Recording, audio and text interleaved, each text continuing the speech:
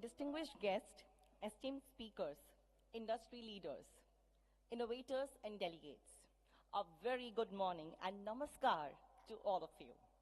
Yesterday, we all had the honor and privilege of witnessing a truly inspiring inaugural session that was graced by our Honorable Minister of Power, Shri Manohar Lalji, and Honorable Minister of State, Power and MNRE, Shri Shripad Yasunayakji, who shared their visionary outlook on India's power sector and the roadmap of a sustainable energy future. We were also privileged to hear about the key regulatory and infrastructural advancements in India's power transmission sector from Shri Ghanshyam Prasadji, Chairman CEA. We were the outlining of the theme of GRIDCON 2025 and its relevance by CMD Power Grid, Shri R.K. Tyagiji, was much insightful. This was followed by equally enriching insights from Shri Ajay Mathurji, Director General, International Solar Alliance on Renewable Energy Integration and the Need for International Collaboration, and Dr. Konstantin, President SIGRE, on the role of SIGRE in the global energy transition. Yesterday, we also witnessed the grand inauguration of the exhibition by Honorable Minister of Power, Government of India, carrying forward the insights shared by these distinguished leaders. It is my privilege to welcome you all to Day 2 of GRIDCON 2025, organized by Power Grid in association with SIGRE India and under the esteemed patronage of the Ministry of Power, Government of India. This conference is more than just an event. It is a global collaboration. It's a platform where industry leaders, researchers, and policymakers have come together to discuss innovations in grid resilience with strategies for enhancing reliability, sustainability, and adaptability of power transmission system. Over the next 2 days, the varied stakeholders would engage in deep discussions, share pioneering research, and most importantly, collaborate for a sustainable future, because the future of power transmission is not built in isolation, but through the collective expertise, passion, and commitment of each one of you. Once again, we welcome you all to GRIDCON 2025.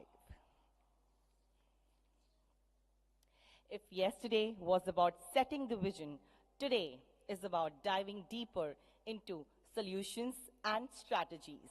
We have a power-packed day ahead, filled with transformative discussions, knowledge sharing, and meaningful collaborations. We begin the day with thought-provoking plenary session, followed by engaging panel discussions here at PALASH Hall C. And don't miss the Technical Innovation Showcase, poster presentation, and exhibitions, which will run concurrently in other halls throughout the day. And for those looking for a deeper technical dive, we have an exclusive transmission line tutorial by Dr. Konstantin, President of SIGRE, covering cutting-edge developments in transmission infrastructure, scheduled in PALASH Hall A. So let's dive into Day 2 of GRIDCON 2025 with passion, purpose, and a shared vision for a more resilient and sustainable energy future. Ladies and gentlemen, it is now time for our first plenary session of the day, which is on offshore transmission networks. The offshore wind energy sector is expanding rapidly, and with it, the need for robust and efficient offshore transmission networks. This session will shed light on the innovations and the challenges in this evolving field.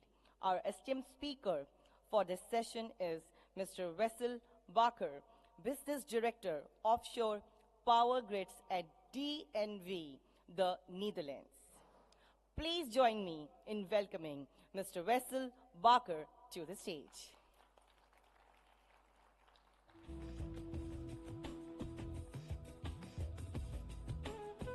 Before we begin, let me take a moment to introduce our distinguished speaker. Mr. Wessel Bakker is a renowned expert in power transmission and generation, currently serving as the Business Director Offshore Power Grids at DNV, with over 34 years of technical and senior management experience. He has made significant contributions in the energy sector, particularly in the areas of grid modernization and renewable energy integration. He plays a key role in developing strategies and solutions to facilitate an efficient transition to a more sustainable and resilient energy system for clients worldwide. His dedication to the field has earned him prestigious recognition, including serving as the chairman of SIGRE Netherlands and being honored as a SIGRE distinguished member. Ladies and gentlemen, let's give a warm round of applause as we welcome Mr. Wessel Bakker to share his insights. Over to you, sir. Good morning, India. Great to be here. Thank you, Elena, for your introduction, and many thanks to Power Grid India and SIGRE India for this excellent event. Ladies and gentlemen, today my task is to give you some more insights about the subject of today, which is planning, design and operations of offshore transmission networks. I made an agenda as follows. First, allow me to give just one short introduction on DNV, the company I work for. Then, in order to understand actually what is the challenge ahead of us, what are we going to connect, talking about offshore power grids, I think it's good to have some better understanding about the global energy outlook up to 2050, how to prepare for that.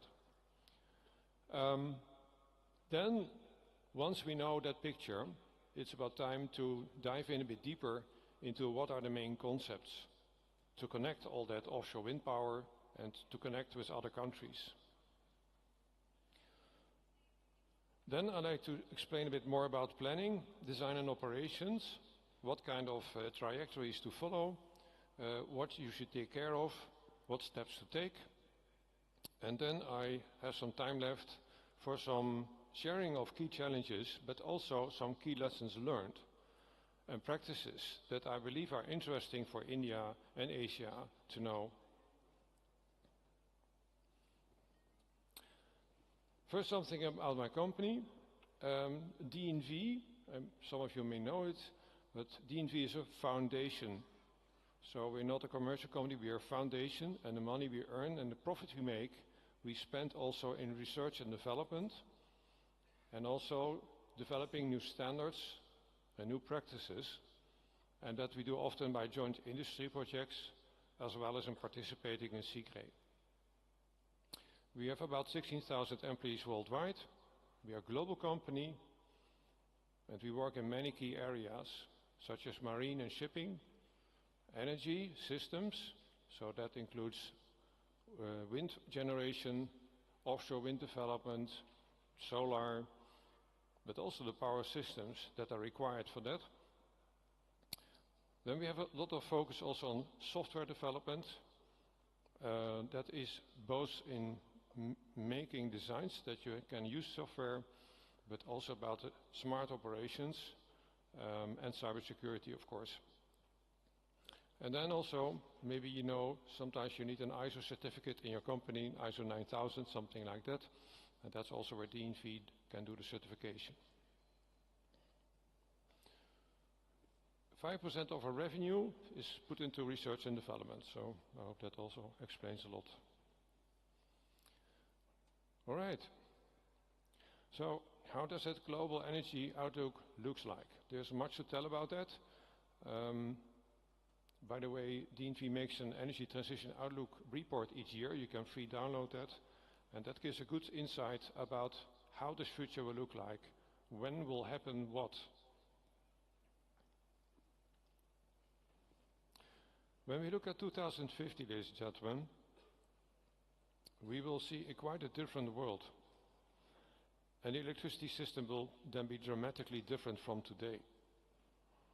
If we proceed with all the projections and all the underlying developments in technologies, business models, everything, then we expect the world in 2050 will look like this, that we will have 55,000 utility-scale photovoltaic plants. We will have about 12,000 onshore wind farms, and 5,000 offshore wind farms, and each of them are something in a range of 300 to 400 megawatt. And some of them are clustered, of course, offshore, but still, these are very big numbers. So we are at the very beginning of this development, although in some areas we progress very fast. And then also, the future looks like that we have 1.3 billion electric vehicles. If you look at how the electricity system will look like and where the source from electricity will come from, then you can see two things. Firstly, the amount of electricity that is required and will be produced is more than 2 times of today. And that is driven by the intrinsic drive for electrification and energy efficiency. So we will have more electric heating, we will drive electrically, the industry will electrify, and all these developments will need that we have more demand on electricity in order to become more energy efficient. The way we produce that electricity will come for a high extent on renewables. And you can see solar particularly will grow very fast, and I think India is well positioned for that. But also you can see that there is a large extent on onshore wind and also on offshore wind, both fixed and floating. I will come to that later. If you look at the total energy, so not just electricity, but the total energy required, you can see that there is not that big growth. Of course not, because we will have more energy efficiency in our system. And the energy carrier, the aspect of electricity, will here again double. You can see it's the same in this picture as well. So this is interesting. So there will be growth in GDP and people that connected to electricity and energy, but the way we do it will be more efficient. Now this was the global picture. What about India? And what about the ASEAN countries? If you look at the total energy demand, there is still quite a lot of extension required in this region. So it will still something like double, and also the electricity will not double like I showed you in one of the previous slides, but it will be 4 times more. This is about Asia and India. And I think that correlates very well with the numbers that were mentioned yesterday as well. So wow, we have a challenge ahead of us. And I think also that offshore wind should become a major part of this picture. And we need to start also in India and Asia to develop this.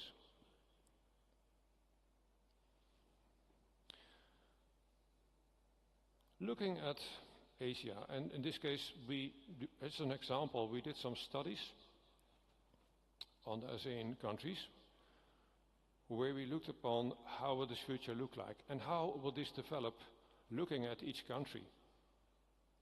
And of course, you will see that there are differences between countries. Differences in the energy mix, how the electricity is being generated, but also to what extent has a country a surplus or deficit in electricity production? And those differences are interesting, because if you interconnect then these countries, that means for the interconnector as a business case that is interesting, you can exchange power, you know, but it's also for the total, I would say, region very interesting, because it means that you have better reliability, you have a more efficient energy system. And we made some calculations on that, and we looked upon how this future will develop, and then imagine that you interconnect that by interconnectors.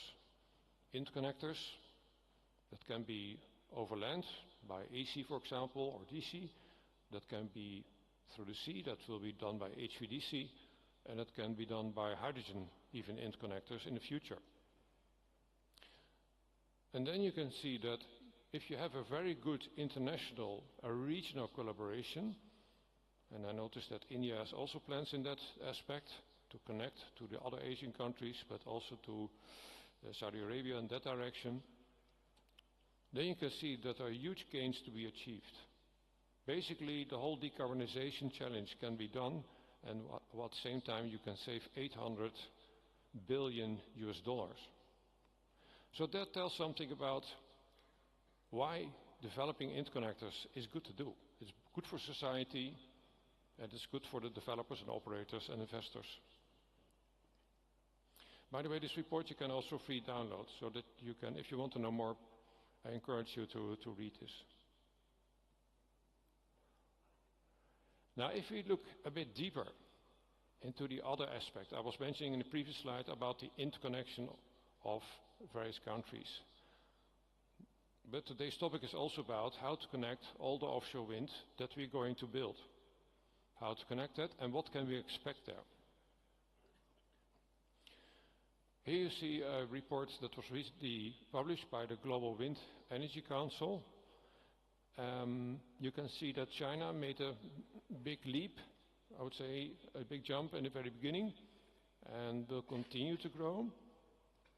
You see also that the other countries are starting up, and that is a good sign. And this is about the realized install base in offshore wind.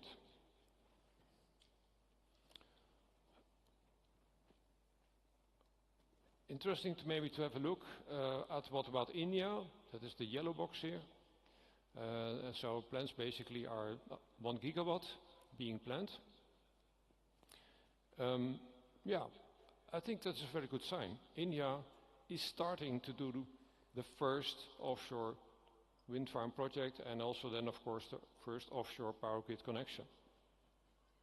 And why is that so important? Because doing it the first time is difficult.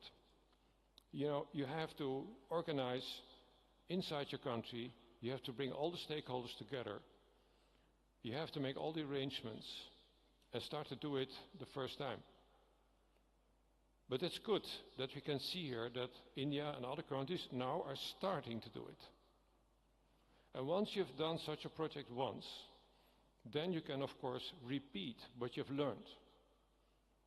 So I expect that the real ramping up will be after 2033. Then we've learned, and then we can really speed up. And I think that is the challenge. But to have that first offshore wind farm built and the offshore wind farm connection, that is the key challenge ahead of us, I think.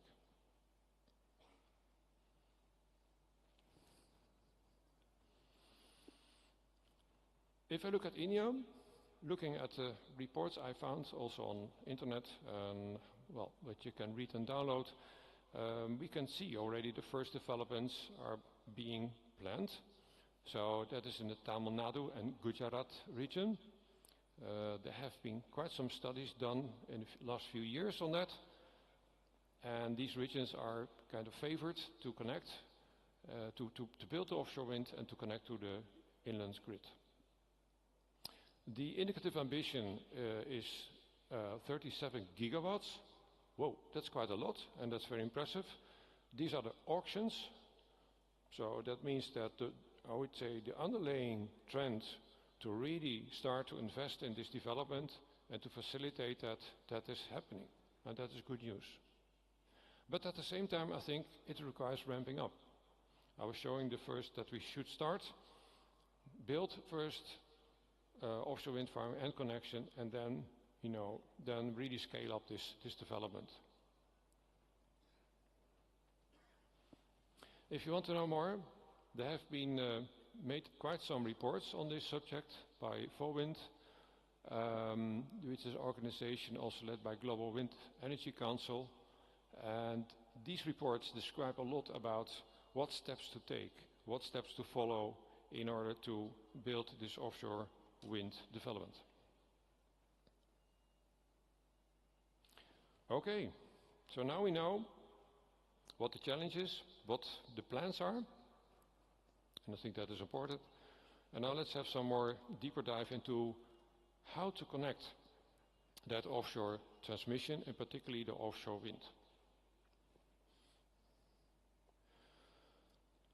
Well, there are quite some concepts, and I'll show you here, and these may not even be fully exhaustive, but I think it gives a good impression about what can be done. The first one, near shore, basically connections up to 100 kilometers is the most obvious one. You can start with that, doing the first projects. I will tell you more about that. But then if you go farther offshore, up more than 100 kilometers, it requires different technologies, such as HVDC. Now far shore, why far shore, you may ask? Well, if you go farther offshore, you have mostly more wind. So in that sense, it is interesting to look into that and to develop that as well. But to start with an offshore development, it's better to start near shore. Gain experience. It's very efficient to deploy it like that.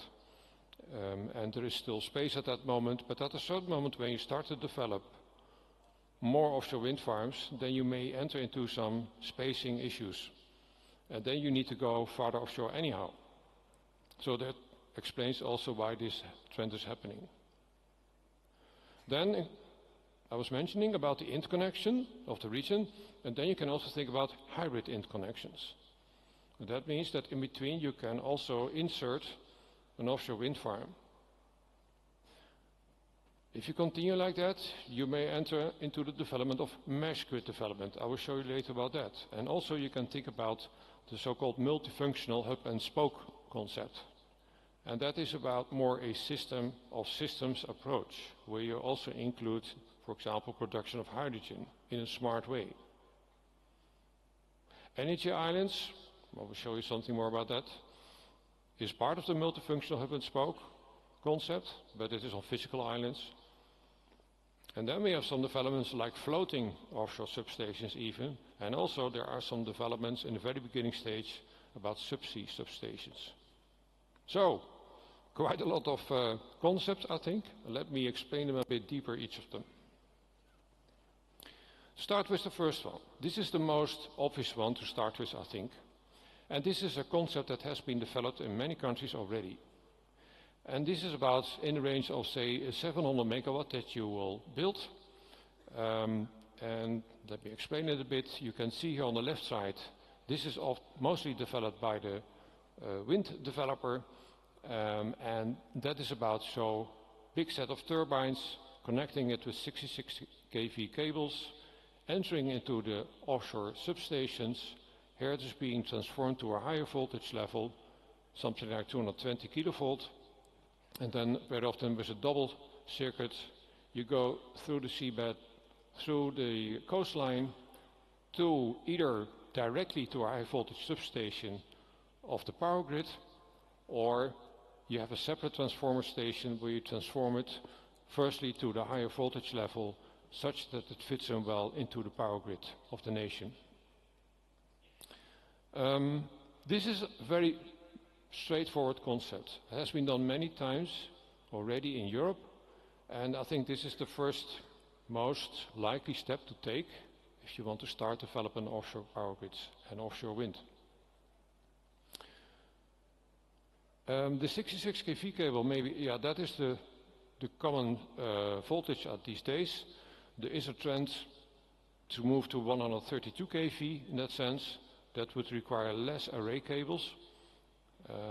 But yeah, this is ongoing, and I expect that that voltage level will break through around 2030 to be well deployed.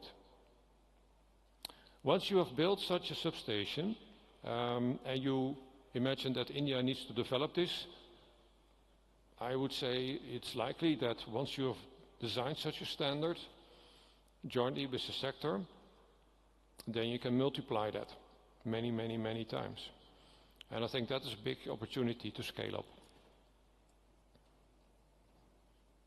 Right. What about far offshore? Those are lengths more than, say, 100 kilometers. They have often higher power ratings, 1 or 2 gigawatt, and it requires HVDC technology. The advantage of the HVDC technology is that basically the cable here you can make as long as you want. That is not a problem anymore. You don't need to take all kind of additional measures for compensation like you have with AC.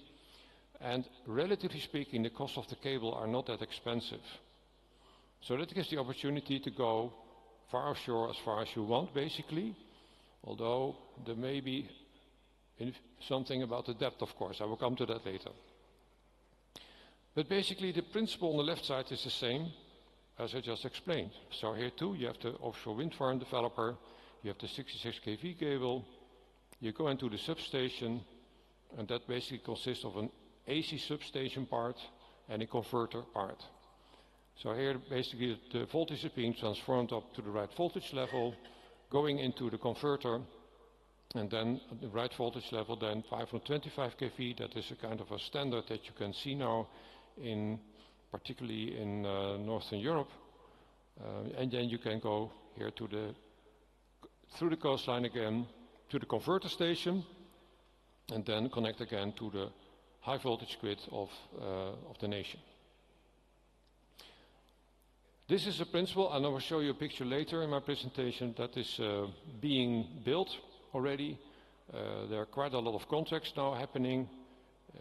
In the Netherlands, Germany, for example, about 15 of these substations have been ordered in a frame agreement to 3 main OEMs. And yeah, that is, I would say, a very good development, that this is kind of ready and basically also can be utilized also in Asia.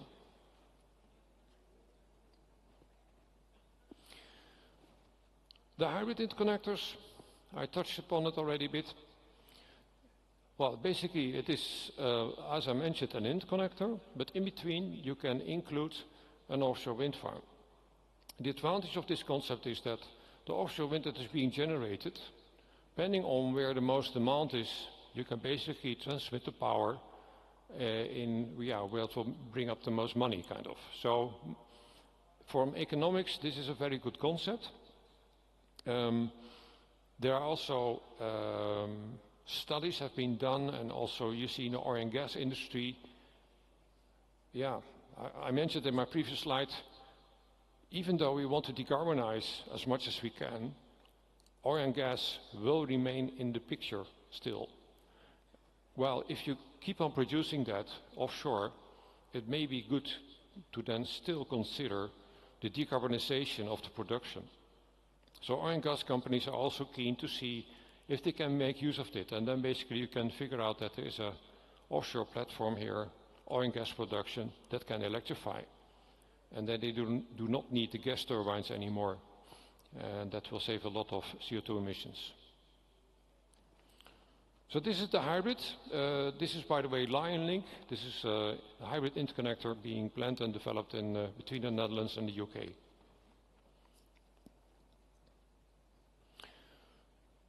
Then we have the mesh grid development. And this has been also mainly developed, or the concept has been developed mainly in the very big innovation program called Promotion. That was done in 4 years. That was concluded 3 years ago, 2 years ago. It was a 4-year program. And there we looked upon how this future grid in an efficient way can develop. Imagine you have here the North Sea, for example, many wind farms will be developed, how to connect that in an efficient and smart way. And if you then apply a mesh grid development, so that can be even by making hubs and spokes, and then you create a mesh grid, then you will create some efficiencies. Efficiencies in the sense that you have a more reliable system, because if one connection drops off, then you have still the other connections. It can also be to lead to more efficient power flows. You can basically push the power through where the less losses are. And it is a kind of a flexible approach to deploy more wind power. So this can be kind of the next stage, after you have the near shore and the far shore, but also to be prepared for this development is important. Also, and that is a very important thing, I mean, today the topic I was asked to tell you more was about design and operations of offshore power grids.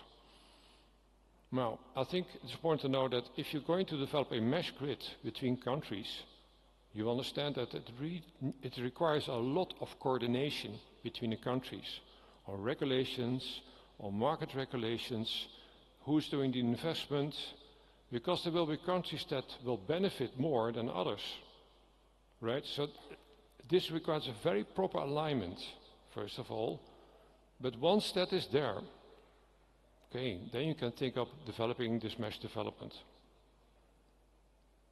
Talking about the hub and spoke concept, and also to I would say, in the beginning may have less dependencies, and therefore make these projects more likely to happen, you may think about developing the hub and spoke, first of all, per country in each economic zone.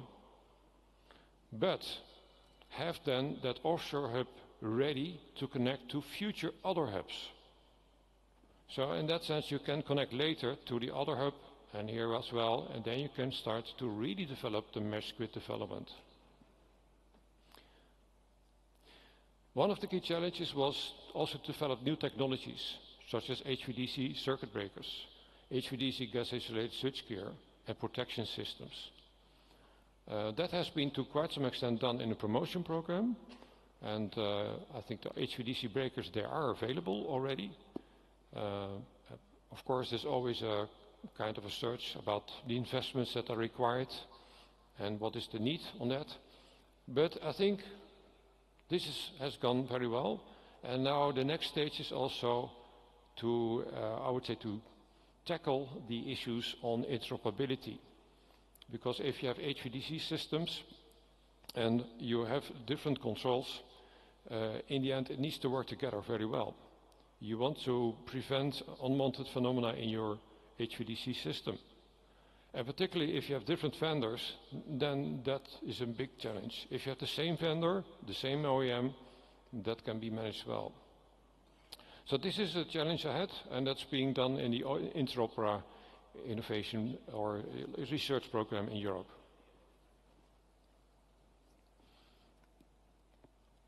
Right. So talk about mesh grid. Another aspect that we can introduce is the so-called multifunctional hub and spoke. And this is basically about inclusion of hydrogen into this whole system. And the principle is that here you can see again the connection scheme HVDC, but then the power rating of the cable can be reduced. So if there is modest amount of wind, you can utilize the HVDC connection, transmit the power. When there's not that much wind, mostly the price for wind power is high, so then you can utilize that. If there's very much wind blowing, there's much renewables, electricity price is relatively low, you can also utilize the hydrogen production here at the platform, and then you can utilize that either as a way to produce hydrogen and then later on distribute it to the country, or you can utilize it as a kind of storage system, and then you can also maybe utilize it later when there's no wind and you can put it down to electricity again. If you want to know more, I encourage you to read and download the North Sea Wind Power Hub report on that. It's a very good report. explains very well what these technologies look like now in the future, what are the economics behind this. It's a very good document, I think. Then, energy islands. Well, basically, it's the hub and spoke concept, as I explained. But the difference is that it is on a physical island. And that island can be existing, in some cases, or it can be made artificial. So this is the energy island of Elia in Belgium. This is an artificial island made by Caissons, and this is actually happening, the realization of this energy island. And then you can see, of course, the converter stations. There's also a harbor for logistics. So basically, these islands can offer additional functionalities. This is the Enekinet Energy Island, and this is a concept of CIP. Yeah, you can see also here the combination of hydrogen and the HVDC electrical connection again.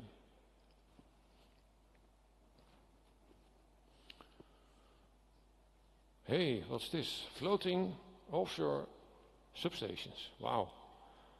Yeah, this is a technology that is also emerging, and we're pretty sure it will happen. And why is this needed?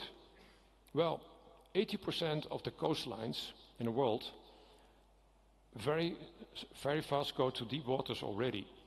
So you don't have the opportunity to build offshore substations on a fixed structure. At the same time, it is very attractive to go to deeper waters. I mean, floating wind, floating turbines, that is a technology that is already available, it's being implemented. And then if you go further offshore, you have better wind production, so yeah, makes it interesting. But then at a certain moment, we also need to think about making the substations floating. And for that purpose, we are also updating the substation standard, ST0145. That is, I would say, the standard utilized in virtually each substation, offshore substation in the world. And that's now being updated by a joint industry program for floating offshore substations. You see some first designs here and developments, so looks promising. And we expect in the future that the total floating wind capacity globally will increase to 260 gigawatts approximately.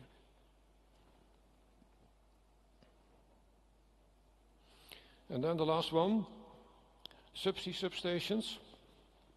Okay. Subsea power systems already exist for quite some time. It's being utilized particularly in oil and gas situations. But the power ratings are much lower than what we need for the offshore wind. So I figured here still is quite a challenge ahead to make this technology fit for purpose to be deployed subsea. Also, it requires, of course, that it will be should be very reliable, because a subsea failure is something you do not want. It's very difficult to enter that, to repair it. So I think, well, let's have a look. We are always very open for new innovations, and I think it's good that this new trend of technology is being looked upon and being developed. But I think it requires some technology qualification to see and confirm that it is fit for purpose and meeting the expectations.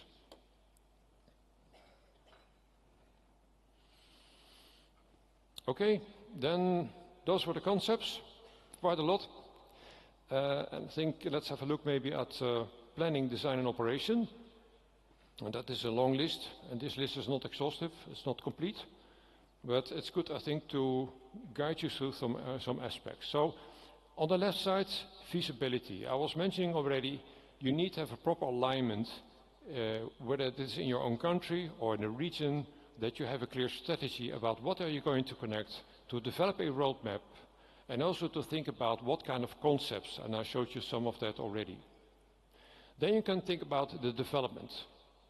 That is about doing some more in-depth studies, such as planning, design studies, developing the technical concepts, doing some pre-feed studies, front-end engineering and design studies, setting up employer requirements, so what should the system be able to fulfill, and that can also include tender specifications, that kind of thing. And also start doing a supply chain assessment, including the vessels, because this is offshore we're going to build.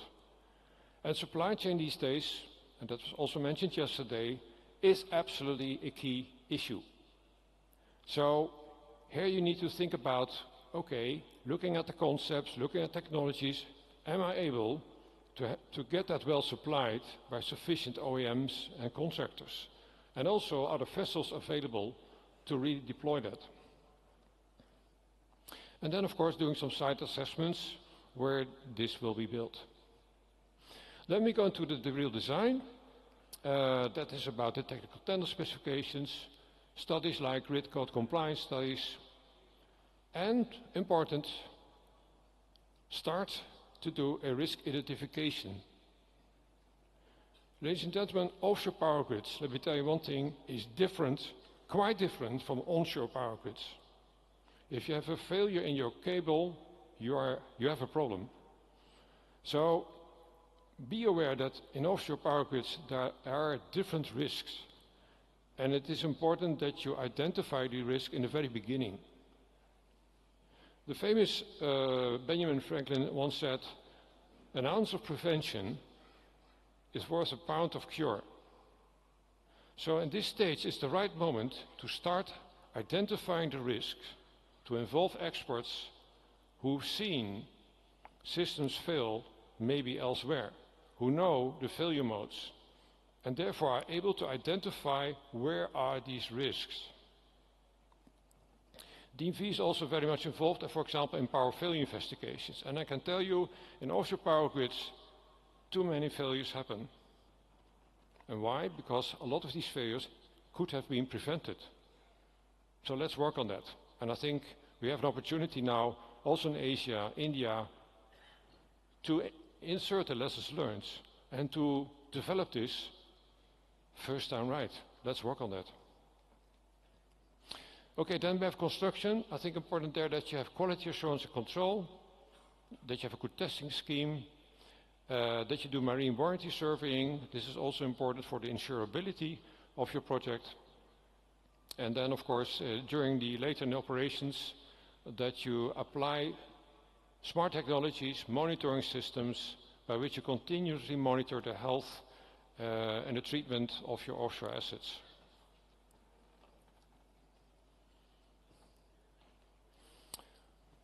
Okay, some key challenges and lessons and examples that I like to share. Talking about offshore grid development, it's good to always consider a so-called coordinated grid development.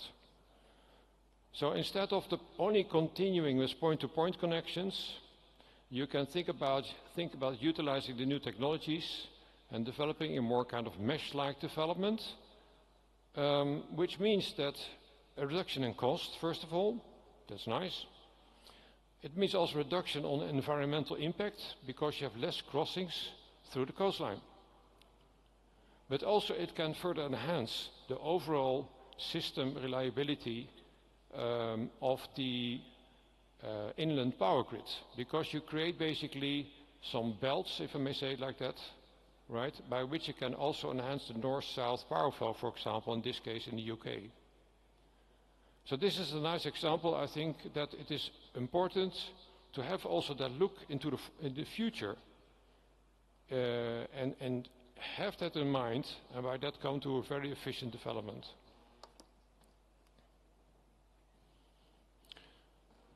Talking about efficiency and scaling up, I was mentioning already the 2 gigawatt design that is being implemented in Germany and the Netherlands.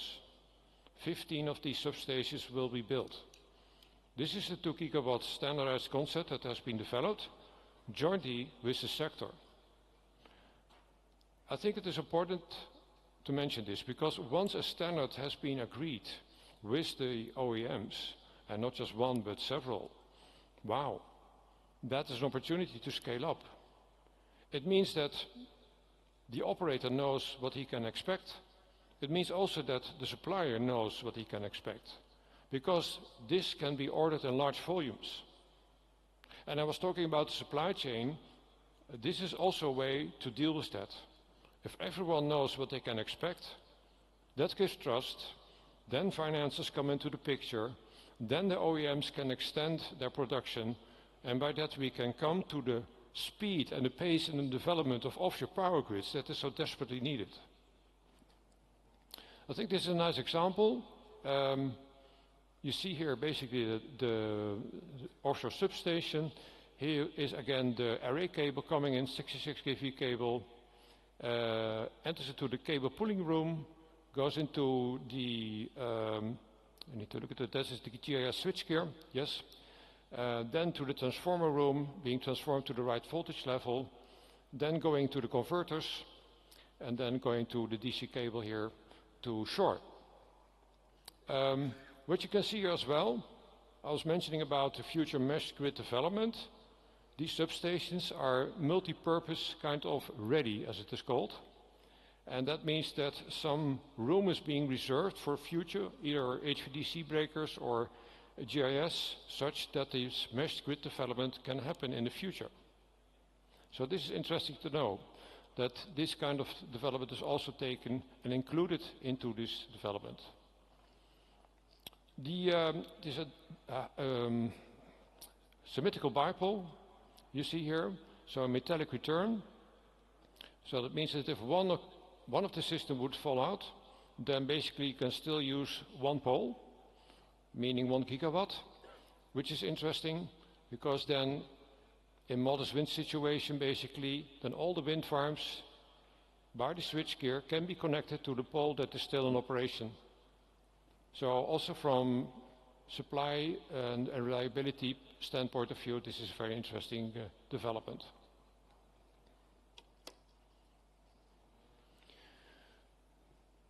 Okay, let's have a look. I was mentioning about the risk, and I think it's important that, again, offshore power grids have different risks than onshore development. We've done quite some research on this.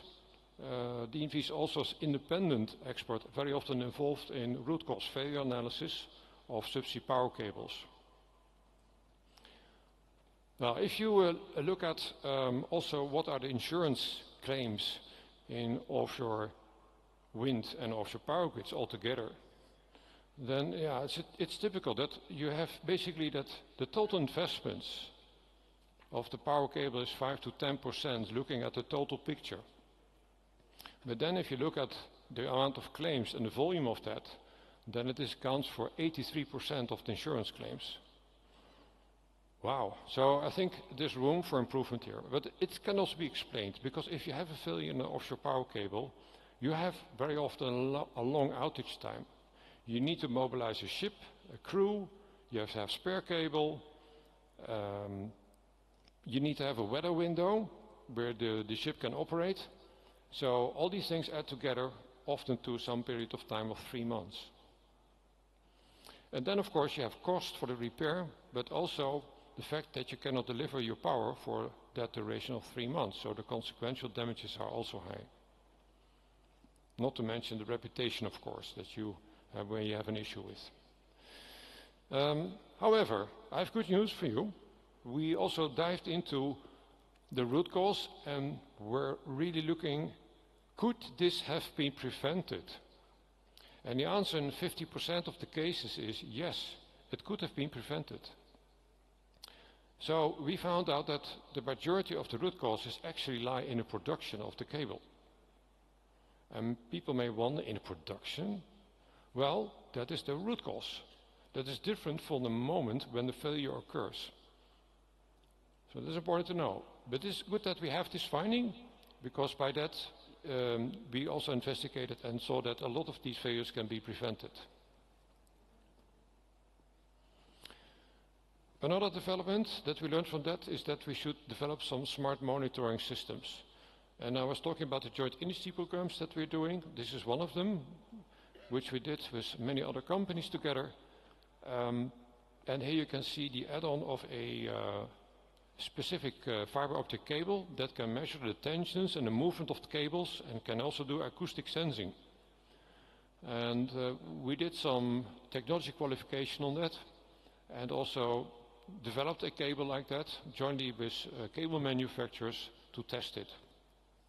By the way, a report on this is being published in a CK paper, so if you want to know more, please have a read on that paper, and that also gives requirements how to assure good quality in the cable and how to identify risks.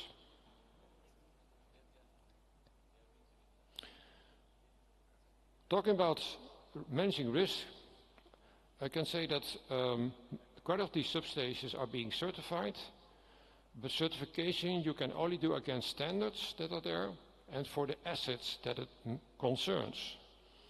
That is different from the total amount of assets in your whole project.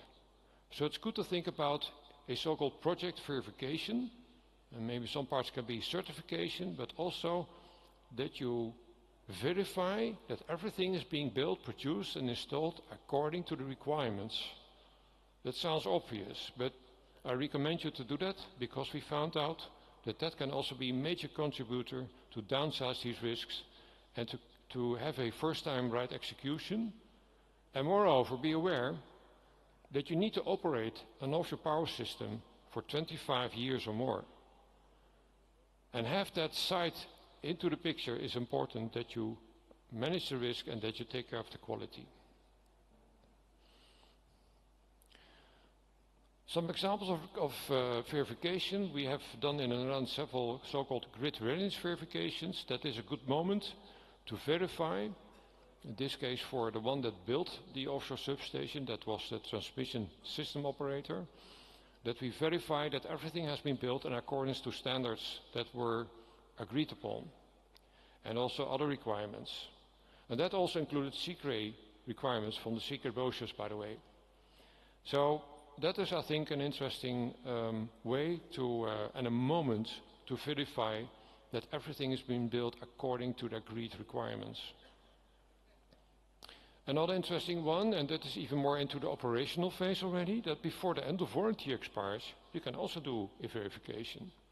And that can be a good moment to see what have you seen the last 4 years, kind of. Can we improve the operations?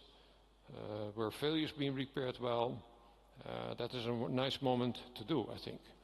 And that can also contribute to that you have a better outlook that the remaining lifetime of 21 years then, that it can operate safely and reliable. Some conclusions? Well, I think there are many evolutions in power grid concepts. Some of them are quite mature and happening already. Some of them are in the developing stage, and some are, of course, more in the future. I think there's a big potential for India, ASEAN countries, Asia as a whole, to ramp up. I explained that. We're starting small now. Once you have a standard, then you can ramp up fast forward. And also include best practices that we gained from elsewhere in the world. Again, an offshore power transmission, many failures happen. That is the bad news. The good news is a lot of it can be prevented. But start to work on it on time, in the very beginning. So then the answer prevention is worth a pound of cure. I mentioned it already. And then to conclude, again, there are different stages looking at the lifetime of offshore power grids. And I kind of try to collect it a bit. So mitigating risk in strategy and planning. You can mitigate it by a coordinated regional policy framework. Of course, do master planning and do a proper grid assessment. How does the inland grid look like? Can it fit into that and where? And secure the supply chain. And also work on human resources and staffing and education. Risk and design. Hello? Can you hear me? Yes. Risk and design and building. So mitigate is to use lessons learned and best practices. Supply chain qualification and verification and certification during the build-up. Mitigation in risk of risk in installation commissioning. Take care of marine warranty surveying. take care of grid readiness verification and end of warranty verification I was mentioning.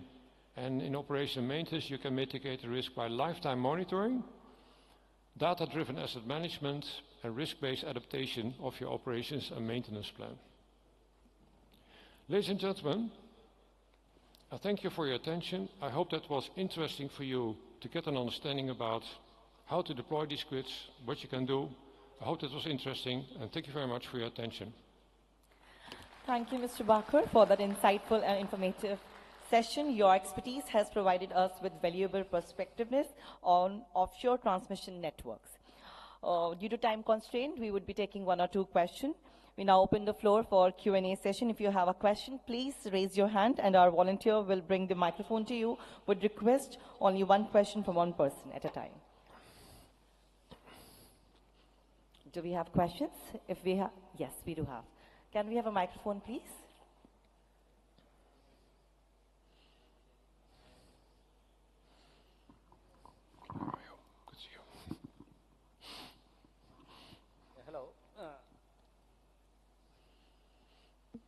Hello.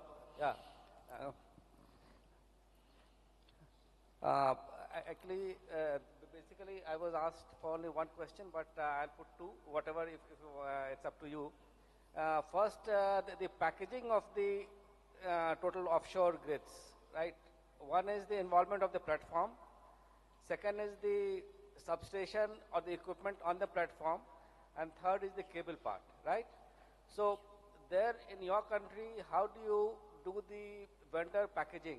Like, do you, in one package, you make the platform as well as the substation on the platform, and in the second, the cable supply and the laying? That was the number 1 question. Number 2 is, during the operation and maintenance, because the vessels, I understand, are very less. So do you keep a contract for the vessel, because when in case of breakdown, if you don't have a contract, the vessels are so few that it may come after 6 months. So what is the norm like? Thank you very much. It was difficult for me to understand the question, but I heard you say something about vessels, and I would say the installation, right?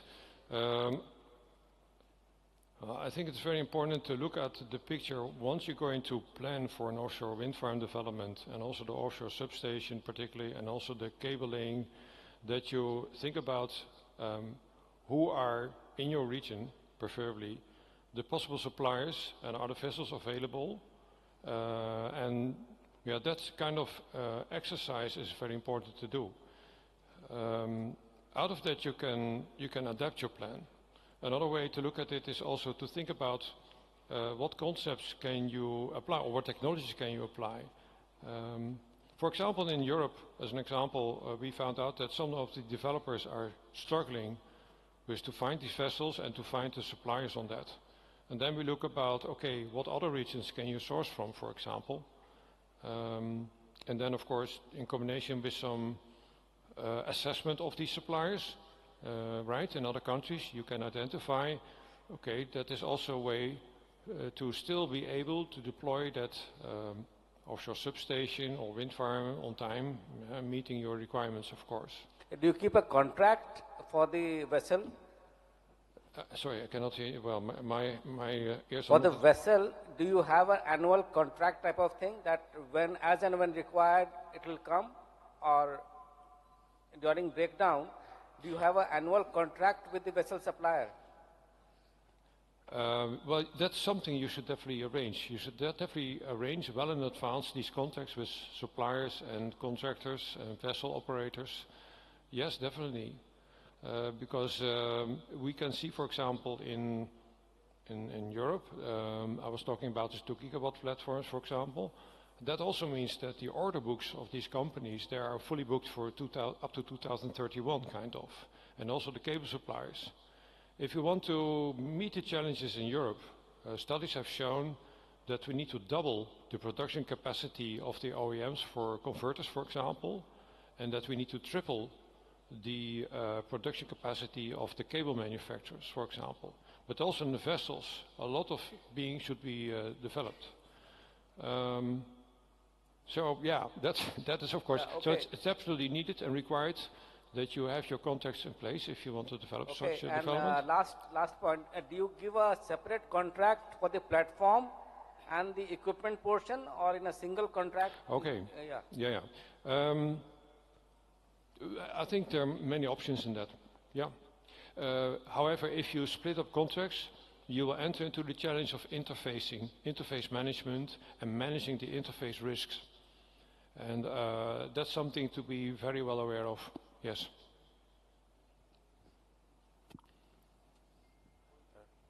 One question from my side here, sir.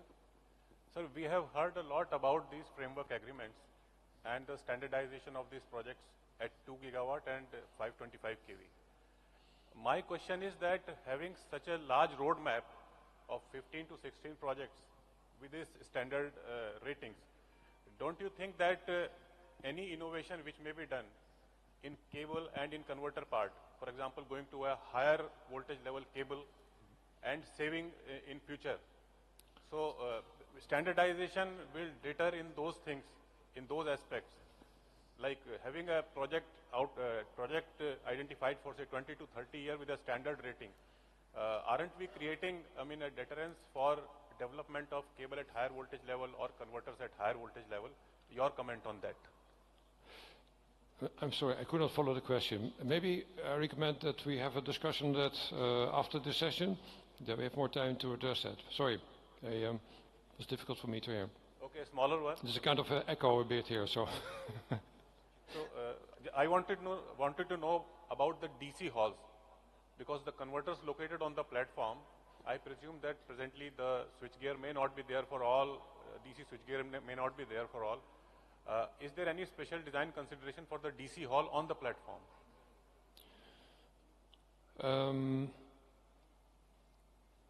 I'm not sure if I understand the question fully, but yeah, of course, I mean, in the design of the DC hall in a converter, of course, the MMC technology is being utilized. That is quite compact. By that, you can save a lot of space. It's relatively easy to implement in these offshore substations. I'm not sure if that answers your question, but that's, of course, you need to look into that. And also about the safety, working environment, that's also definitely something to consider. Yeah. But maybe we can have a separate discussion that I'm sure that I address your question well. Let's do that. Thank you. All right, that was a wonderful interaction. Thank you all for your thoughtful questions. Let's give another round of applause for Mr. Wesselbacher for his excellent presentation. To honor our esteemed speaker, I would now like to invite on stage Shri Y.K. Dikshit, Executive Director, Power Grid, Northern Region 3, to present a memento to Mr. Wesselbacher as a token of our appreciation.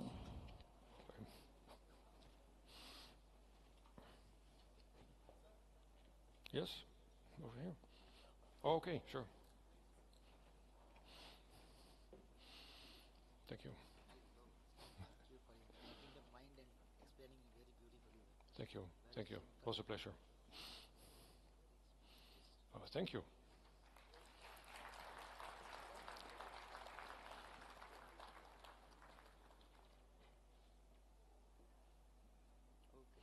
Ladies and gentlemen, Thank you. With that, we conclude our first plenary session. A heartfelt thank you to Mr. Barker for sharing his expertise, and so to Shri Dikshit for joining us in this honor. Thank you so much. Ladies and gentlemen, as we move forward in our discussions on the future of energy transmission, our next session focuses on an exciting and transformative area: advances in DC technologies, MVDC, LVDC, hybrid HVDC. The growing demand for efficient, flexible, and resilient power grids has made hybrid transmission technologies a key enabler in modern power networks. These systems play a crucial role in integrating renewable energy, enhancing grid stability, and enabling seamless energy transfer across vast distances.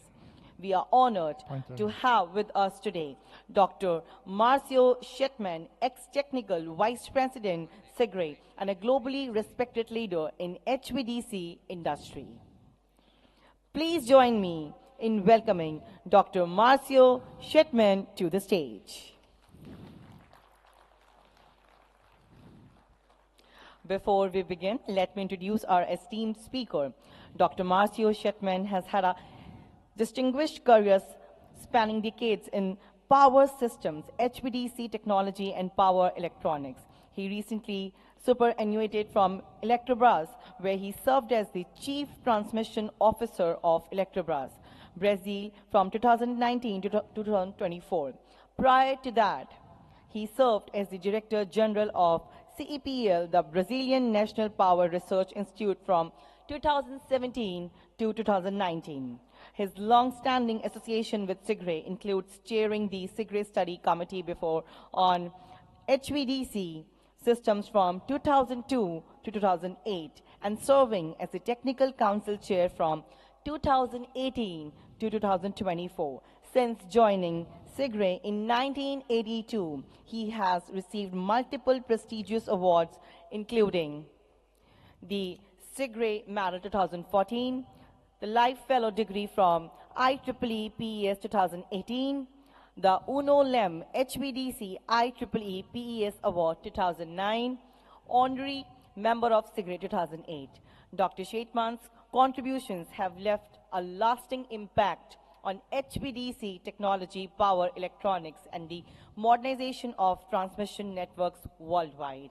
Ladies and gentlemen, let's give a warm round of applause as we welcome Dr. Marcio Shetman to share his insights.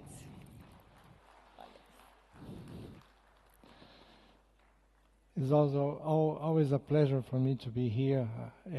In the Indian development on HVDC is an important part of my career. So I'd like to thank you very much, Power Grid, colleagues here, and also SIGRE India for this kind of invitation. My presentation, I have two parts. One is some kind of historical data and future trends, more generic. Part two will go a little more deep into hybrid systems and medium and low voltage applications of DC. So part one, this is the agenda I have with you. Some of the items will be covered in a very fast manner so as to allow at least 5 or 10 minutes at the end for some questions and debate. So the thyristor era, it began in 1972. Before that, we had the mercury arc valves. So the first thyristor development was in Canada in 1972. At that time, it is interesting. We are debating always. If I can see the pointer here. Oh, okay.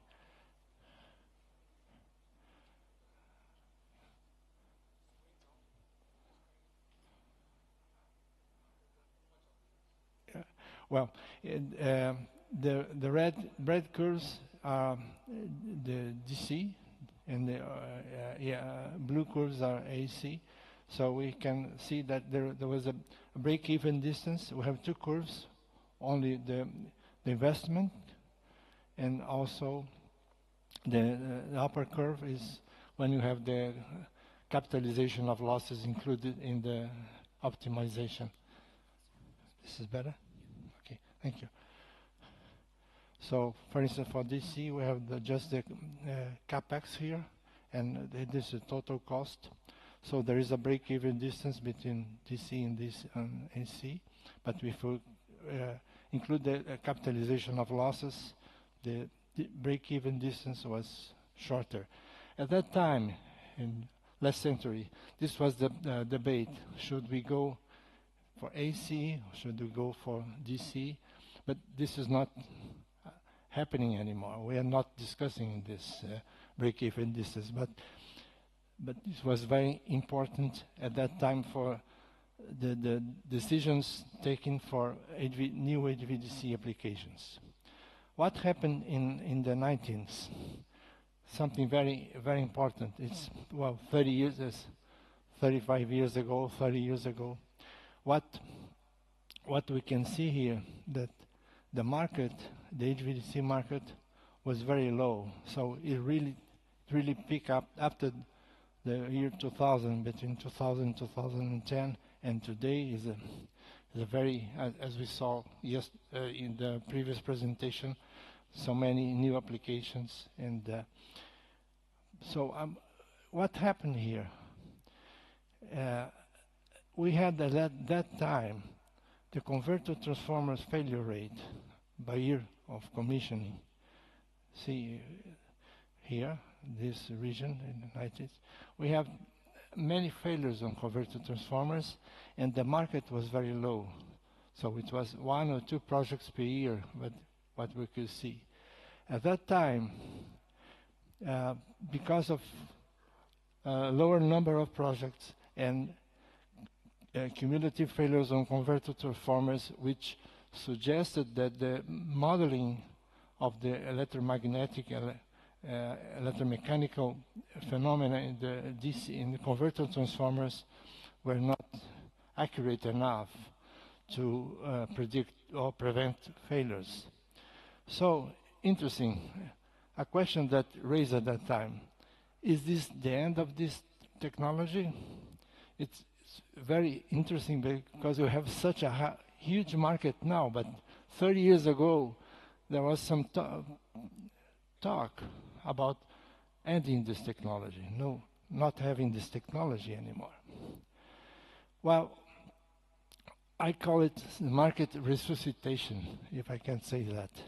It was in the years 2000, and 2 main aspects for this renovation or resuscitation of the market was the development of the voltage source converter technology, especially the MMC with IGBTs, multi module converter around 2006, and also that we break down the barrier of the 800 kV DC applications around 2005.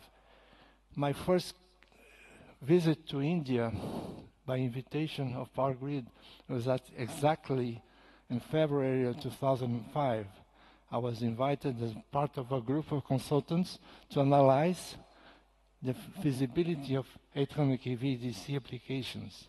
So 20 years ago. It's a discussion that nobody has today, but at that time was relevant, and so I'm very happy that I contributed in some way to development of this technology. And so there's 2 elements, the VSC, MMC, and the 800 kV. They were the 2 main factors for this resuscitation of the DC technology, which is so important today.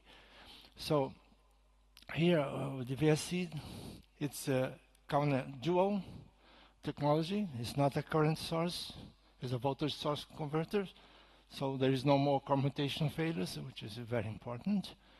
We are not dealing with thyrisors, which is a controllable switch on, but we are dealing with transistors, like an electronic switch. It's a different device. The first generation of VSC was based on phase-wide width modulation, but it didn't prove to be have a huge future. And so the great impulse on the VSC technology was reached to the multi-module converter around 2006. And it's interesting that this VSC technology, voltage source converter, is MVA device. They are MVA devices. So if you reduce the active power, you can increase the reactive power exchange with the system, which is a very important function. Another element of advantages with VSC is that we don't have the AC filters, or very little. So in the AC filters in the LCC, in the thyristor technology, demands a lot of studies, effort, because it is very important to have this harmonic interaction with the AC systems. And also the VSC was one fundamental element to applications on undersea and underground application for new HVDC systems. And with VSC we have an issue with the DC fault recovery. This is we're going to see a little bit in part 2. So, but it launched the DC breaker and the idea of having multi-terminal DC and DC grids technology with VSC. And as I said before, the boom also began with the HVDC 800 kV technology barrier was, let's say, overcome, and it was, let's say, more or less dominated. There was no really issue with increasing the voltage level, and it started in China and India. Interesting that the 3 countries with large, let's say, not underground, not undersea, but large inland systems, HVDC systems, are in China, that we have perhaps around 25 HVDC links. I think in India, if I'm not wrong, you have 11 or 12, more or less like this. And in Brazil, we have 6 and 7 under construction. It's interesting if you compare the 3 approaches for system expansion. In China, they have single bipoles from 5,000 megawatts to 8,000 megawatts.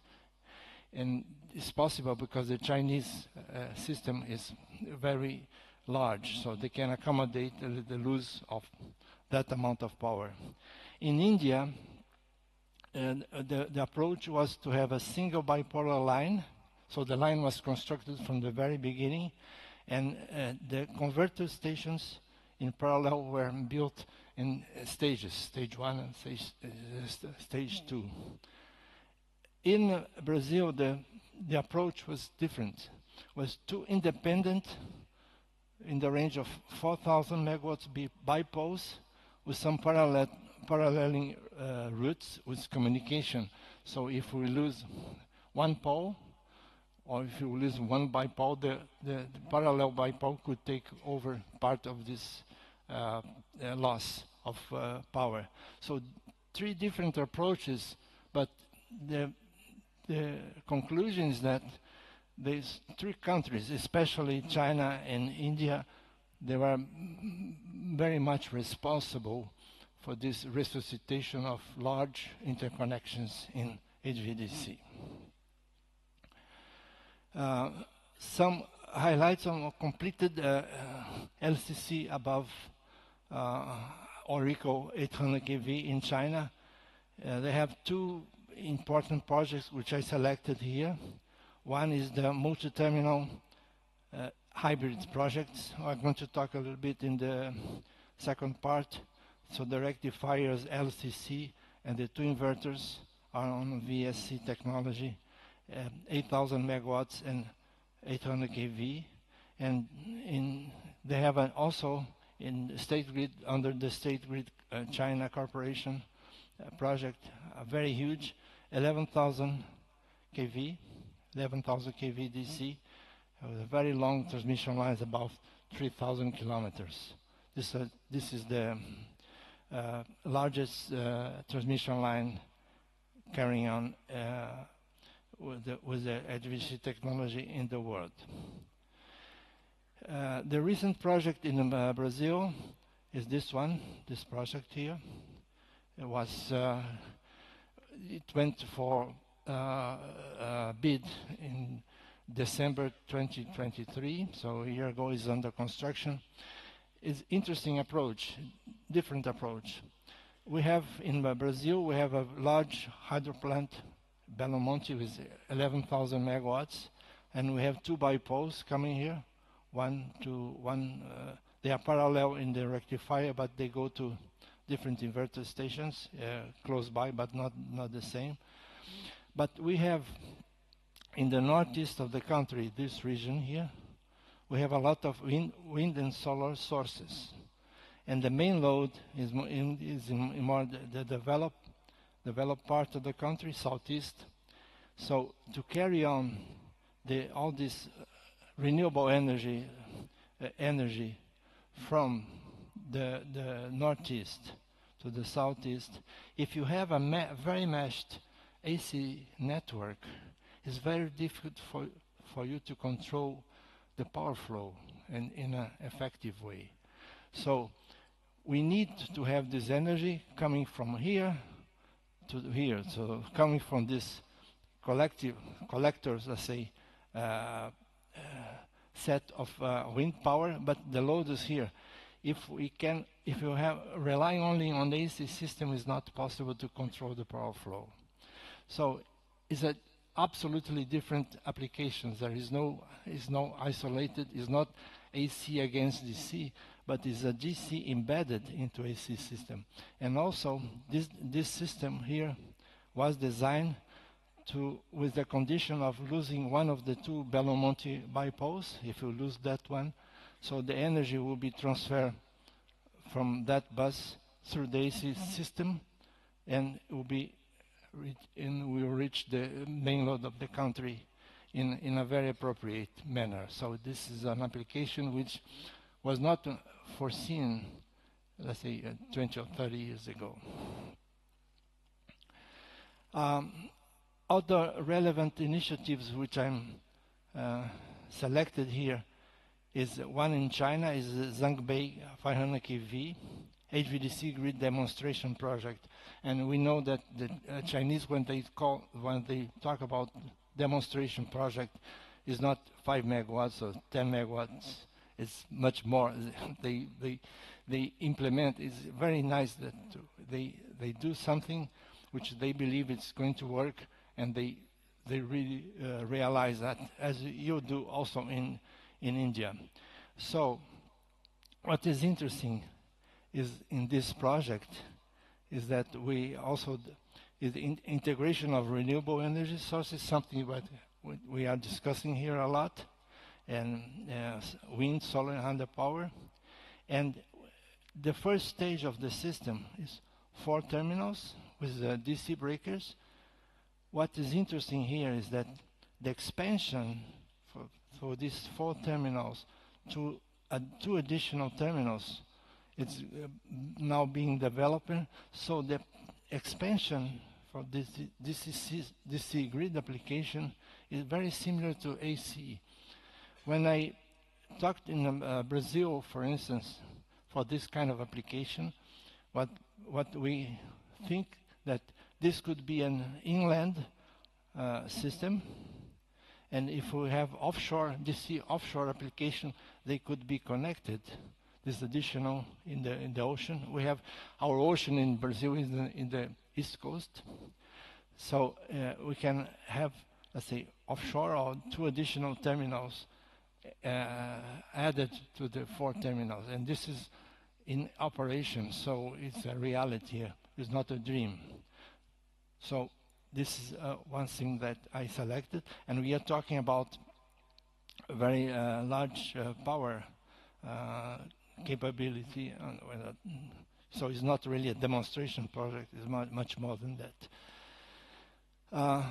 Other technologies, applications.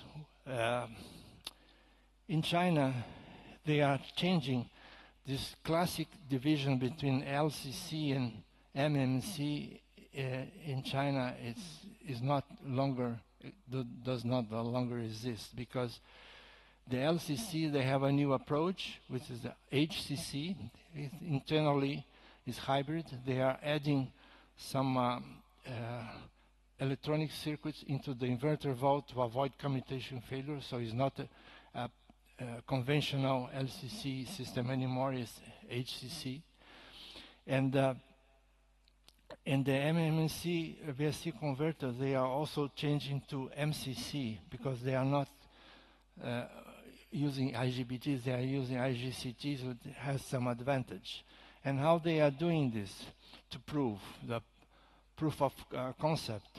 They are using medium voltage 50 kV 200 megawatts converter vault in that province here, Xinjiang, and they are studying, they are putting in operation this new approach. So it's not MMC, MCC. Also, if you see here, also they have another application for 15 kV, 60 megawatts MCC concept installed in a PV photovoltaic DC project to test the compatibility with a 500 kV, 2000 megawatts, which is going to be the first project in China which is going to utilize IGCT instead of IGBTs. So we need to follow the progress on that. The leading entity in China which is dealing with this is the famous Tsinghua University in China. So, concluding my first part here, in terms of historical and future trends of HVDC, we came from isolated long-distance or frequency converter projects one by one to large embedded interconnections to complement the AC grid functions, as well as the key factor to integrate more and more renewable energy sources. And I think China, India, and Brazil will be leading this effort. I mentioned here maybe United States under the last administration of the United States. We don't know what's going to happen now. In Northern Europe, we came from isolated wind offshore, project by project. Now they are talking about hub-to-hub projects, raising multi-terminal DC as offshore applications and DC grid applications. We're talking about many years, and perhaps it's coming close to be a reality, to have the DC supergrid or overlay concepts. So you have a superior layer of transmission, very high power interchange through DC, and the second layer will be your AC system to allow you to go from, let's say, 500 kV to 220 to 138, so the distribution systems.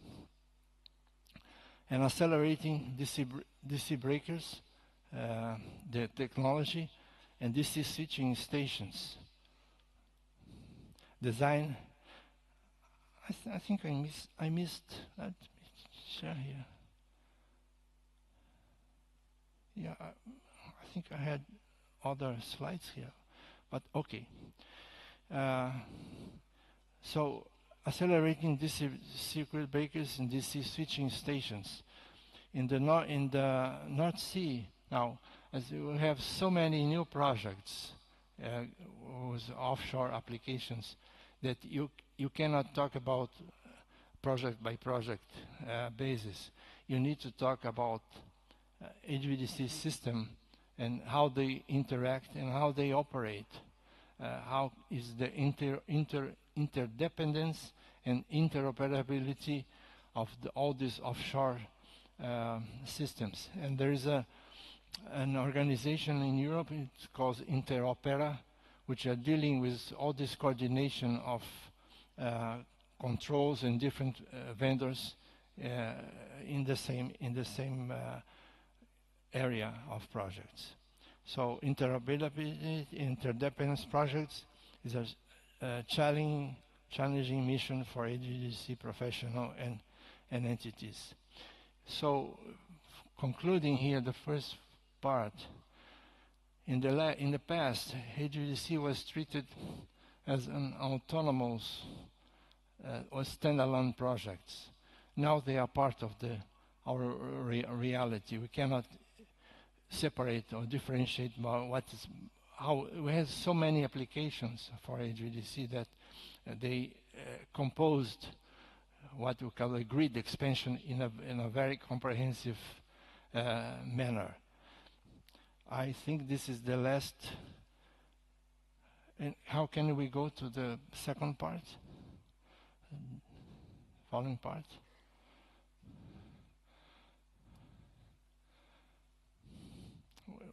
We thought about making a break, but I think it's better because of we are a little short on time. We go to the two parts in a row.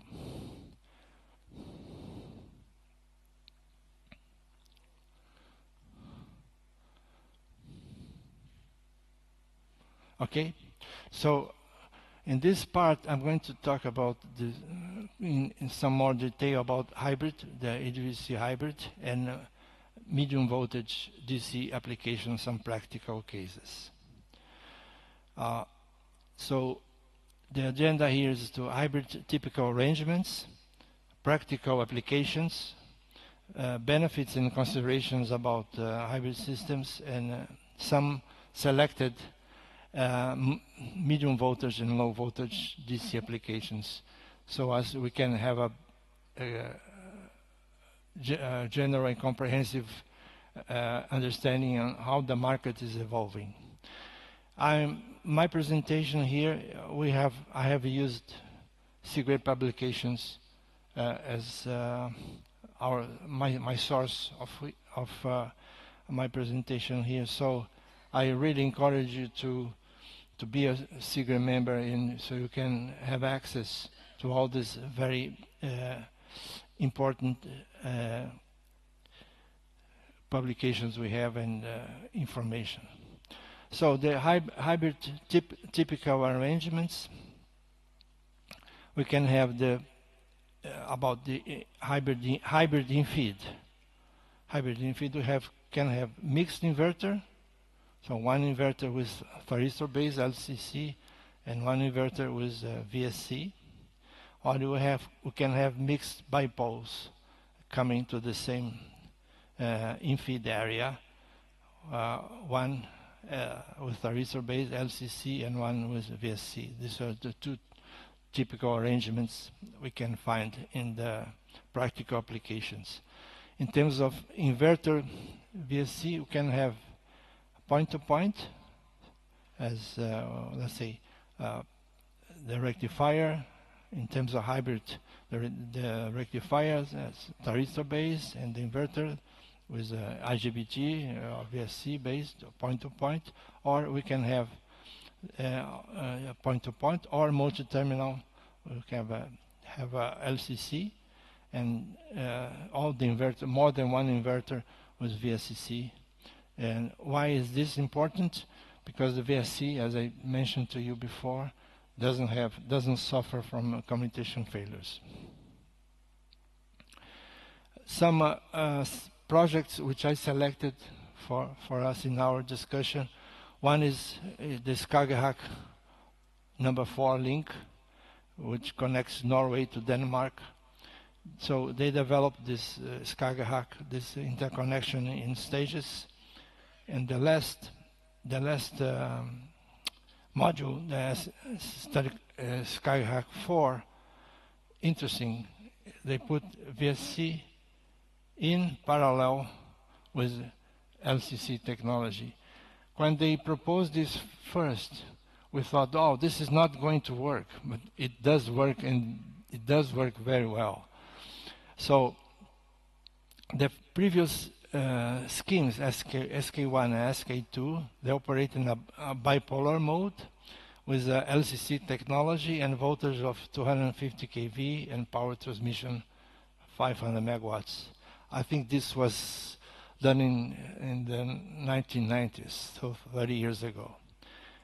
SK3 and SK4, they operate in bipolar mode, in which SK3 adopts in both terminals the LCC technology, SK3 here, and SK4 adopts the VSC technology with a voltage level of 500 kV and power transmission of 700 megawatts. This interconnection, they reverse flow very, very frequently. So it is a question of trade, market, and marginal prices.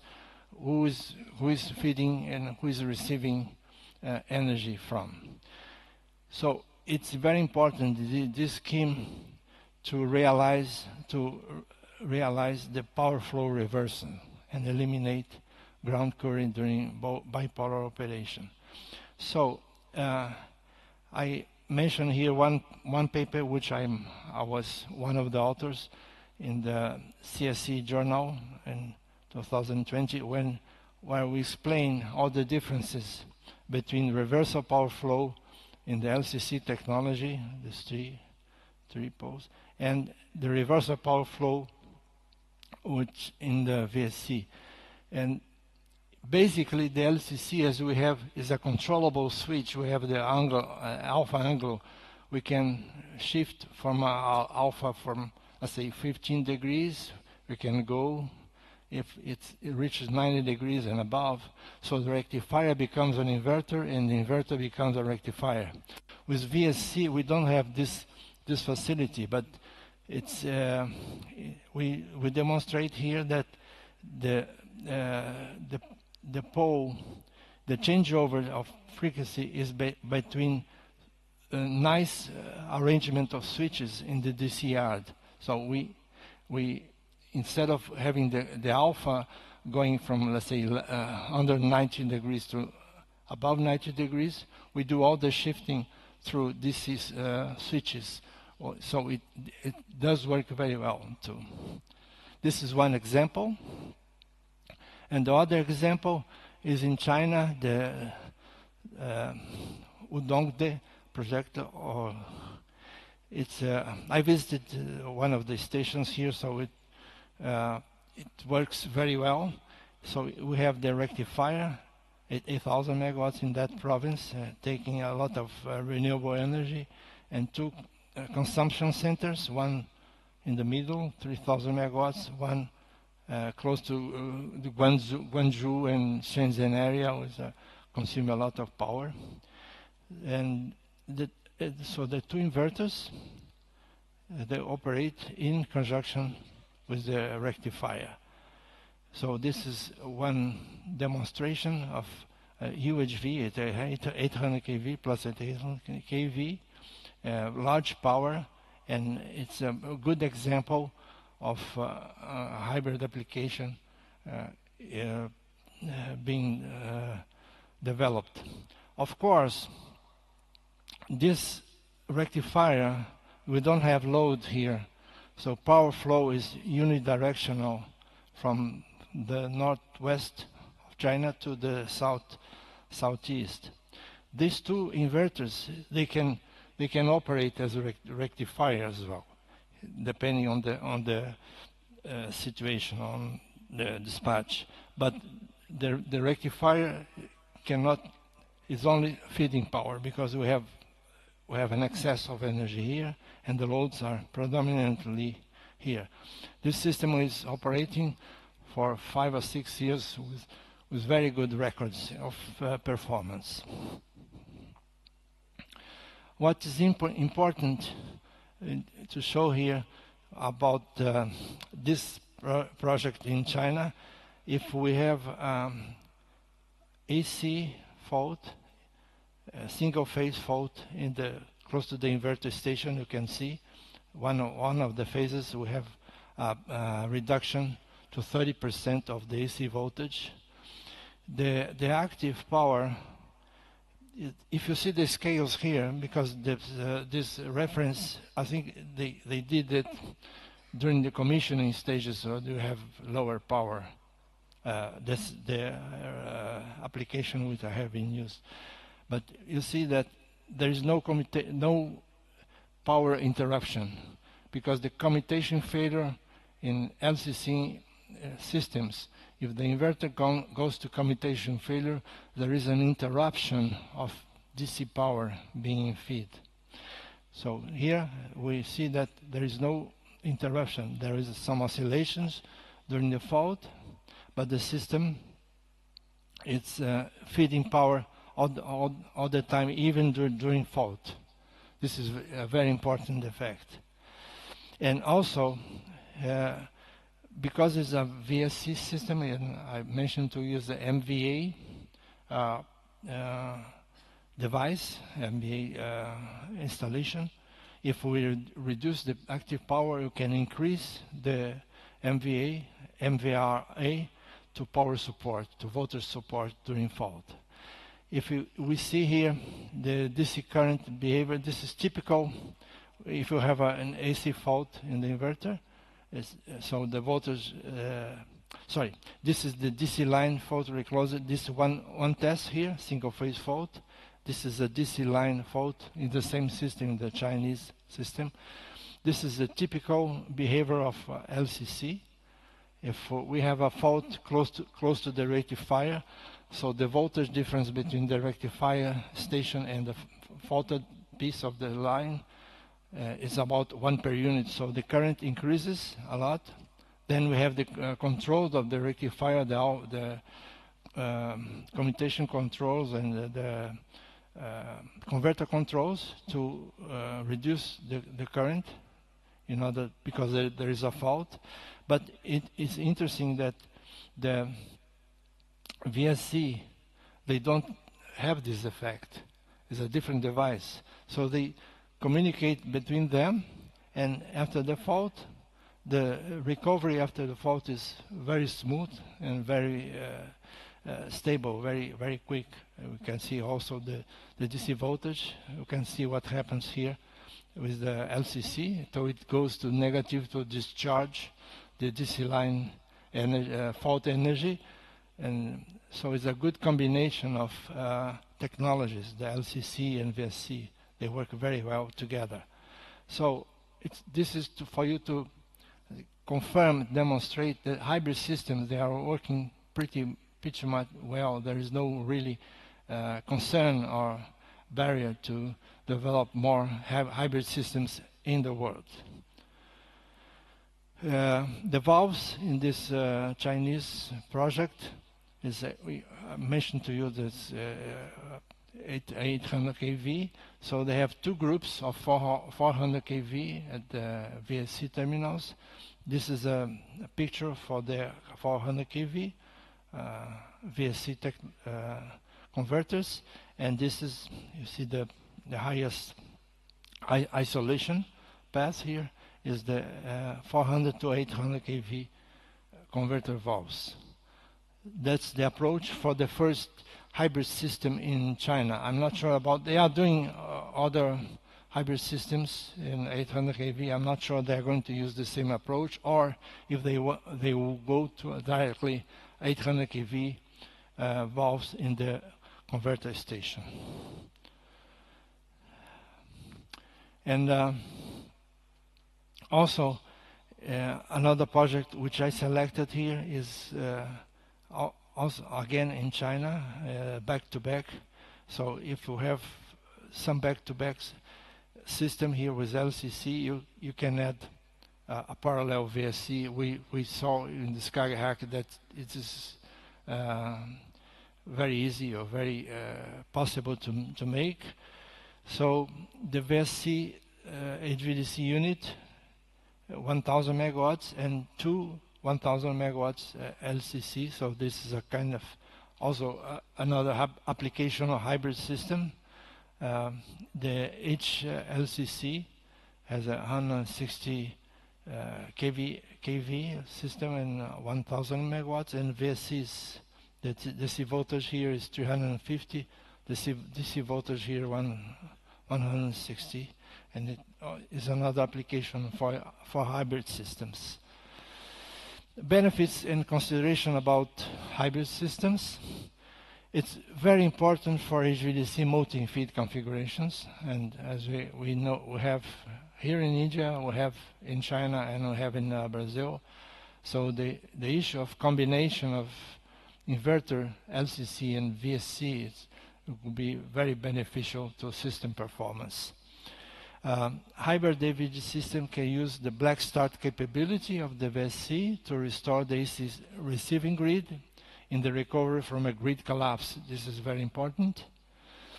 The active power required to control the AC voltage of the VSC receiving grid is either inductive or capacitive and can be controlled independently of its active power in terms of the VSC technology. capital costs and losses are somewhat higher than those with a pure LCC VDC alternative, but with many technical advantages. The possible overload capability is determined with VSC ratings. This is important. The LCC, because of the thyristor, the way physics works in the thyristors, we can have 33 or 50% overload in thyristors. With the IGBTs, the sound is, can you hear me? Yes? It's okay?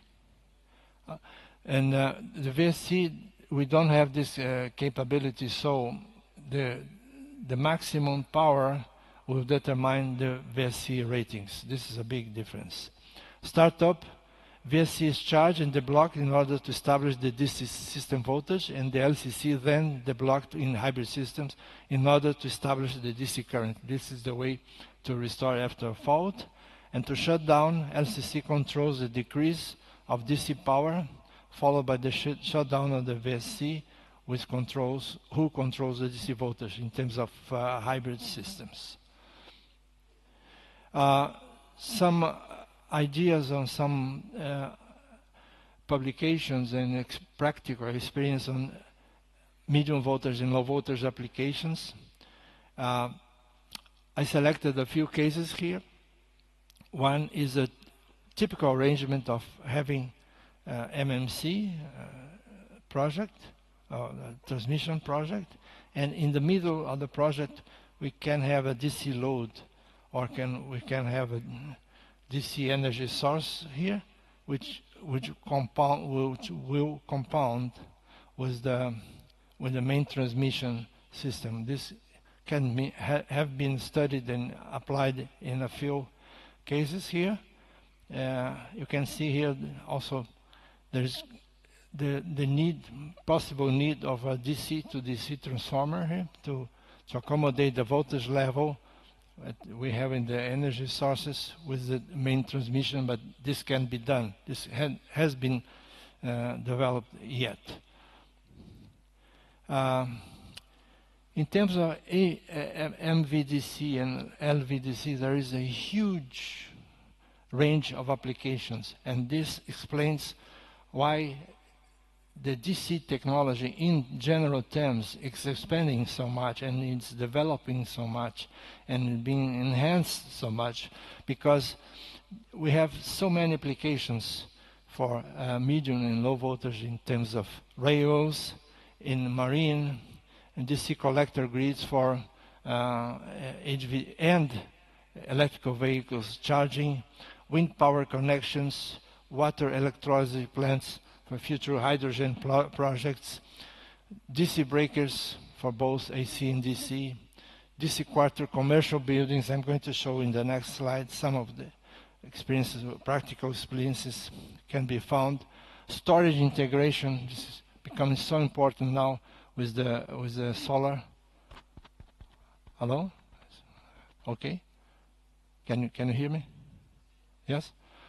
And tidal energy, so we have also some experience with tidal energy, which I selected here.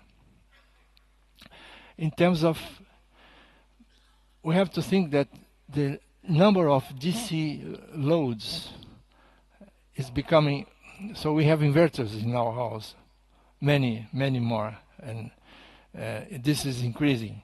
So the idea to have a DC grid, sorry?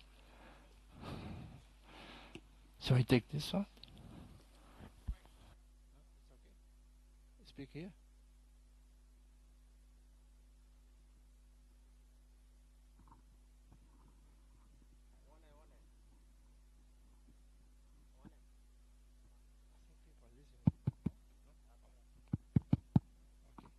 Thank you. So I selected. Can you hear me? Okay. Yeah. Okay. Thank you. It was good to have this break, so you can think about what I have been putting here. So I selected two examples of DC systems. This is system in the low voltage. One in China, where we have the 10 kV distribution pilot project in this region, Suzhou. So we have many. We have two feeds here. One here, AC feed converts to DC, and another feed, and we have a system here with many DC transformers and DC loads. I have another example of the famous Aachen campus in Germany. The research grid between buildings is being done by DC applications, so DC feeding all the buildings. And this is why, because we have so many DC loads now, that it makes sense to start thinking about having a DC network. So we're talking here about 1 MVA or 5 MVA systems here, and 2.5 kV, or it's 1 kV here in those buildings in Germany. Is it okay? So I have only two hands. I need to organize my hands here. Another application which I selected, all of this, it comes from SIGRE publications, so I like to reiterate this. There is an application in France about tidal energy in the ocean, in the Atlantic coast of France, comprised of 8 megawatts and 10 turbines as an experimental project being developed in France.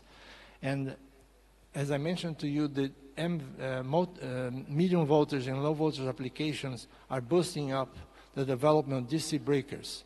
And this is very important for high voltage. So we have 3 examples here of medium voltage, high speed, bidirectional DC circuit breakers. This one is high speed DC breakers. This technology here is DC rolling stock circuit breaker, and C is in Sweden, and a fast medium voltage DC circuit breaker already developed for 17.25 kV, 2 kiloamps, with an interruption time of 1.5 milliseconds. So this very fast, very good technology.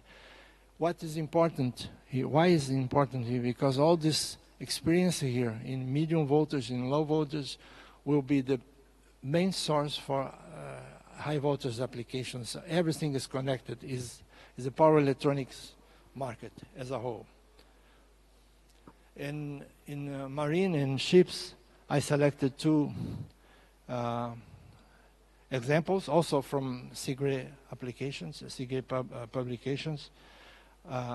Is the AIDA cruises supplied 10,000 kilowatt-hour lithium battery systems. So we need to have DC application here. Electric propulsion ships, ferries, naval and pipe-layer or drill ships requiring dynamic position motors with smooth control. Integration of battery storage, very high levels of kilowatt-hour of fuel cells. And today, in these 2 applications, it's tourism ship, and also this is a transport ship, transportation. We are talking about 1 kV, but it's currently being investigated applications for 4 to 6 kV in ships. This is the Japanese robo-ship. I'm almost finishing here. So in conclusion, we have a great variety in many fields of medium voltage and low voltage DC applications with field tests, and this will be the source for proving that we can go for high voltage applications, high voltage DC applications. DC microgrids is being launched, so I show you some experiences in China and Germany, and I think we are going to see it more commonly now because of the amount of DC loads that we have in the system. So, but the DC loads, they are part of the energy transition, so it's everything connected to that. We need to have this development because at the end, we are talking about energy transition. So, in fact, energy transition by its side, is boosting up medium voltage and low voltage application. So it's a circle, it's a positive circle of requirements and developments, technological developments. And yes, DC is approaching AC, so there is no more clear boundaries.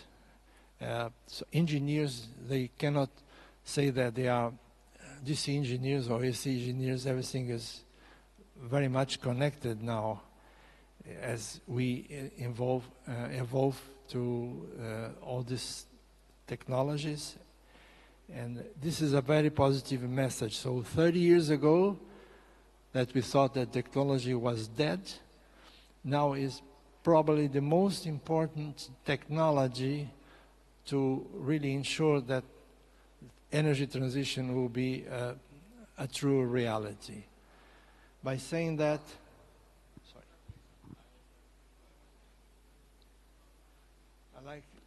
I like to thank you, and my email is sigrid.org email. Thank you very much for your attention. Thank you, Dr. Shetman, for that insightful and highly informative session. Your expertise has provided us with a deeper understanding of hybrid HVDC systems and their role in the future of energy. Due to time constraint, we would not be taking questions for now, but surely you all can connect with Mr. Masio during the lunch break. Now, to honor our esteemed speaker, I would now like to invite on stage Shri R.K. Rohila, Executive Director, Contract Services Power Grid, to present a memento to Dr. Masio Shetman as a token of our appreciation.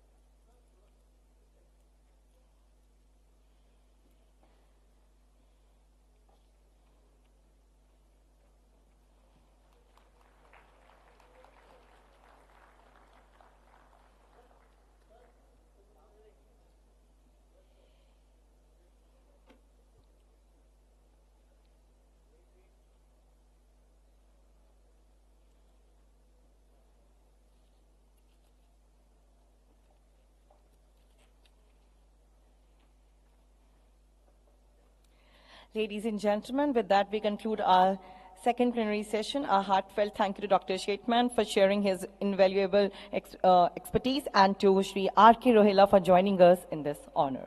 We'll be taking another 5 minutes for the rearrangement, and we'll be beginning our session with you all. Thank you so much, everyone, for being here with us.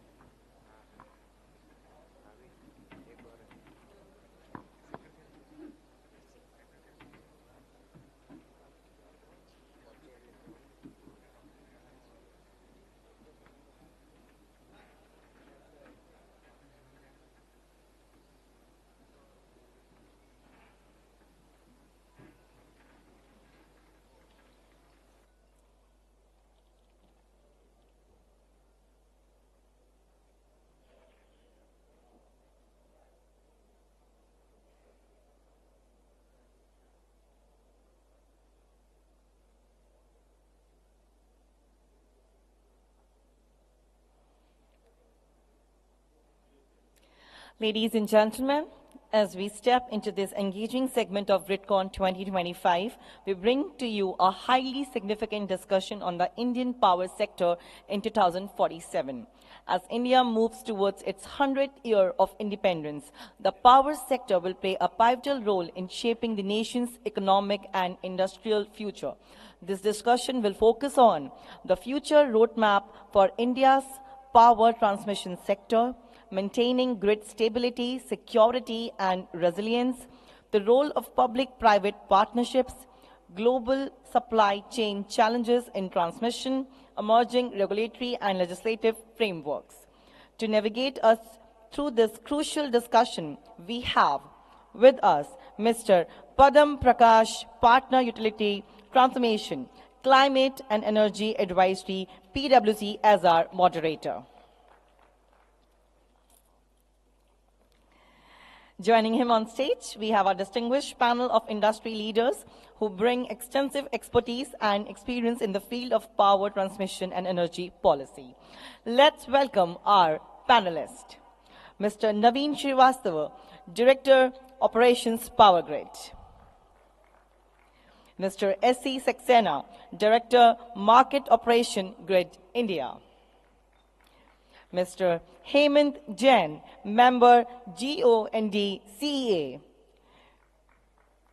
Mr. Reshu Madan, CEO Sterlite Power.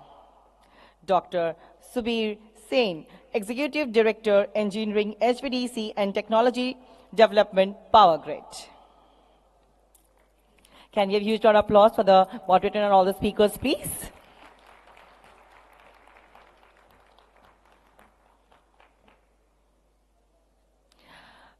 Mr. Prakash, the stage is now yours, please.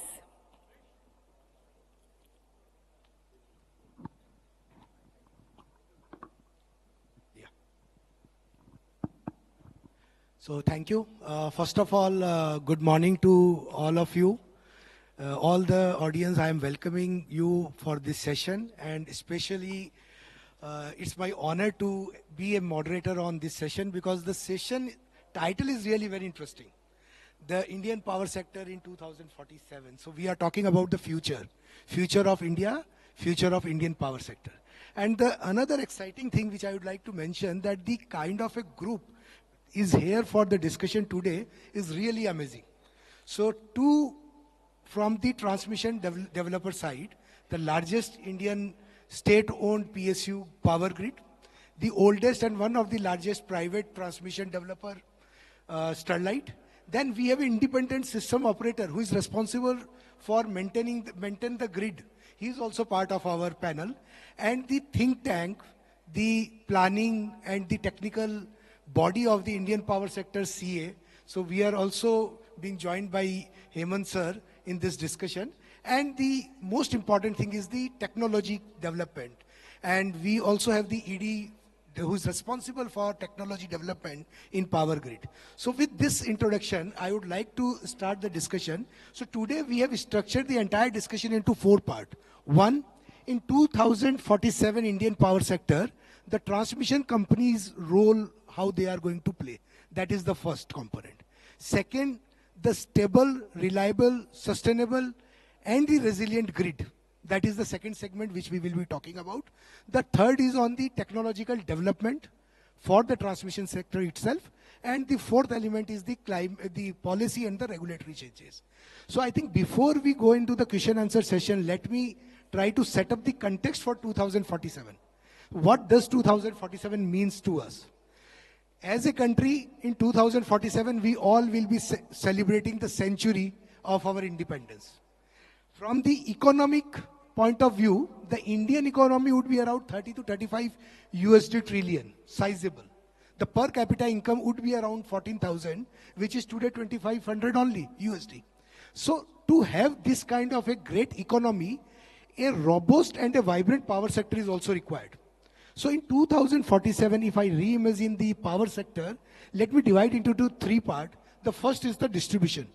The 2047 distribution company outlook for me is that all the distribution company in India will be a profit-making distribution company, completely reformed. where the competition will be there and the choices will be with the consumer. So I'm talking about the retail supply competition for the distribution company. Most important thing, the demand which those distribution company would be meeting in future would be almost double than what we are today. We are today at 250 gigawatt. It will be 410 or 430 gigawatt in 2047. This is an outlook of power distribution. Now coming to the generation. You can see the jump in the generation capacity. Today it is 460 gigawatt.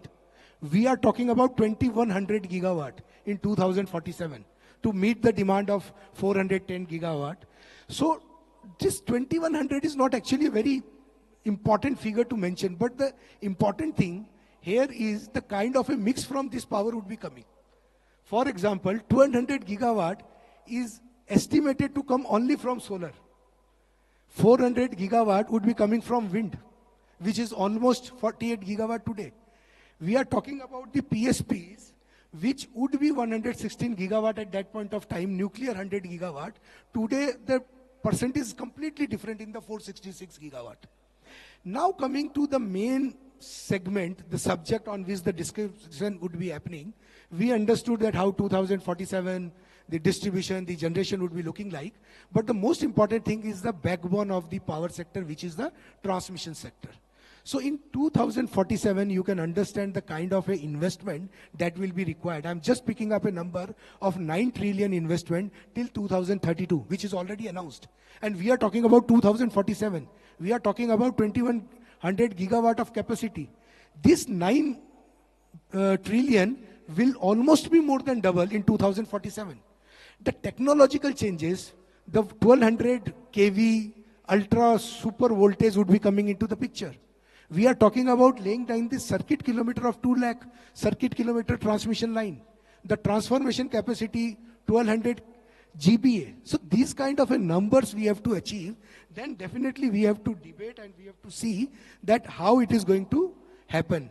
So first of all, with this background, I will come to Srivastava sir, that as a power grid, you have a very important role to play here.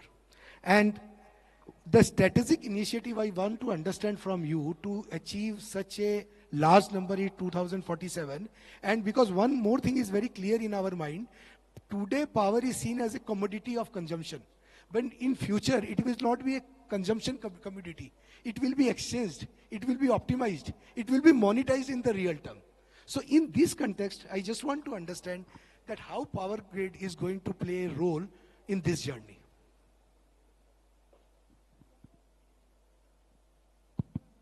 Hello. Thank you, Mr. Padam. 2047, it's like a dream you can see out. In the same context, what you're telling that there will be a 2100 gigawatt generation will be there, out of which almost 1600, 700 will be from renewable. So you can see that how much percentage renewable will be there. The thing is, which you, I'll just come to the transmission line, you see that almost 2 lakh circuit kilometers are also going to be added by 2047, it is expected. Apart from that, you will see that the VA capacity, that the GVA, if I tell you, it will become almost not less than 4,000 GVA when we reach at 2047. So this much number of substations, this number of transmission lines, it cannot be possible that we operate, maintain, analyze by doing manually, which we are almost doing today. So it has to be AI based, it has to be with the machine driven, it has to be IoT based. We have to see that it is to be unmanned. This is only possible because there will be a lot of data will be there because of these number of lines, substations. We have to be smart lines, we have to be smart substations so that they work their own, their system should be like that. So if you see that what you are telling about the power grid is also moving in the right direction, that we have to see that by 2047, totally it should be like, digital substation and digital lines. We are already moving in that direction. We have already seen that now almost 281 substations we are operating through remote. And similarly, that operation part, I can say that power grid is totally, displaced. We are operating almost all the substation digitally. Now the part second comes out to be maintaining. It is that, yes, we are getting the datas. You can see that now we are coming up now lot number of technologies. Like if you see that the monitoring of the equipments, we have palms. It is totally, monitoring of the transformers and breakers. No need to have a person there. We are using that technology and bringing it one place. We can see by one button the healthiness of the equipments. Similarly, the monitoring of the equipments, if you whatever testing we are doing manually and all. Now, that is also with IoT based. We are having a tablet system so that less number of human skills are being involved in that. It should be AI based. Even like NTMC also, all the relays are being monitored by Center of Excellence. We are doing in that directions. We are going Make it India also. A lot of things we are trying to make. We are making our contract such a way that whoever is coming from outside, they have to establish a factory in India and start. We have to see that out of suppose 10 numbers, 8 can be supplied from outside, but 2 from the India. So that is also we are moving in that direction. Seeing that the equipments which is required to see that these lines and substations are coming up. Similarly, whatever smart lines we are making, we are going for dynamic line loading systems. We see that based on, because to make transmission lines become a very, very difficult task right now, sir. Because a lot of ROWs and corridors are also now available. If we are bringing around, 2100 gigawatt, we require a transmission sector for that. So we have to see that whatever the available corridors are available or available lines are there, we make them smart so that further load can be taken on that. So these are the area which we are continuously moving in that direction. And the basic part, the best part, and the most important part is the cyber security, because this number of network to, to maintain, to see that it's working perfectly. There will not be any cyber attacks. We have to invest. We have to infuse money in cyber security. We have to see that not only that our system is digitalized, we have to see that we should have a different pattern. IT should be totally differ from OT. OT should not be at all. We have a PowerTel which is operating our OT system in our networks. These are the area we are continuously working, and we see that in 2047, if it comes, we will be self-reliant as far as power grid is concerned, sir. So it appears that we are completely ready for 2047 reformed power sector. Yes, so sir. Sure. It's really, and Surely. that's the confidence which is coming from power grid. Now my next question is to Mr. Rishu Madan, the CEO Sterlite, because as we discussed that huge investment, lot of technological advancement are happening. So being a private player and one of the oldest private player, what do you think that the private sector would be playing a role here for the expansion of the transmission network in India? Yeah, thanks, madam. First of all, I would like to thank the organizing committee of GRIDCON for inviting me for this panel discussion. As you know that Sterlite is the largest or the leading private transmission company in India, having a footprint in Latin America, that is in Brazil, and we are having assets of approximately 10 billion in the last 15 years, 7 billion in India and 3 billion in Brazil. So we are having almost a market share of around 15 to 18% in India, and we are holding that much of transmission network over here. Presently, we have 11 operational assets which are either operational or under construction, so which is close to around $4 billion. So with this, I will say that we are very crucial for enhancing the Indian transmission network over here, and the type of investment which we are seeing over here, $9 trillion and maybe $2.4 trillion, 2.4 trillion rupees by 2030. And in all the discussion like what we are having, that today the transmission is lagging behind the generation. That's a major thing. I have few statistics to share. Like in India, when we make a 400 kV line, we consume around 1100 to 1200 man days. And for 765 kV, it is around 1600 man days. The same numbers in other part of the world, in Thailand, is around 600 man days. In Brazil, 400 man days. In US or Europe, it is around 200 to 250 man days. So that's the difference. So now the major differentiation which Sterlite brings is the speed. Speed with the innovation, speed with the mechanization. And that's the main differentiation, and that's today the need for the transmission, I will say, this whole sector.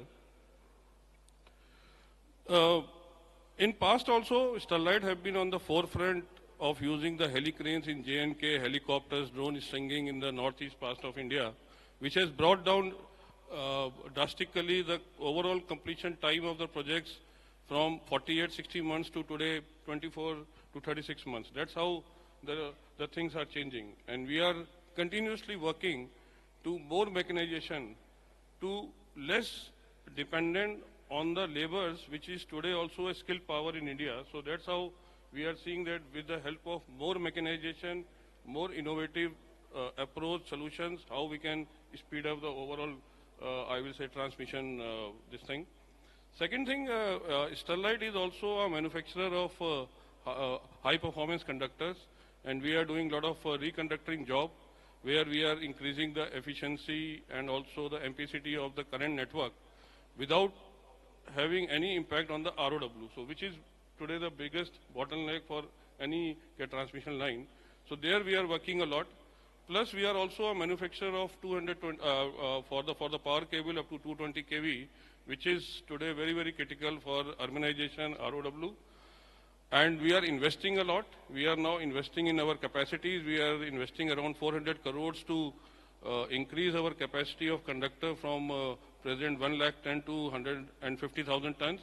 And we are also coming up with a greenfield power cable plant in Baroda, where we are planning to have 400 kV AC land cable, as well as we are also developing 500 kV DC cable, seeing the future demand of India. So with this, what I will say that the total approach accommodates the growing need of power and building a reliable and a resilient transmission network for the India. Thank you. Thank you, sir. So that's again a very positive note, I would say, that transmission developer are fully equipped for 2047. Now I will move to the technical and the planning body, which is being represented by Mr. Hemant Jain, sir. Sir, we are talking about 2047, which is completely uncertain as on date. But one thing is quite certain regarding this uncertainty, that certainly this sector is going to change. And especially the kind of renewable generation which is coming. And that is not actually spread across the country. It is in the few segments only. So as a planner, as a technical body, what do you think that there would be any challenge, or are we ready for that, or something is required to be addressed today only? Over to you, sir. Yeah, first of all, namaskar aap sab logon ko for joining us. And I would like to thank, first of all, Power Grid for hosting this GRIDCON and bringing us all together on the dais for this very relevant discussion. First of all, most important thing is, at least we have been starting looking beyond the 5 years or 10 years horizon. So the Vision 2047, which has been unveiled, that clearly lays out the path which we have to traverse to see that the 100 years of our Indian freedom, our independence, really translates into a vibrant India with a vibrant power sector. So the country without a vibrant power sector will certainly not be able to do it. And I really, it is my extreme pleasure to share with you that so far as the development of our interstate transmission system is concerned, we have been fortunate in Power Grid leading the way, and the way the private transmission licensees have chipped in. And they are also coming up with the innovation, with Sterlite being the major one, and others. I would not be able to name everybody, but I would say that every one of them has really contributed to a very, very robust interstate transmission system.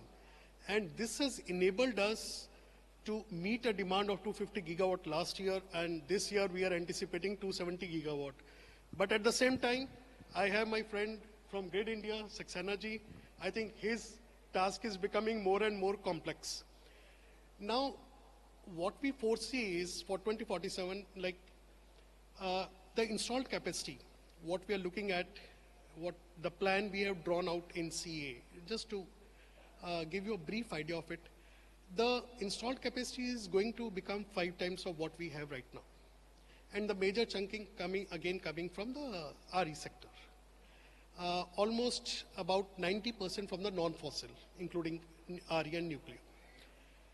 But so far as the energy is concerned, see, the energy requirement and the peak demand is going almost 3 times from where we stand now. So you can look at that, this differential of 3 times of the energy requirement and peak demand and then 5 times of the installed capacity. That clearly indicates that with addition of installed capacity, somehow the energy component, what we have been deriving from thermal or our conventional, that is going down. That is true for with RE sector coming in a big way. Now this poses a major challenge to us in the sense how to maintain the system in a reliable condition, and it has to go on. Now the system has been evolving, and I would like to thank all my friends from central sector, power sector, and private sector and state sector power utilities, that they have really joined hands and they have really come together to help us reach the stage where we are now, where we feel taking pride in saying that we are able to meet our energy and peak demand adequately. Now, thank you all for this, but again, we have a larger path ahead of us. Now here, I would seek the cooperation of all. See, today, according to CEA, we don't look at the sector between central sector or private sector or state sector. According to us, everybody is a stakeholder and everybody has a role to play. Now, harmonization of these roles is very important, which we are trying to attempt at CEA, and there the support of everybody is definitely required. Now here comes an important issue is about the regulations. Let us try to see that the regulations, what we have put in place in CA and which are under revision also, we are on a continuous basis trying to review them to see that they are leading to a healthy system growth. Please see that these regulations are not meant as constraints for anybody. These are basically to see that our system remains in a healthy condition, it remains operational, and we are able to serve the ultimate consumers. Now, having said that, and the fact that our interstate transmission system has evolved and it's continuously evolving, now what remains to see is that how our interconnecting state transmission network, the intrastate network, and most importantly, the distribution network, how do they shape up? Because, see, unless they are cohesively planned and executed, I think we will not be able to serve the ultimate consumers, which is the very aim which our Honorable Prime Minister Sir has put forth before the nation. So I would request all the utilities in the generation, transmission and distribution that we need to come together, sit together, deliberate, and see that there is a harmonization of the way we operate and we plan and execute our system. Now this places an important onus on our manufacturing industry. The fact that Indian industry has evolved itself over a period of time, and today we can take pride in saying that we are making quality products which are of global standards. Now this needs to be taken forward because the way we are looking at the power sector. In CA, we have, for the first time, we have come out with the distribution perspective plan, laying out as to what would be the requirement in the time scenario of 2030 and 2035. Just to say that, give an indication as to what will be the type of requirement which will be coming up for manufacturing, for execution, and then of course investment goes without saying. Now we have tried to make out this plan, and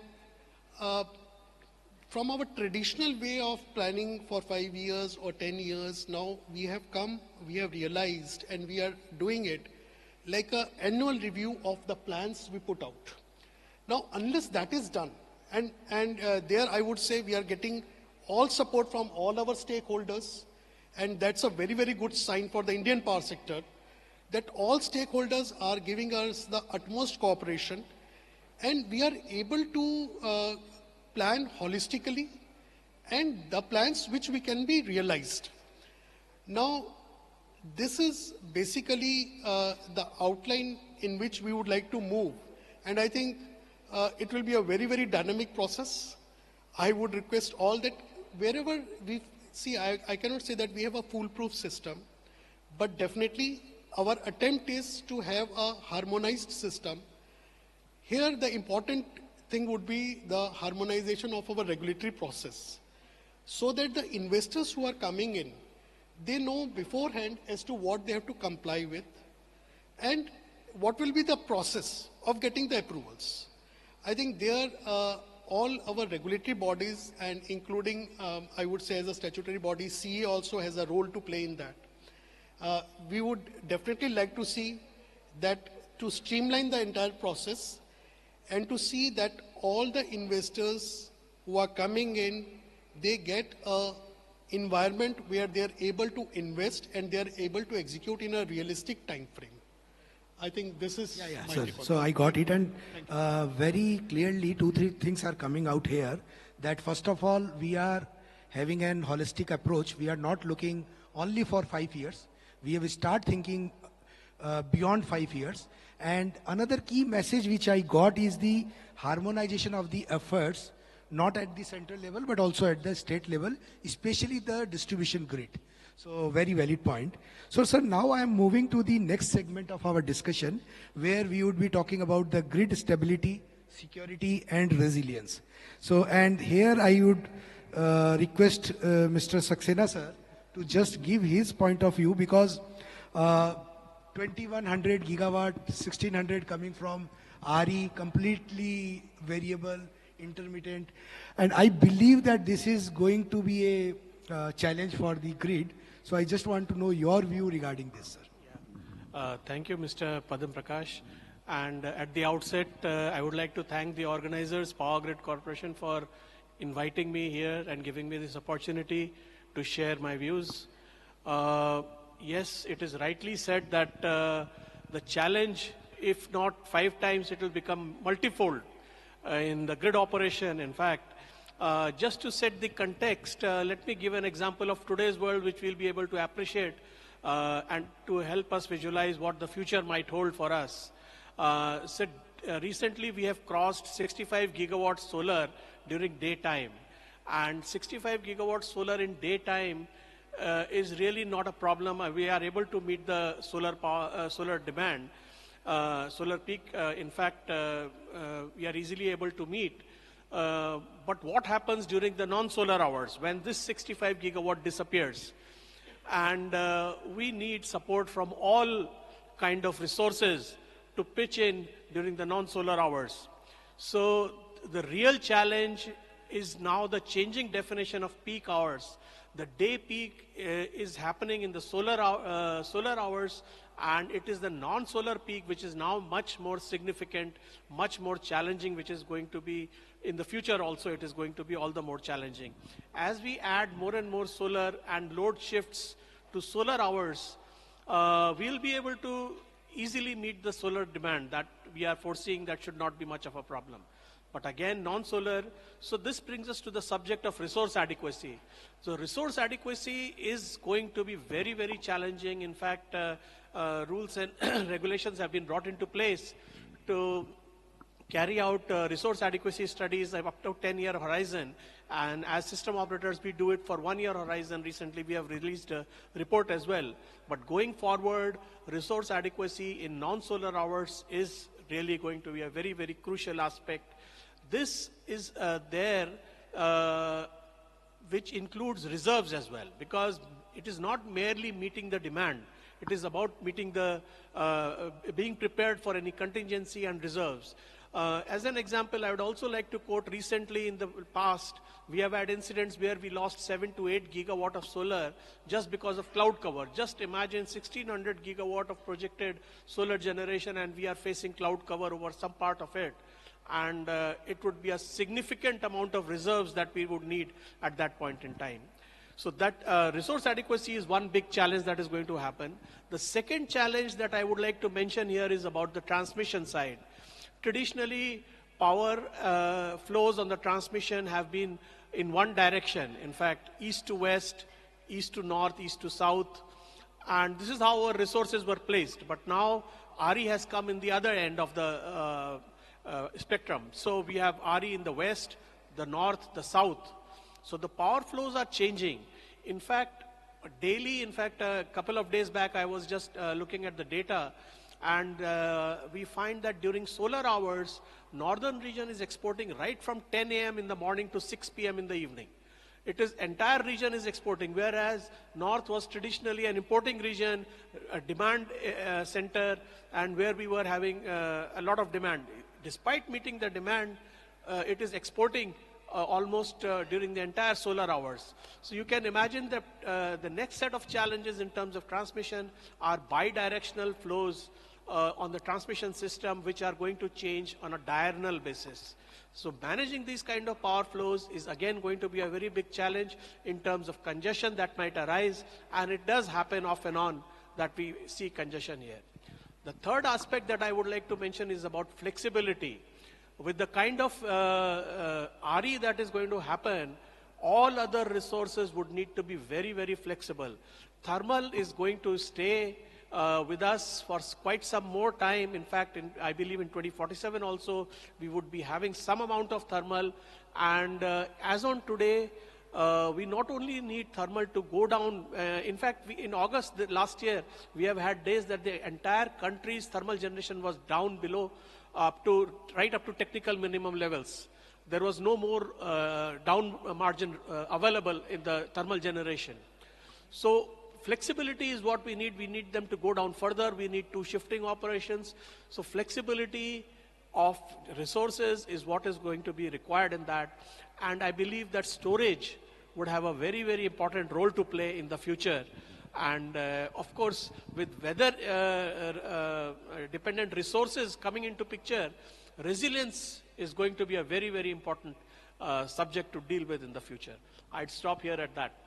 Thank you, sir. So one thing very clearly coming up, that without reserve, there would be some challenges in the future to maintain this. And the another thing which you rightly mentioned, that the solar heavy states are exporting during the daytime. So I will come back to you, Hemant sir, that if that is the scenario, then the inter-regional connectivity will have to play a very important role. Because after this resource adequacy study and all, you will finally come to know that the RE power is the commercially viable power. So in your planning exercise, how we are addressing this particular issue?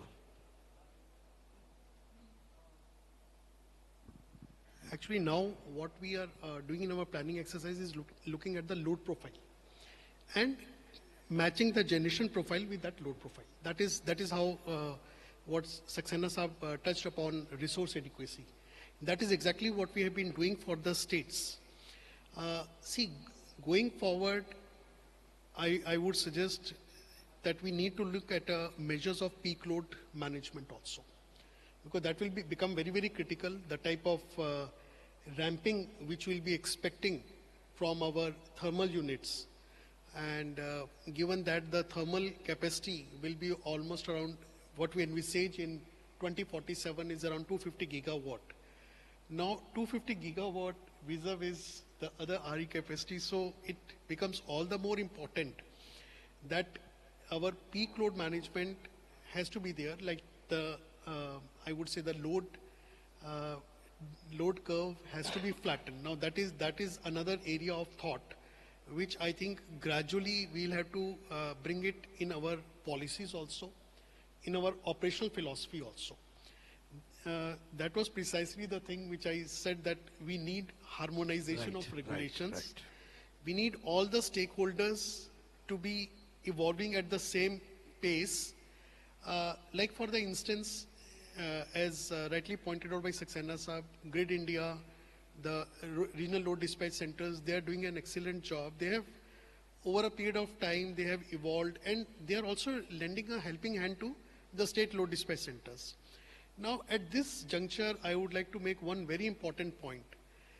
To all the utilities, the state sector utilities, that we need to look at the load dispatch function. It's a highly professional and expert activity. So let us not look at it as a secondary job, which traditionally it has been. It needs to be given its due attention. And I think once the SLDCs are equipped in a manner the RLDCs are at present, I think then we have a situation where these all aspects of holistic load forecasting, then our holistic generation planning and mobilization of the generation resources, I think that would then translate to a reality. So this is what... No, thank you, sir. So the another segment I would like to discuss, and we are running short of time, but this is a very important topic to be covered, is the technology advancement and the digitalization. And I will come to you, Subir sir, because today we are talking about resilient grid.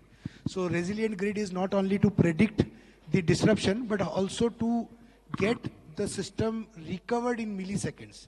We are talking about the ultra voltages, we are talking about the IoT, cyber threat. So because you are leading this sector from the power grid side, I would like to know your view that what are the challenges which we see, and to achieve the targets which we have set for 2047, how this particular segment will play an important role. Thank you, Parmal Prakashji, and good afternoon to everyone. See, the topic we are discussing is to marching Indian power sector by 2047, where we have to reimagining the present condition of the power sector and transforming this sector into the next orbit, where the dual energy goal, number one, promote the energy security, and number two, marching towards net zero emission by the year 2070. So under that circumstances, our esteemed panelists already highlighted 90% of the energy from the electricity will come from the non-fossil fuel. And obviously, we have to reduce the energy dependence. So by the year 2047, we have to be energy independence. So the challenges are, number 3 A's are required. One is the adequacy or availability of the energy. Then also equally important is the accessibility of that energy at the end consumer. And third most important aspect is the affordability. The consumer should be able to afford that energy uses. And those things will be done in a sustainable fashion and maintaining the reliability of the entire ecosystem, right from the fuel up to the consumption or utilization, in between the transmission, sub-transmission, distribution, whatever will come, and in a resilient fashion, maintaining the quality of the supply. The consumer should not bother about whether my voltage is fluctuating, I need to put the auxiliary devices, etc. Now, huge transmission infrastructure is required because we have to optimize the energy resources. So that needs the development of the bulk capacity both in the transmission highways at the state level, intra-state level, and further down to the distribution level. So the technology interventions are required to make the entire grid, right from the ISTS or interstate level to the intra-state level also, so that the entire grid will operate in synchronism in a smart fashion. Smart means sense meaningfully and response timely. So that is what is required, and that can be only possible with the more and more penetration of the digital technology. It will be the Internet of Energy integrated with Internet of things. So those devices will be there. So the smart integrated energy system, obviously that many manpower will not be possible. We have to reduce the human intervention, taking the shelter of the digitalization and decentralization, taking the shelter of the technology like artificial intelligence, machine learning driven development, both in the terms of the construction as well as in the asset management too, so that this will be making a predictive analysis that maybe there will be a fault may happen in this, and taking the corrective actions also automatically. So the digital substations will play an important role. Since 90% of the capacity from the electricity sector will come from the volatile, intermittent, variable, renewable energy resources, so what are essentially required is that they should also support into the grid safety, security, stability part. So the grid following inverter have to be shifted to the grid forming inverter. So that will also play a pivotal role. At the same time, since this is an intermittent and variable resources will supply, but at the same consumer needs reliable, quality, steady power supply. So energy storage will play a very big role. Already in the form of maybe the pump storage hydro, which is presently around 4.7 gigawatt, is expected to increase to around 116 gigawatt by the year 2047. Similarly, the other forms of energy storage, whether the battery energy storage or other technology, is envisaged around 47 gigawatt by the year 2032, and the pump storage, which is around 4.7, will reach around 15-16 gigawatt by the year 2032. So equal emphasis has been given. More emphasis has been given to the nuclear technology, because we need the clean, green, and lean development. So the nuclear is also playing a very pivotal role. Around 100 gigawatt nuclear technology is coming. On the other side, it needs the equal emphasis how to enhance the utilization of the existing asset base. So maybe in the lower voltage level like 130 to 220 kV, we can have the photonic coating on the conductors. The high capacity conductors are also one way. The another important aspect is the multi or the medium voltage DC. We are already working to the high voltage DC, whether it is a 500 kV, 320 kV, 800 kV, but equal importance has to be given at the lower voltage, like 66 kV level DC or 132 kV level DC. Even the 33 kV level DC is required. So we have to work on this, and because it is very difficult to get the rights of way for this, the 1200 kV is for the bulk transmission network. But equal importance also given how to reach to the consumer in the urban area, because the population, which is around 1.4 billion today, is expected around 1.7 billion by the year 2047.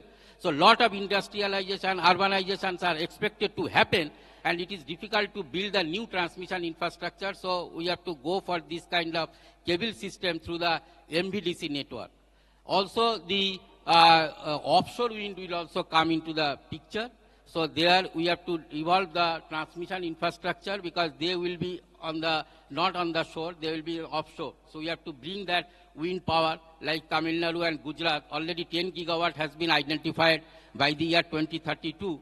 So the offshore AC, DC, as well as the offshore cable, undersea power cable will be also very much essential. The transnational grid interconnection is also going to happen, because we have to have the optimal use of the energy resources, which is also one role for the intelligent or the smart grid. So that will be also through the HVDC with the undersea cable, and the depth of the undersea will be very large, so it needs a lot of research. So it is not only the technology, also lot of investment need to be given into the research and development, then demonstration and deployment. So equal emphasis has to be given so that the innovation is possible. That is only possible with the public-private collaboration in the research area and do the innovation in this. So in a short, the three things are required. We have to move towards the energy security as well as the marching towards net zero emission. when we reach to by 2047, then we have to make a smart grid in the transmission, both in the ISTS as well as the intrastate level, and making it an energy efficient transmission also, and completely modernize as well as enhance the or expand the transmission network through this 1200 kV or the HVDC system, and equal emphasis to the MVDC or the LVDC, and grid farming inverters as well as the energy storage, maybe the pump storage, hydro or other forms of storage. The last but not least, since it will be a interconnected of energy as well as the number of IoT devices will be there, so cyber security will play a very prominent role. We have to make a advanced cyber security attack and the prediction and response through the AI driven. And the another important aspect is the zero trust architecture. No trust, always verify. So that is also very much important. And supply chain, also cyber security part, we have to give due emphasis. Last but not the least is the more emphasis to the capacity building. Capacity building in the new technologies which are coming up so that it can be deployed smoothly and maintained also, and also giving the equal importance on the capacity building in the cyber security awareness to all the stakeholders at all the levels. So, so in a short, 4 things are required, PQRS. So the action plan is required. Everything has been deliberated. So they prioritize that action plan. That is the P. Q is the whatever we have to do in a quick fashion because time is very short. The demand is growing very rapidly. Third is the R is the reliability and response.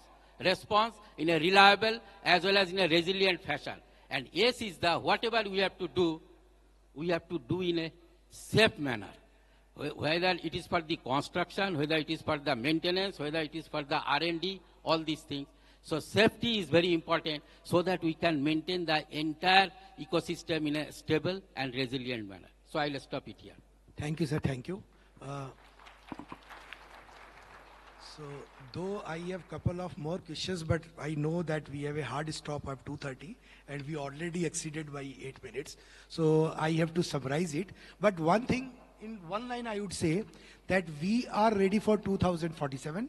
And you have listened the views of all the key stakeholders here. So the 30 trillion USD economy, the power sector is ready to contribute their part. We know there might be some challenges, but again, we are aware of those challenges and work has already been started to address those challenges. That, I think, calls towards the end of this discussion. Thank you very much. Thank you very much to all the audience who has listened to us. Thank you.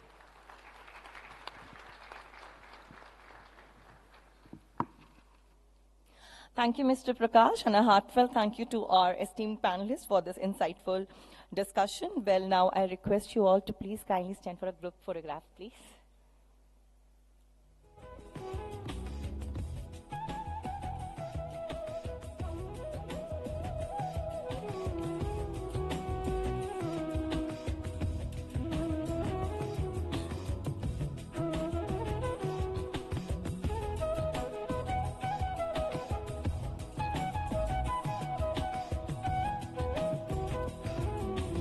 To honor our esteemed panelists, may I now invite Shri Ashok Pal, Chief Operating Officer, Central Transmission Utility of India Limited, to present a memento to each of our distinguished speakers and moderator as a token of appreciation.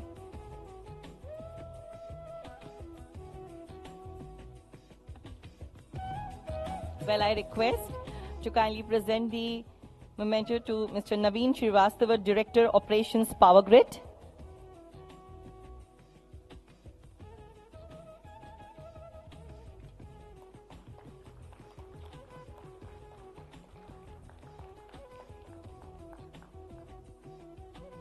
Now I would request to kindly present the memento to Mr. S.C. Saxena, Director, Market Operation, Grid India.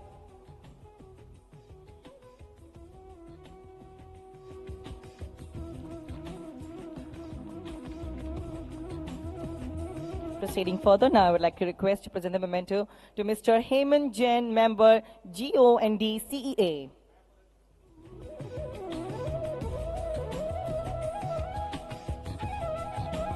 would request to present the memento to Mr. Reshu Madan, CEO, Sterlite Power.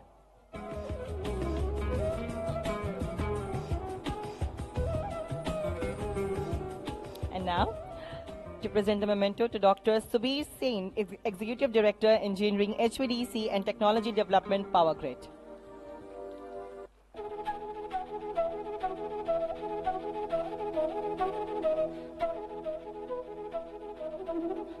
And to our moderator, the final memento of this very amazing panel discussion session.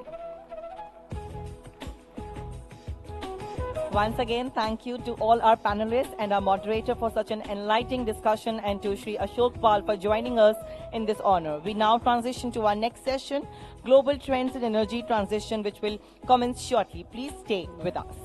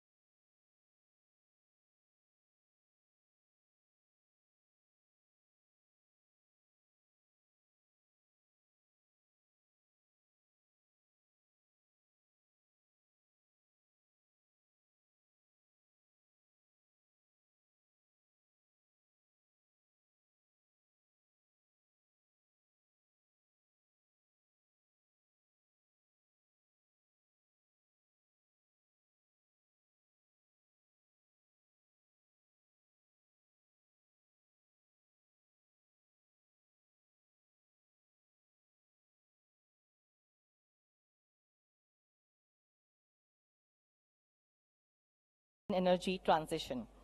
As the world accelerates its shift towards a clean energy future, the role of transmission infrastructure in enabling renewable energy integration becomes more crucial than ever.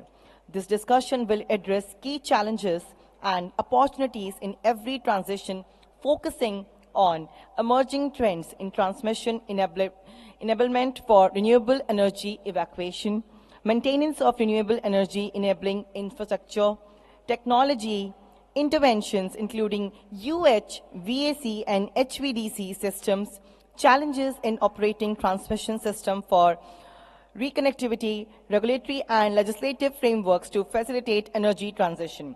To guide this thought-provoking discussion, we have with us Mr. Hitesh Chaniara, Partner Utility Transformation Climate and Energy Advisory, PwC, as our moderator.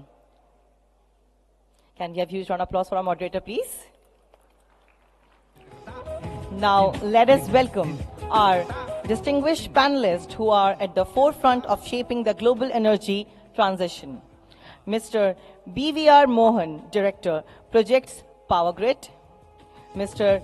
Jody Sebastian, Vice President and Head Operations Domestic Power Transmission and Distribution L&T. Mr. Luke Robinson, Executive Director, International System Operator, Network Australian Energy Market Operation. Ms. Bani Verma, Director, IS&P BHEL. Mr. Mikhail Timofeev, CEO, Storen UAE. Mr. A.K. Rajput, former member, PSCEA. Can we have massive round of applause for all our speakers along with the moderator?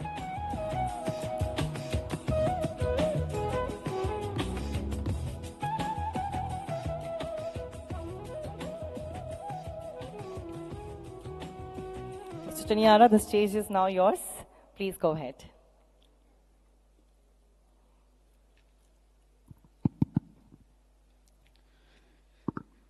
Good afternoon, everyone, and welcome to this panel discussion on global trends in energy transition, with a special focus on India's evolving energy landscape and role of transmission system in achieving energy transition. It's my privilege to moderate these conversations with distinguished industry leaders from India, Australia, and UAE, who are contributing to energy transition journey in some or other ways. As we know, the global energy sector is undergoing profound transformation, driven by 4 themes, which we call 4D. That's decarbonization, decentralization, digitalization, and disaggregation. India, as one of the fastest growing energy markets, is at the forefront of this transition. The nation is striving to balance 3 objectives, that is energy security, economic growth, and sustainability. India has set an ambitious target of 500 gigawatt of non-fossil fuel capacity by 2030. Today we are at 220 gigawatt. 50% of total electricity generation from renewables by 2030. 1 billion tons of reduction in carbon emission by 2030. And achieving net zero by 2070. To achieve these targets, India is focusing on scaling up of renewable energy capacities, strengthening and modernizing the grid, and embedding energy storage solutions in the grid, among others. However, this transition requires not just the investment in the infrastructure, but also needs strong policy and regulatory framework, technological innovation, and global collaboration. Today, Indian grid is world's largest synchronous transmission grid. India has the 3rd largest transmission infrastructure in the world, with more than 485,000 circuit kilometers of transmission lines and more than 1.26 million MVA of transformation capacity at various voltage level up to 765 kV UHV AC and plus minus 800 kV HVDC. By 2032, India aims to add another 105,000 circuit kilometers and 595,000 MVA of capacity. India has also built 119 gigawatt of inter-regional transmission capacity for smooth power flow across the region. Under Green Energy Corridor Program, India has built 9,700 circuit kilometer of transmission lines and 22,600 MVA of transformation capacity. In overall, India would be needing investment of around $115 billion by 2032 to achieve this grid expansion plan. With this context, today we'll be discussing the following 6 topics of relevance: transmission infrastructure for renewable energy evacuation, global best practices in energy market operation, role of energy storage in renewable energy integration, technological interventions including UHV-AC and HVDC systems, policy and regulatory framework for energy transition, and role of EPC players in transmission expansion plan. With this context, let's begin. To start, I would like to ask each of our 6 esteemed panelists one question. So from grid perspective, what do you see the top 2-3 most critical factors for accelerating India's energy transition journey over the next decade? So I would request first Mr. Vamsi to share his point of view in the next 3 to 4 minutes.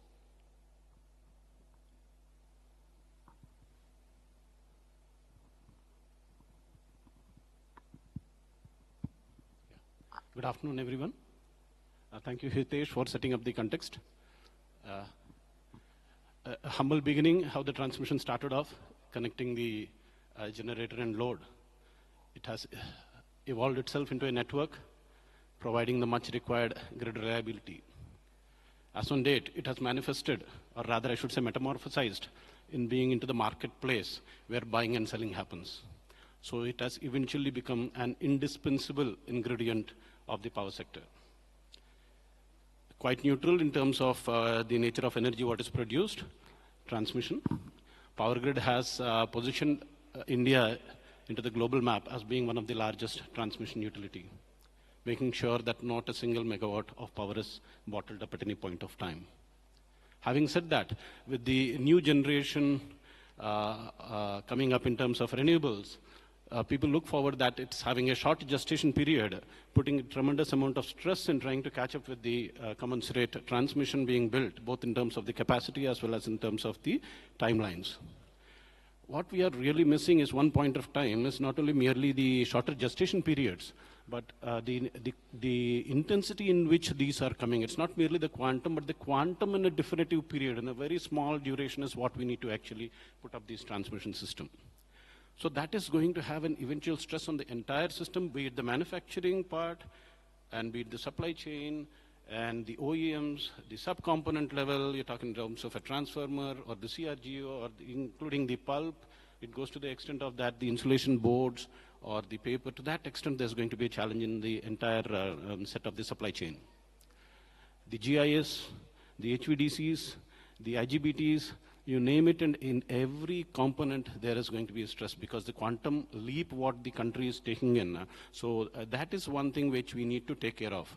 With the PLI scheme being actively taken by the government, I'm sure that that would be addressing the problem to a great extent. The intensity is also taking its toll on the number of gangs which are available to undertake the activities in terms of the erection or stringing of the transmission lines, the fitters. Interestingly, it is the same set of resource which even the renewable is being banking upon to put up their plants, be it your panels or be it the dedicated transmission lines for building. So we all are vying for the same set of pie, what the entire sector is looking at it. That is adding or rather compounding to the entire requirement. The other part, one is the intensity of work, what we are working, that is going to be the biggest challenge. The second one is the right of way, which the aspirations of the landowners, of the farmers, as to what kind of a value their land would be actually eventually could be translating into, that also needs to be taken care of. In the Indian context, we see that there's a lot of active, or rather I should say proactive measures being taken by the government in trying to bring in guidelines to see how we can actually resolve the challenge. And yesterday, even the Honorable Minister of Power was addressing and trying to focus upon it, that that they are looking into bringing some kind of a new setup of thoughts as to how we can resolve this matter. I'm sure that with my colleagues around and all the team members and the stakeholders, needless to mention that there is a lot of things on the plate where we need for everybody to serve on their plates. So the ramping up of the capacities of the manufacturing, and also trying to skill up the gangs, which Power Grid is also doing a good job in trying to establish its own centers for it. But everybody needs to put their act together. Only then we can move forward. Thank you, Mr. Vamsi, for making very pertinent points related to transmission project development. We'll move on to Luke, who is from Australian Energy Market Operator. So, Luke, your point of view from a system operation point of view. Thanks very much, Hitesh. And firstly, just want to say it's a real pleasure to be here at GRIDCON. My first time in India, in fact, and really just an opportunity to learn from India's achievements to date and really be inspired by the ambitions that you have. As Hitesh said, and as I was introduced, I'm Luke Robinson. I'm the Executive Director at the International System Operator Network, which is a rotational role which really builds collaboration across a network of 6 system operators who are really working together with a shared ambition to accelerate the adoption of renewable generation. So they are ERCOT and CAISO in the US, NESO in the UK, Energinet in Denmark, EirGrid in Ireland, and of course AMO in Australia, where I'm based in the operations team. AMO, for those who don't know it, similar to Grid India, someone suggested before, Grid Australia, but yeah, Australian Energy Market Operator is where I'm from. To set a bit of context for the question from Hitesh, AMO operate 2 separate synchronous systems, the National Electricity Market, which spans some 5,000 kilometres from northern Queensland down through South Australia into Tasmania, and also a system in the southwest part of Western Australia. The East Coast system demand varies from 11 to 36 gigawatts, a mixture of coal, gas, hydro, renewable energy, and it's achieved a penetration of 75% renewable energy in a dispatch period.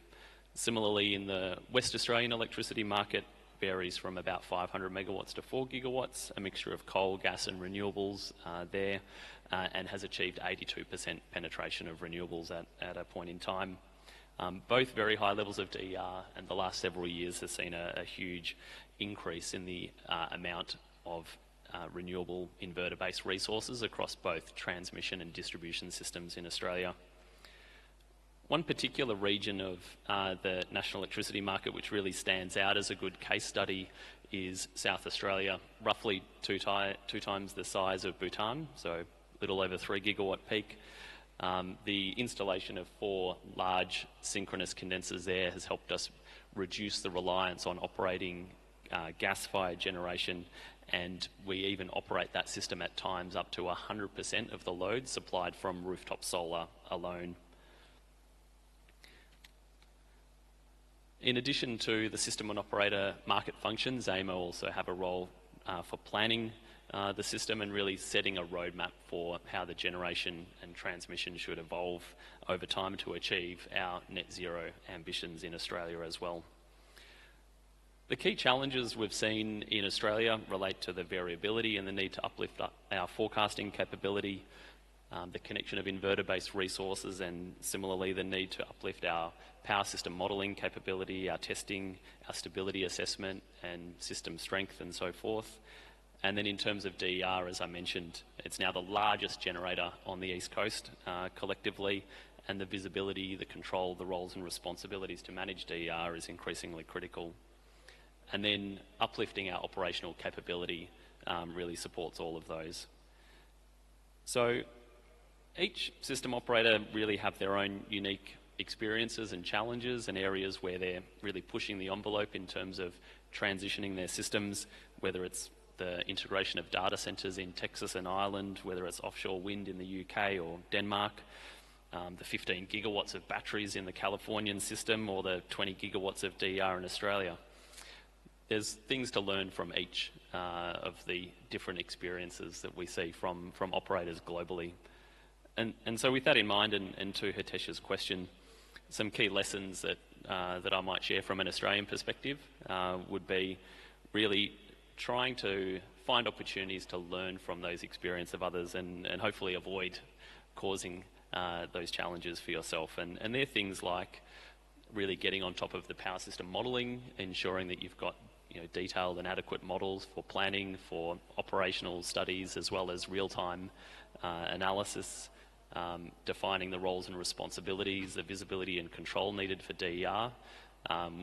We're in Australia implementing emergency backstop procedures as a backstop, as the name suggests, because in a large part to the lack of definition of roles and responsibilities, and these are things where it's ideal to consider in advance of them becoming a bit of a problem. And then control system tuning as well. For those that are involved in the connections process, you'll know once a power station is operational, going back and changing settings, revising technical standards, recommissioning can be very challenging. So ensuring you get that as close to right and future-proofed as much as possible is crucial as well. The second one I'd like to touch on is really uplifting the operational capability. So we call this operational readiness to align with planned systems in the planned changes in the system rather. So getting ahead of the curve, thinking about the types of phenomenon you might need to monitor, whether it's inertia, whether it's system strength stability, and so forth. And then the third one I'll touch on is the people.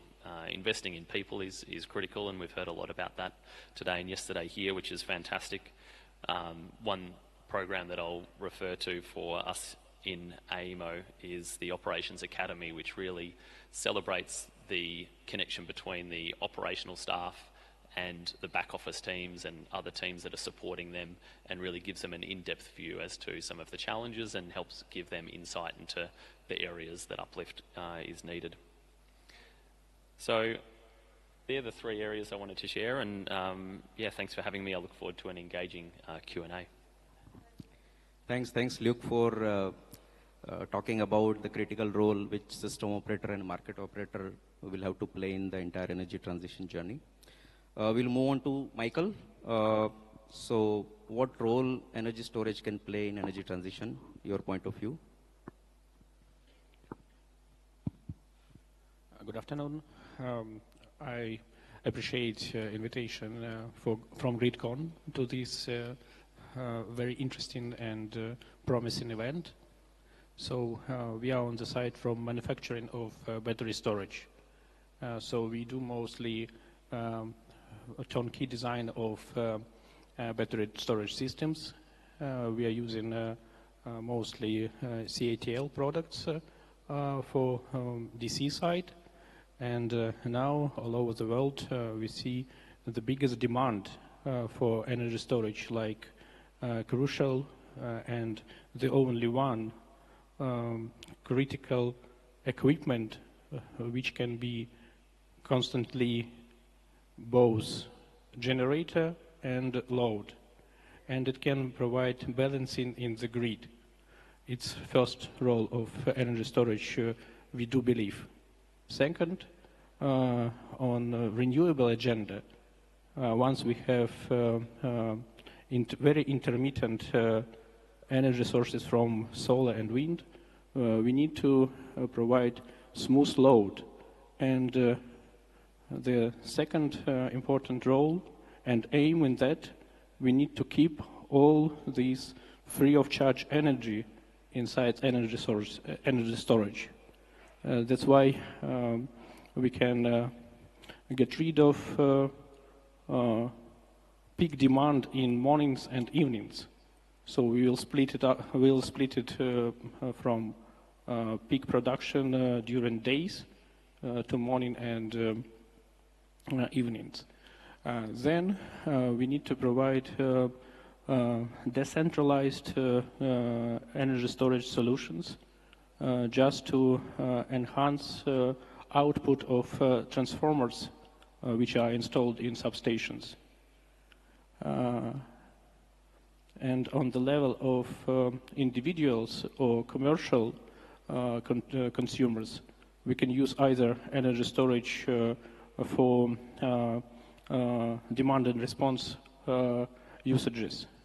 And nowadays, I think 2 last years, India is on the very good trend to implement energy storage. But challenges still are on the table about real implementation of those tenders which were announced and started. Then the second goal is to make these assets work 24/7. In this case, we need to think about service shops directly on territory of India or even different states of India together with such good and important partners like Power Grid, because they operate the biggest power lines through the whole country. That's why we do believe that energy storage is the key solution for reaching energy transition and reaching energy balance as a whole in the system. Thank you. Thanks, Michael, for highlighting the critical role which energy storage will have to play in the entire energy transition journey. Now we'll move on to Mrs. Verma. Your point of view on the role that equipment manufacturers will play in this transition journey. Thank you, Hitesh, and good afternoon all. As all of you know, that BHEL is one of the largest engineering, manufacturing and EPC players in the country. And we are present across all segments of the power sector, both conventional as well as the new and the upcoming renewable energy segments. Today I will be limiting myself to the role that equipment manufacturers can play in building a robust transmission network which is integrating the RE energies. So one of the first challenges that we face as an equipment manufacturer, and we are facing, I think everyone is facing in the industry, is the ever widening gap between the supply and the demand. I think as Vamshiji also mentioned, that there is immense pressure to bring projects earlier than I think the earlier timelines. However, there is so much scarcity, not only of the end equipments, but scarcity at all levels of components, subcomponents, even critical raw materials. And all these are leading to increase in costs as well as, delayed deliveries. However, I think that there is a silver lining. I am seeing that in the industry is also ramping up capacities. And I feel that it is only a matter of time that within 1.5 or 2 years we'll be able to see the impact that this is going to bring, and this is an interim pain that the industry is presently facing. At the same time, to crash these timelines, one thing that we can do is standardization. I think standardization is something that already CEA has done for some of the equipment. They've brought out the standard specifications. I would request that probably if they can cover a larger number of equipment. And more than that, I think it has to be ensured that those specifications are standard specifications are being followed, because I think this is being done by the central companies, but probably the states are still, you really need to bring them on board. The second point I would like to say is the adoption and assimilation of new technologies. Because with RE integration, you require, there's going to be huge stress on the grids, on the networks, and like we always say that we want, the 3 things, that reliability, availability, and stability. These are the 3 things we want from the grid. So BHEL has in the past been, with their own R&D, we have developed equipment for power quality improvement. We've done the phase shifting transformer, the control shunt reactors, the digital substation, and so on. But now I think the focus with RE integration will be on STATCOMs and synchronous condensers. Synchronous condensers, especially in RE-rich regions which do not have conventional generators. So I'm glad to say that we have already developed a model for a synchronous condenser, and we are looking forward to implement it soon. Similarly, I think HVDC and ultra-high voltage AC transmissions, I think they are going to play a very important role again. And because when you are talking about power being transmitted over long distances across regions at a very economical cost, I think HVDC and ultra-high voltage 1200 kV AC transmission, I think these are the technologies we need to look at. Again, some of the technologies, we have to make a judicious mix of homegrown technologies as well as technology transfers, because we cannot do everything on our own. So here again, my suggestion is that probably like PLI schemes that were mentioned, so they are focusing on how to enhance production. Similarly, there could be some scheme for ensuring that, the technology, is also here in India. Probably some parameters in the PLI can be devoted to how much is the in-house technology within the country. Similarly, for some critical technologies, if you have tenders, we can have purchase preferences for, people offering technologies which are residing in the country. So these are some thoughts on technology. And finally, the last point, again, as Vamsiji mentioned, I think that is the lack of skilled manpower. Especially we see at the artisan level, we are really, looking at, there's a shortage of skilled electricians and technicians, welders. And here again, I say that though the government has come out with the Skill India mission, but the industry can come up and also do its bit. Like BHL has a welding research institute in Trichy where we are doing, it's a national facility for training welders. Similarly, I would expect that the industry also pitches in and builds up its, in helping and ramping up the capacity and capability of people. So I think that is all from my end. Thank you. Thank you, Mrs. Verma, for highlighting the role of equipment OEMs, which will be playing in the entire building the robust transmission system. You also made a point, a very pertinent point on encouraging research and development in countries so that we can have indigenous equipments built into India.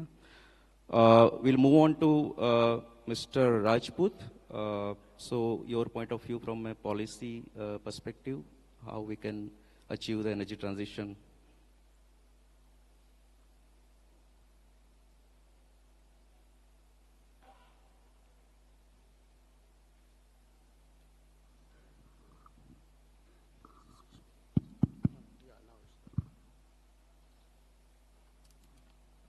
Thank you, organizers. Thank you, PowerGrid and GRIDCON team.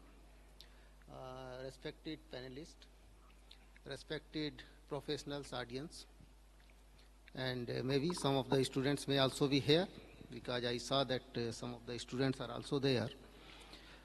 Policy, we have to take care of the manpower first, because basically we need trained manpower and the manpower which is tuned to the existing requirements. Other experts are there, those whosoever are the seniors, they are there for guiding them in managing the critical things and in arranging the things. So that will be one requirement in my time, from my point of view. And basics, some certain basics have to change. Most of our facilities have been designed, say, considering the 40 or 45 degree as the maximum ambient. But now what is happening, and the regions and the areas in which we are going, they are, say, from -20 and up to 50 or 55 also. So I think we have to have a debate on this, that what type of the equipment need to be designed to consider this equipment, and so that those robust equipment have the sufficient margin that need to be changed. And this change has to take place from the level of the Bureau of Indian Standard, depending on the requirement and the discussion of the stakeholders. Very first thing to achieve the energy transition is that we have to have a proper planning and fix our target. What our specific targets are there and what are our objectives Not that we are just rushing that we need energy transition, and we are working in several directions. Of course, multi-pronged approach is required, but we need not deviate from the defined path and the set objectives. And for those set objectives, the timelines have to be fixed. That in certain timeline, this we will achieve, say creation of certain new voltage, establishment of the transmission backbone. Presently, 18 to 26, or you can say 34 months is the time for construction of the big transmission lines. Lot of optimization has been done. Thanks goes to the supply chain issues being redressed. Arrangement of the funding and the finances. The skill set and the manpower and the construction techniques available. Of course, the forest and ROW, those are the challenges. And for the forest also, Power Grid Node and many TSPs are also here. We have done something, some interventions have been done, some guidelines have been done, so that the right of way compensation to the owners of the land, right of use, that is being rationalized. Lot of work is still to be done in this direction. Another is the research on the material side and the innovation of the new type of the conductors. Because energy transition is not only that we lay the line, how much steel, how much aluminum, how much core material have gone into, and that has consumed a lot of coal, you can say, or the carbon, and resultant emissions. So it has to be an integrated cycle, and the total cycle that in constructing this much line of this much capacity with this set of the material and with this set of the material, that need to be compared. Ranking has to be done. Another thing is that when our power lines carries current, naturally I square R losses have to be there. So if the congestion or the overloadings are there, and that's basically a planning and operation phenomena, that need to be taken care, and the congestion has to be removed at any cost. Geographical area, we have a wide and varied geographical area, and as I told that from -20 and altitude 3000. And when that altitude factor is there, we have to have the specific consideration, and the special designs are needed. Snowbound areas require special considerations as far as for the laying of the lines, erecting the towers, type of the conductors and the insulators to be used there. Next, new technology intervention, or you can, the technology is already established of the HVDC, but now the adoption is more. The HVDC and FACTS, they are the new items which are helping particularly in long distance bulk transmission and also in controlling the losses. Some of the lines which are, say, right starting from the 33 kV and right up to 220 and 400 kV, at this time they have got saturated, and that requires reconducting. So right of way issue, power handling capacity of the line, for that a reconducting plan has to be there, and reconducting plan has to be in such a way that on the specific segments the reconducting has to be done. So this is known as the optimization of assets. Similarly, the transformation capacity, the augmentation that required at many of the places, some of the transformers, particularly in Delhi, they are at very critical positions, and those need to be strengthened by increasing the capacity and establishment of new substations. Land is an issue for the establishment of the EHV substations. So some of the policies, some facilitation has to be given, and for the optimization of the land requirement, the GIS substations are being installed. But what happens, we are dependent on SF6 gas, and SF6 gas, as everybody knows, is quite high global warming potential. If it somehow leaks, so it has, say, 1 kg of SF6, at least 24,300 times of the global warming potential. So that thing we have to take care. Two ways it has to be controlled. One is the lesser production of the SF6 gas, and that can be compensated by the stored gas, contaminated stored gas, and for that reprocessing has to be done. Because what happens, 0.38 to 10% of the leakage of the SF6 is at the place, at the spot where the manufacturing of the SF6 gas is taking place. So if that is reduced, and here this leakage is reduced, and whatsoever we have that is reprocessed and comes out to be purity of the purity 99.99%, so existing installations we can take care of. The new technologies which are coming in the field of the switchgear, they are right now at the medium and 145 kV class. Those are SF3. So SF6 alternative we have to work out for the new installations, and for the existing one, what I narrated, that things has to be done. Should I tell some few more points? 2, 3 more are important, which are very much necessary. One is the Make in India initiatives. Because why Make in India initiative? One is the availability and the supply chain issues. Another is this transition business. Because if you transport whole of the things from Europe or China or USA, lot of emissions are taking place. So if it is Make in India or indigenization, the cost is less, the emission is also less. There are many things which I need to, and one is the dynamic reactive compensation. That requires a lot of working. Thank you. Okay, so thank you so much, Mr. Rajput, for highlighting some of the planning and execution related challenges. We'll move on to Joji, one of the prominent EPC players. So if you can talk about the role of EPC players in the whole energy transition journey. Good afternoon, ladies and gentlemen. Energy transition, that is a buzzword of the decade. And that's such a beautiful word. And before we go, we heard quite a lot of statistical data about that, the numbers. But let's take a pause and see from where it is coming from for India's story. Back in COP26, that is the climate change framework, we have a nationally determined contributor which is talking about 45% reduction in greenhouse emissions by 2030. And 50% of our generation will be from the renewable sources. So this put together, we have a target of 500 gigawatt of green energy by 2030. So that is the one which is leading to all those energy transition story of India. Of course, Viksit Bharat by 2047, 2070 net carbon neutral for India. So this drives a journey called India's energy transition. We have committed to the globe, to the NDCs, the National Determined Contributors, way back in 2022 in the Glasgow, I believe. We are rising to that commitment, I would say today.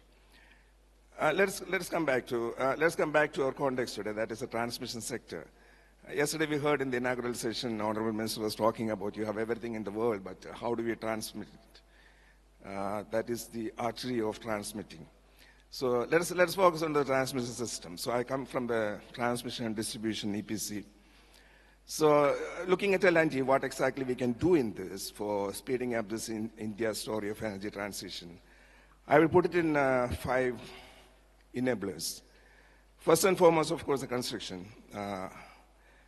Let me put it this way. What got us here will not get us there. That is the saying goes. And it is pretty much applicable in the energy transition story also. The pace and scale is unbelievable, unprecedented. We never heard of it. So we need to do the things in a different way. On that 5 parameters, the first one I would like to talk about the construction. It is majority of that is driven by the skill of the manpower. Upskilling of the manpower is one of the key determinant which will lead us to a success here. Having said that, a lot of automation, a lot of mechanization can also come in this field, whether it is in the LIDAR part of it, or whether it is in part of the mechanization of the erection part of it, motorization, precast. So these are the things in which L&D is actively involved in. We have already implemented in some of those substations, some of those transmission lines in India today. The second factor, we are an EPC, is an integrator. We are an integrator. So we all rely on the supply chain coming from various manufacturers across the globe.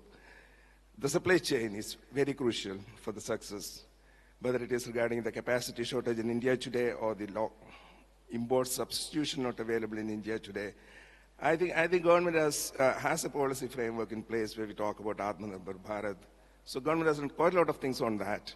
We still have electronics of HVDC still not there, or the subsea cables. These are things which we need to look at for the coming period. The third one is, of course, the framework, the policy framework, and of course, with a lot of emphasis on the social involvement of that. We talk about RRW, I would rather talk it a social involved policy rather. Let me put it in this way.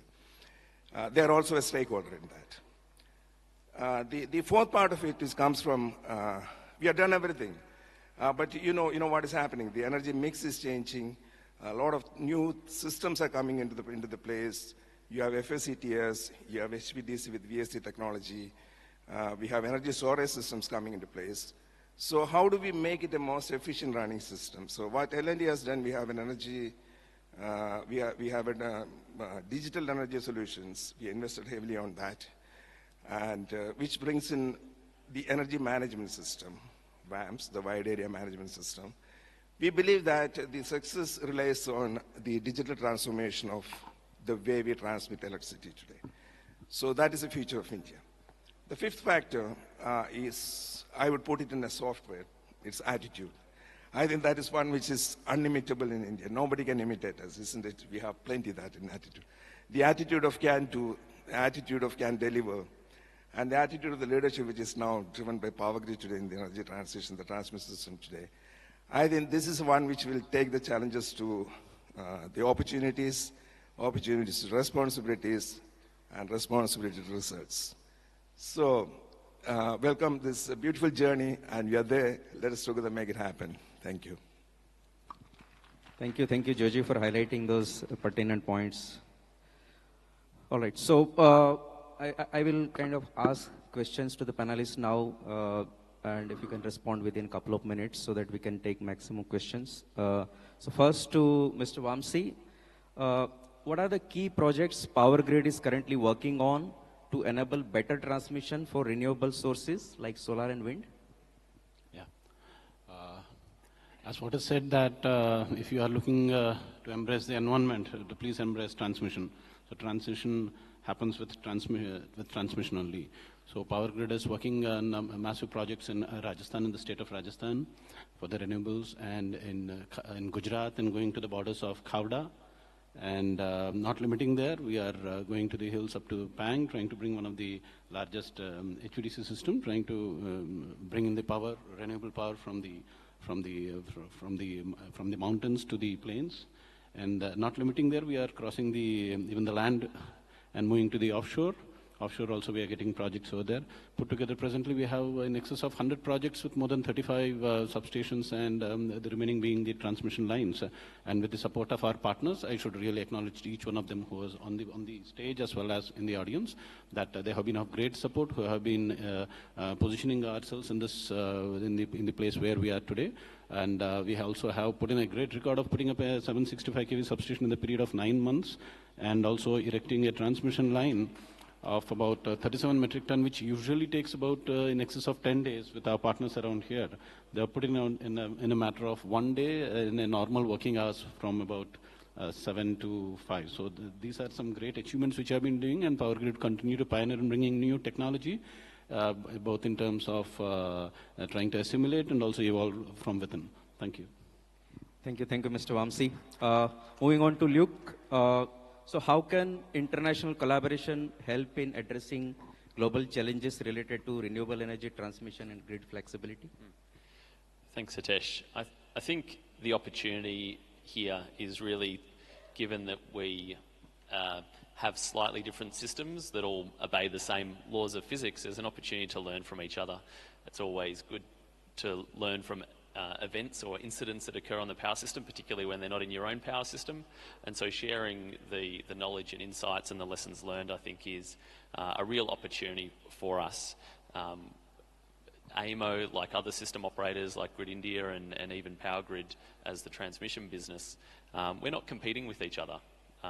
There aren't organisations that do the same thing that we do in Australia to really collaborate closely with us. So the opportunity for global collaboration is really huge. It's 110 meter.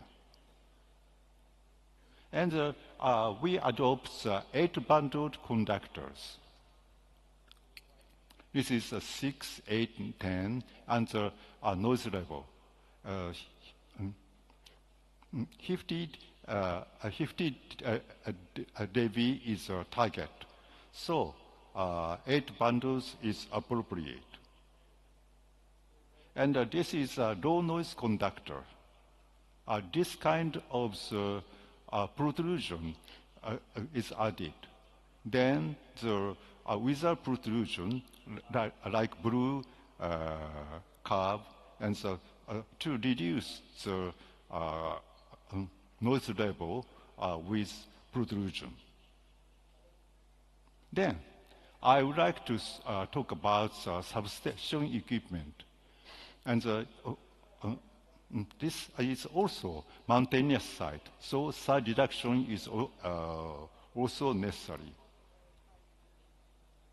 This is a UHV transformer core type.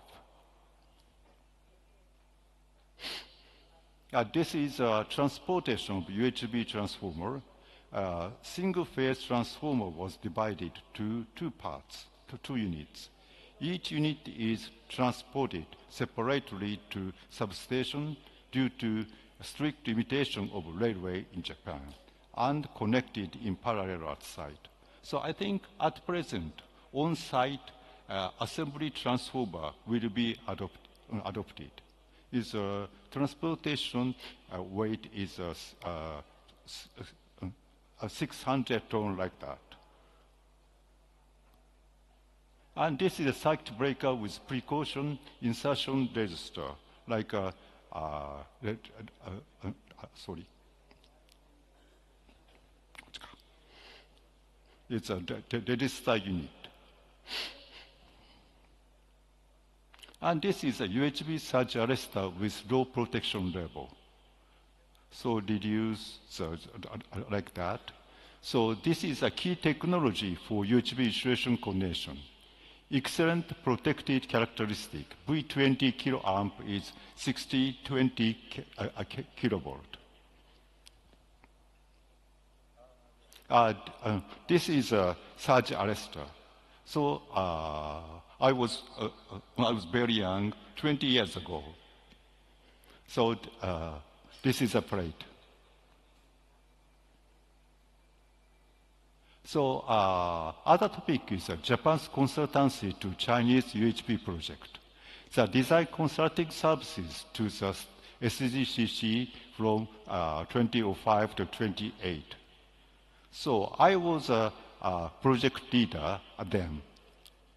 So on our consultancy, China constructed UHP pilot project. Jindongnan to Nanyang to Jinmen, 645 kilometers. They started operate to 2009. This is a present situation of UHV system in China. It's a blue line is a UHV DC, and the green line is a UHV AC. By the end of last year, SGCC has built 22 UHV AC transmission projects and 16 UHV DC projects. So there are a huge UHV grid.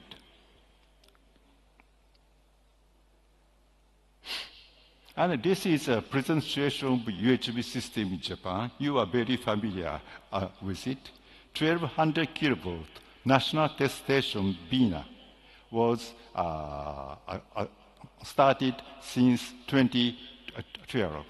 And UHV design line was constructed and operated under 400 kilovolt since 2021.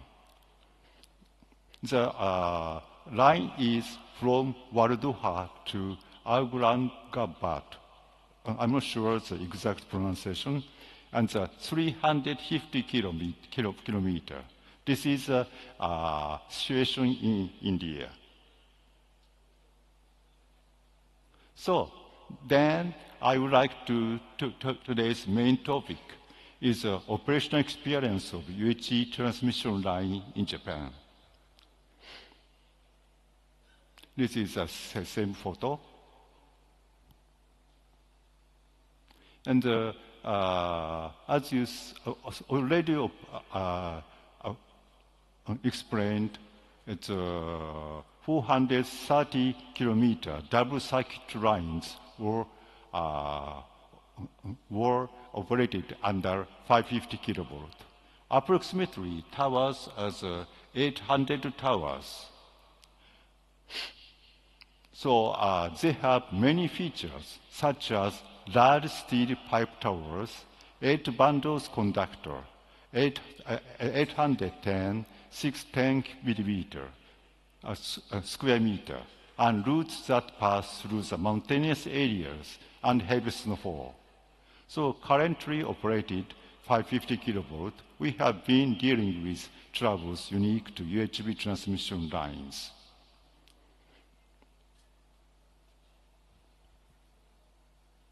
So this is a main specification of UHV transmission lines: double circuit, steel pipe type, foundation shaft type, and pile type. Conductor is like that. Insulator is in Japan. We use a porcelain suspension type, diameter 38 centimeter, like that. Number of the strings of 32 to 49, according to the contamination level.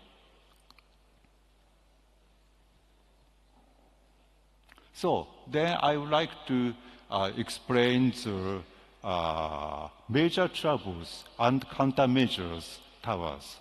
Since the UHV tower is composed of long steel pipe members, cracks and ruptures of thin steel pipe members and member dropouts have occurred by Kalman vibration. So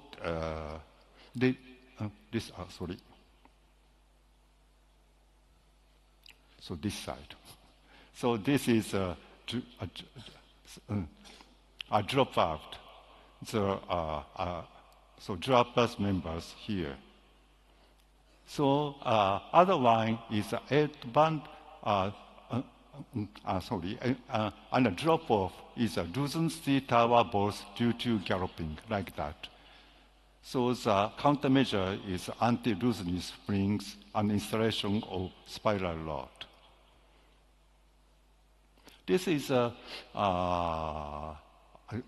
example of the suspension type string and a tension type string and pipe jumper. And this is UHV conductor, 8 bundle conductor. Other one is a conductor. So damage occurrence of 8 bundle spacer by galloping. So this is a damage. So damage here. Or spacer this is due to galloping. So we developed the 8 bundle loose spacer development application. Then this is half of the is a loose one. And the other one is a jumper. Damage occurrence of pipe jumper by galloping too. This is damage of jumper. So we replace high strength pipe jumper. So we add a rib here. Other one is an insulator. A collision damage of long insulator string by earthquake. This is a crack of the insulator. So the countermeasures are spacer between insulator were installed, like that. And this countermeasures is very effective. when subsequent earthquakes occurs afterwards. And this is maintenance of a UHV transmission line.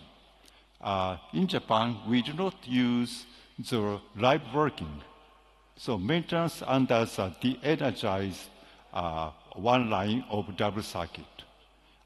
Maintenance item is a tower, bolt looseness and deformation and crackness of members, conductor, corrosion and breaking of struts, insulator damage and crack. And other one is vegetation management with helicopter loose measurement, laser measurement, and a drone. Special constellation for UHV.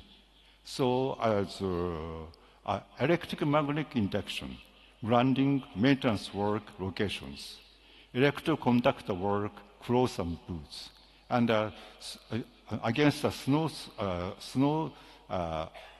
heavy snow, snow resistance ring, Teflon ring, tape, and low curie material spiral is used.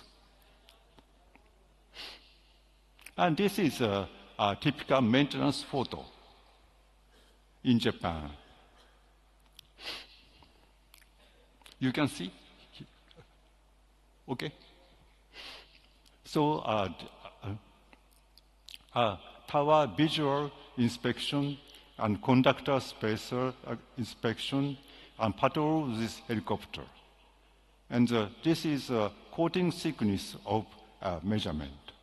And this is insulator inspection. A self-propelled insulation detector is used, and inspection with drone. Here, it's very small. And we do not adopt live working. So earthing is very important. Static induced voltage before earthing. So this is earthing is down here. So earthing is applied to the location of maintenance work to mitigate induced voltage, thereby security, electric safety.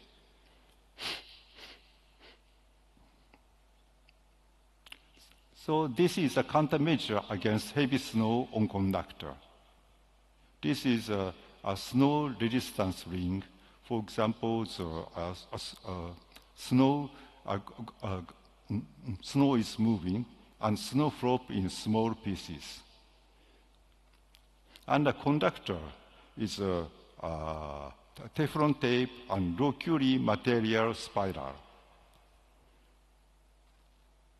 And then, so I would like to, typical features of the large-scale UHV transmission lines, lightning is, I think, seeding failures occurred much higher than seeding success in UHV transmission line.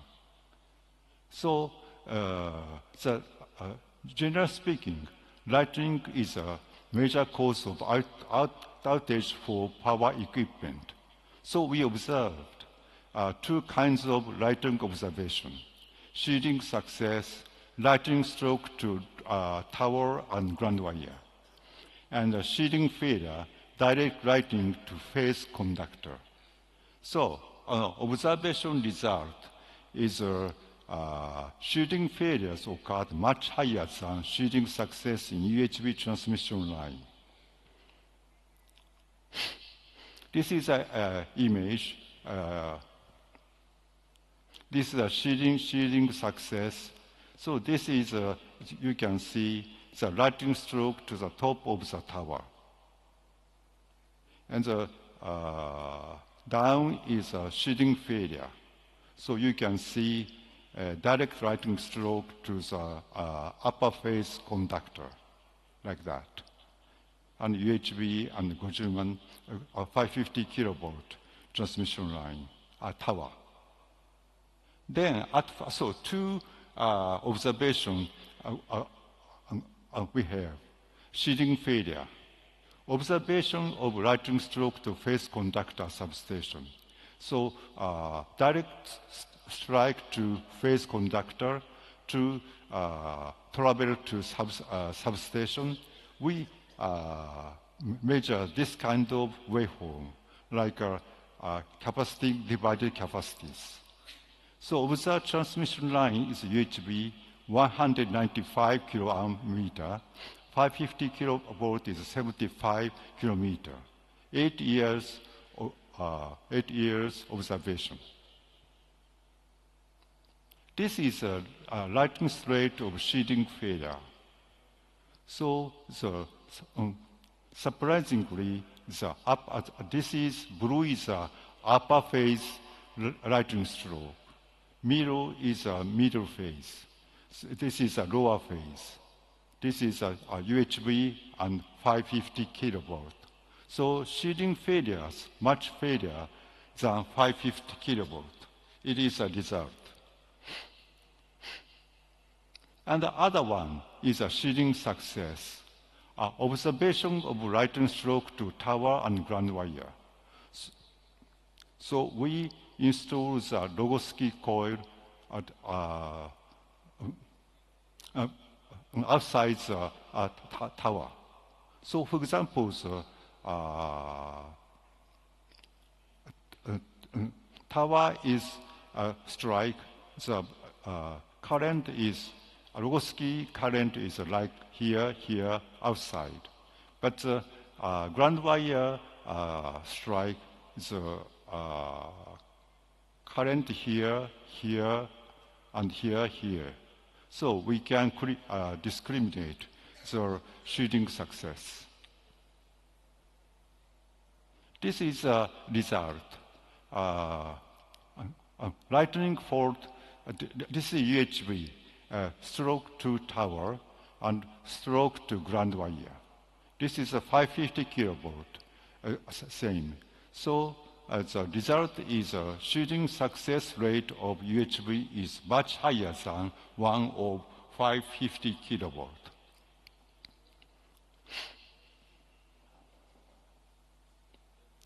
So combining these results, lightning outage rate comparison between actual and calculated one by improved and conventional simulation method.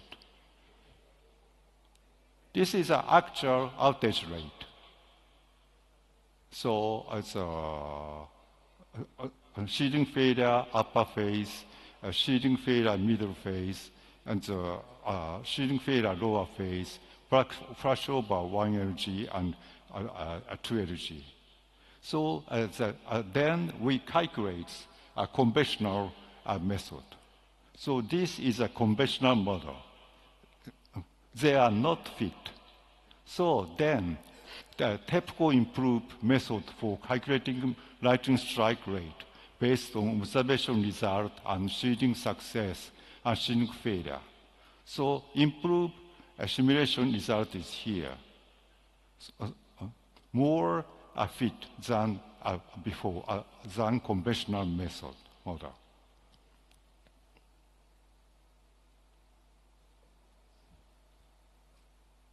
This is an improved calculation method based on lightning observation result in TEPCO. So we have no time to explain, but you can see SIGRE technical brochure 839 described in detail.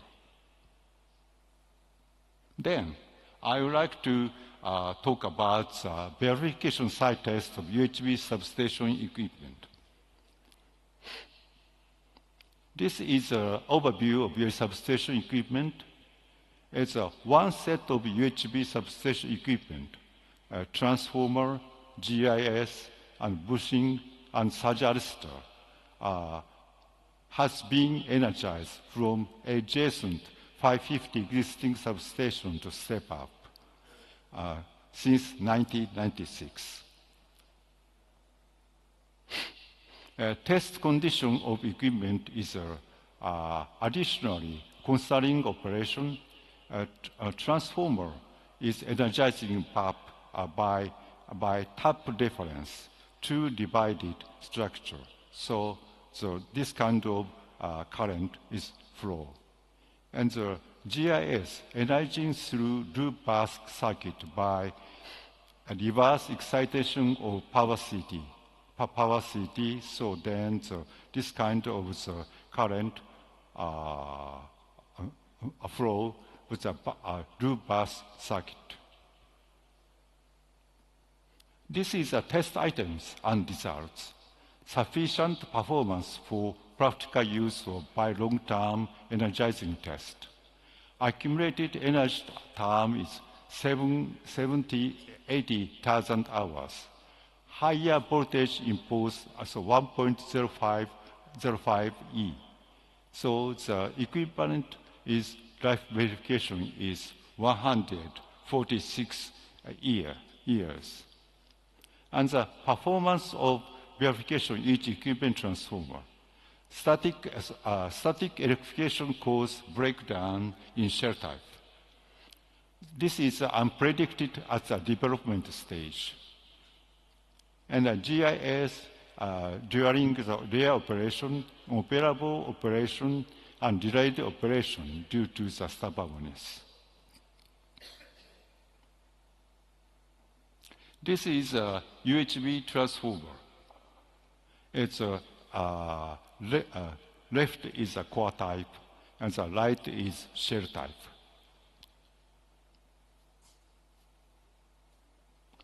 So this is, I would like to explain this.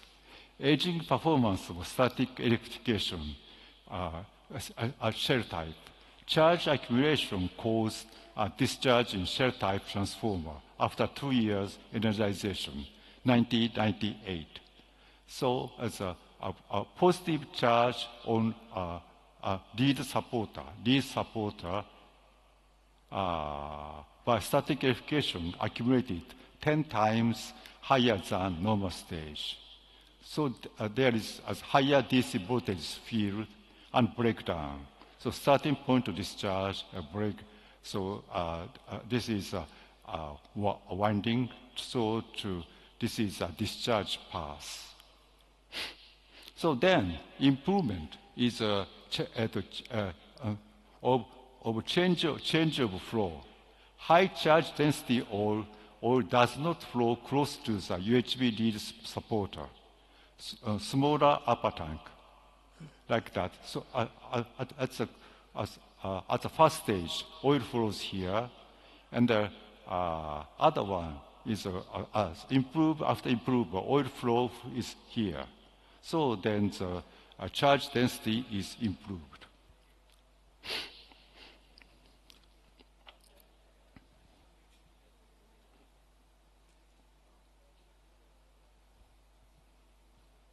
Then, I would like to speak the aging after the improvement as a shell type. So as a slightly increased trend of charge density in oil. Just increasing trend of oil, but much less than level which affects insulation.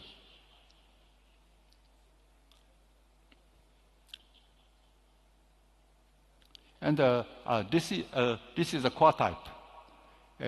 Core type also increased trend is shown past 20 years in the measurement charge density oil. This is also much less than the level which affects insulation. This is a circuit breaker with pre-insertion resistor.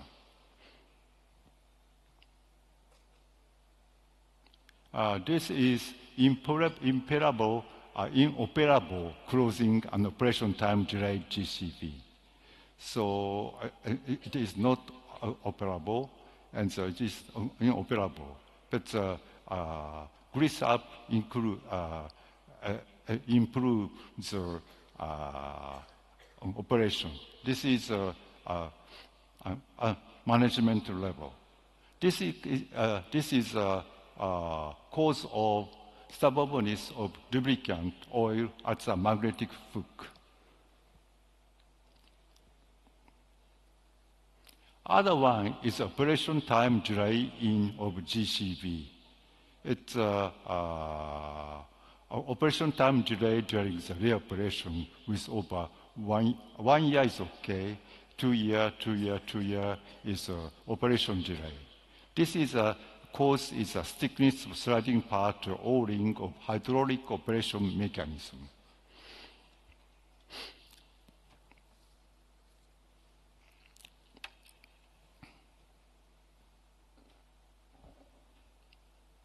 Then I would like to development high gradient of elements for GS arrestor. Half of the element thickness with equivalent protection level after the start of UHB verification test. And the merit is a simplification of arrestor component. And a side reduction of GIS arrestor, application to lower voltage level. The field test under much higher voltage stress as UHB equipment friction test. It's a leakage current is not increased. So it's a resistance component is not increased. So the UHB surge arrestor reliability is we can confirm. So this is a verification site test contribution to design and maintenance technologies in 550 kilovolt and lower voltage class. And design and maintenance technology is improved design and maintenance technology. A transformer is a static electrification. GIS easily deteriorated material for packing and lubricating ore. So change the packing material, lubricating ore, and accelerating aging test for surge arrestor applying high gradient element. So these results contributed to 550 kilovolt and lower voltage class.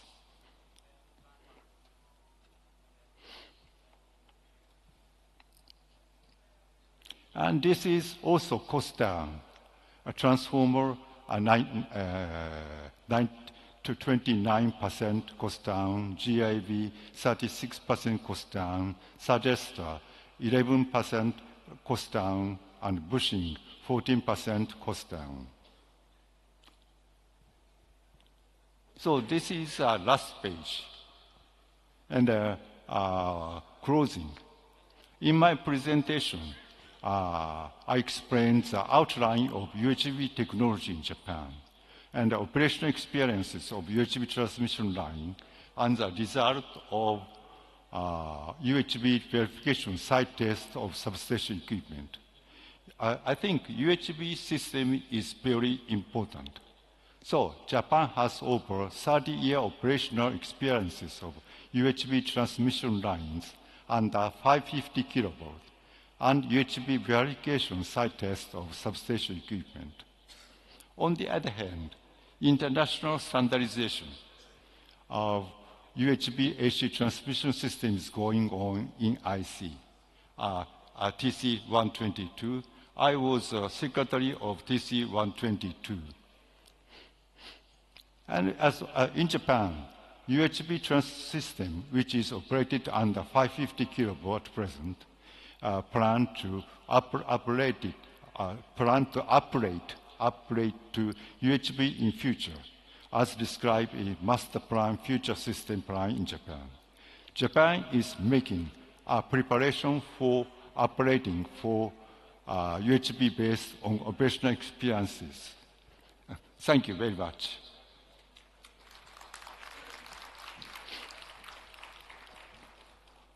Thank you, Dr. Zaima, for the enlightening session. Your expertise has given us a deeper understanding of the complexities and real-world application of UHVAC system. We now open the floor for Q&A session. If you have a question, please raise your hand and our volunteer will bring the microphone to you. Do we have any question? Yes, we do have.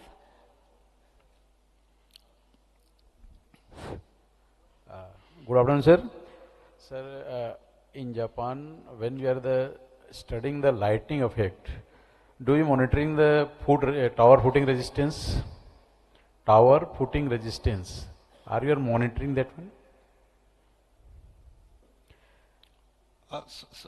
Sir, sorry, please, yes. speak slowly. Sir, during the analysis of this your lightning. Yeah. So then how you monitoring the tower footing resistance of the UHV system? Tower footing resistance. Power footing resistance. Yes. So right.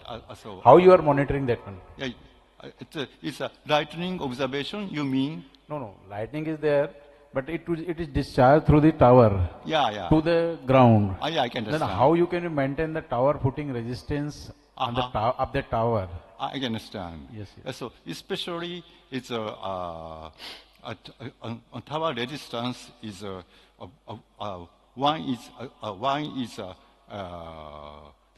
some kind of stick, and the other side is some kind of grid. Sir, question is that how you are monitoring that one, whether it is the effective tower resistance during the operation or not? Yeah, I think the only the construction stage. Okay. During operation, no monitoring system? Yeah, no monitoring system is asking. Sir, yes. Thank you very much. Another question is that, what is the ROW problem in the Japan? Is there is a ROW type of problem in Japan? ROW, right of way. ROW, you mean? Issues are there. It's a lightning. No, not lightning. Whether then any ROW issues are there in Japan, sir, in transmission sector? Usually,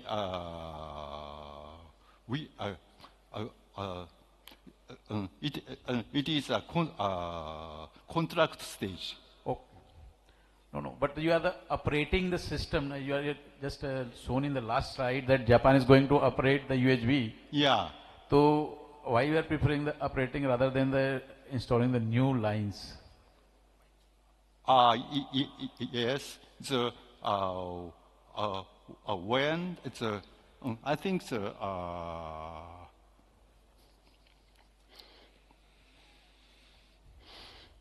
yeah, could you it's a PowerPoint again?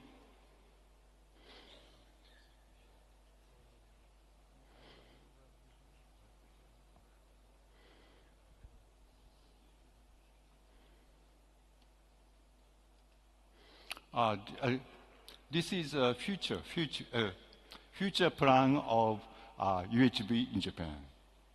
So you mean? So I mean. This is TEPCO's UHB, and the renewable energy is north areas. So the planning UHVDC is a submarine cable.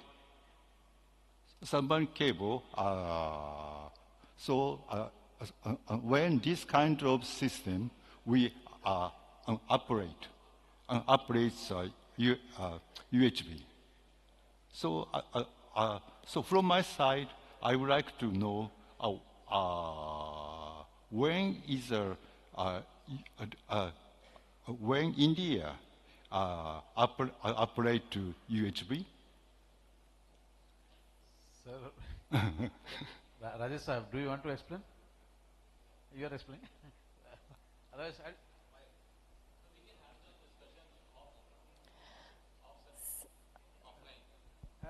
regards to the testing. I truly understand. Yeah, testing facility, this testing of reactor is a challenge. Yeah. So how you have tackled that in Japan? Is it tested for the, because driving so much of energy at the rated voltage is a challenge. So have you tested at the rated voltage or some simulation you have? As you mean the reactor? Yeah. Yes. So in UHV, our UHV is very short. Very short. It is not. We do not use reactor. So when the length of transmission line is long, for example, China. China has installed the reactor is a substation.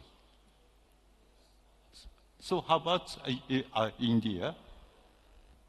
No, we need to connect the reactor to control this voltage. It will be. I respect the delegates to please kindly take this conversation offline because we're running out of time. Thank you so much. Due to time constraint, we won't be able to take any other question. Well, ladies and gentlemen, thank you so very much thank you for the cooperation. Okay, thank you. Thank you so much, everyone. Well, that was a truly engaging discussion. Thank you all for your thoughtful questions. To honor our esteemed speaker, may I now invite Shri Vibhay Kumar, Executive Director, Safety, ESG and Net Zero, to present a memento to Dr. E.G. Zaima as a token of our appreciation.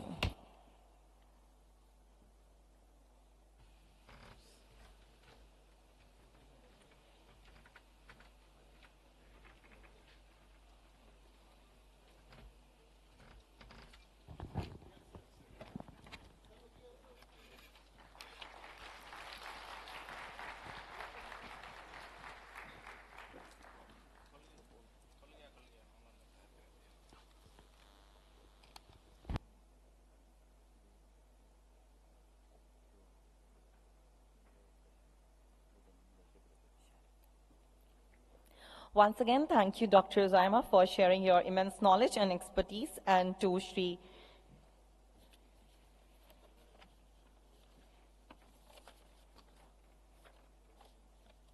Vibhay Kumar for joining us on stage. Thank you so much, everyone.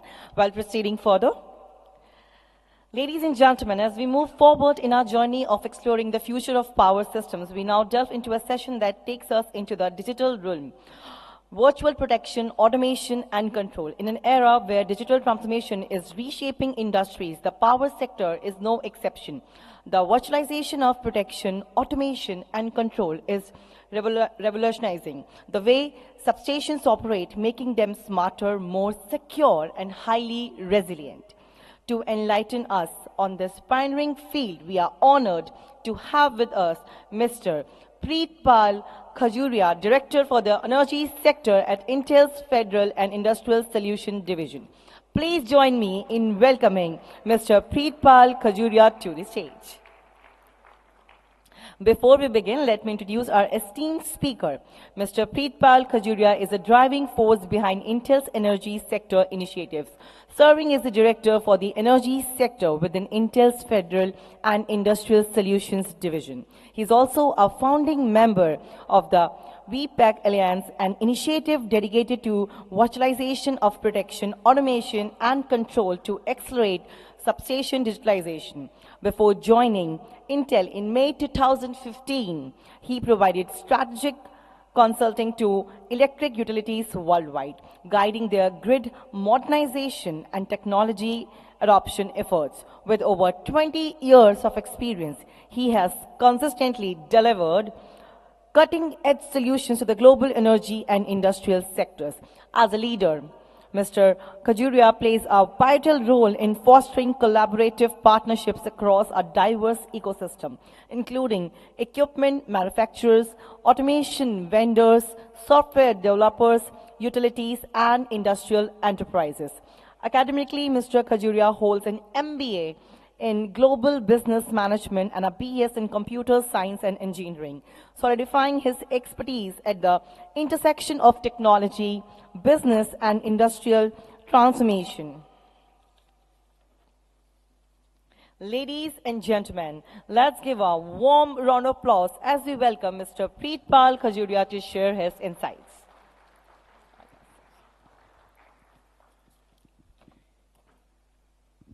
Thank you. So,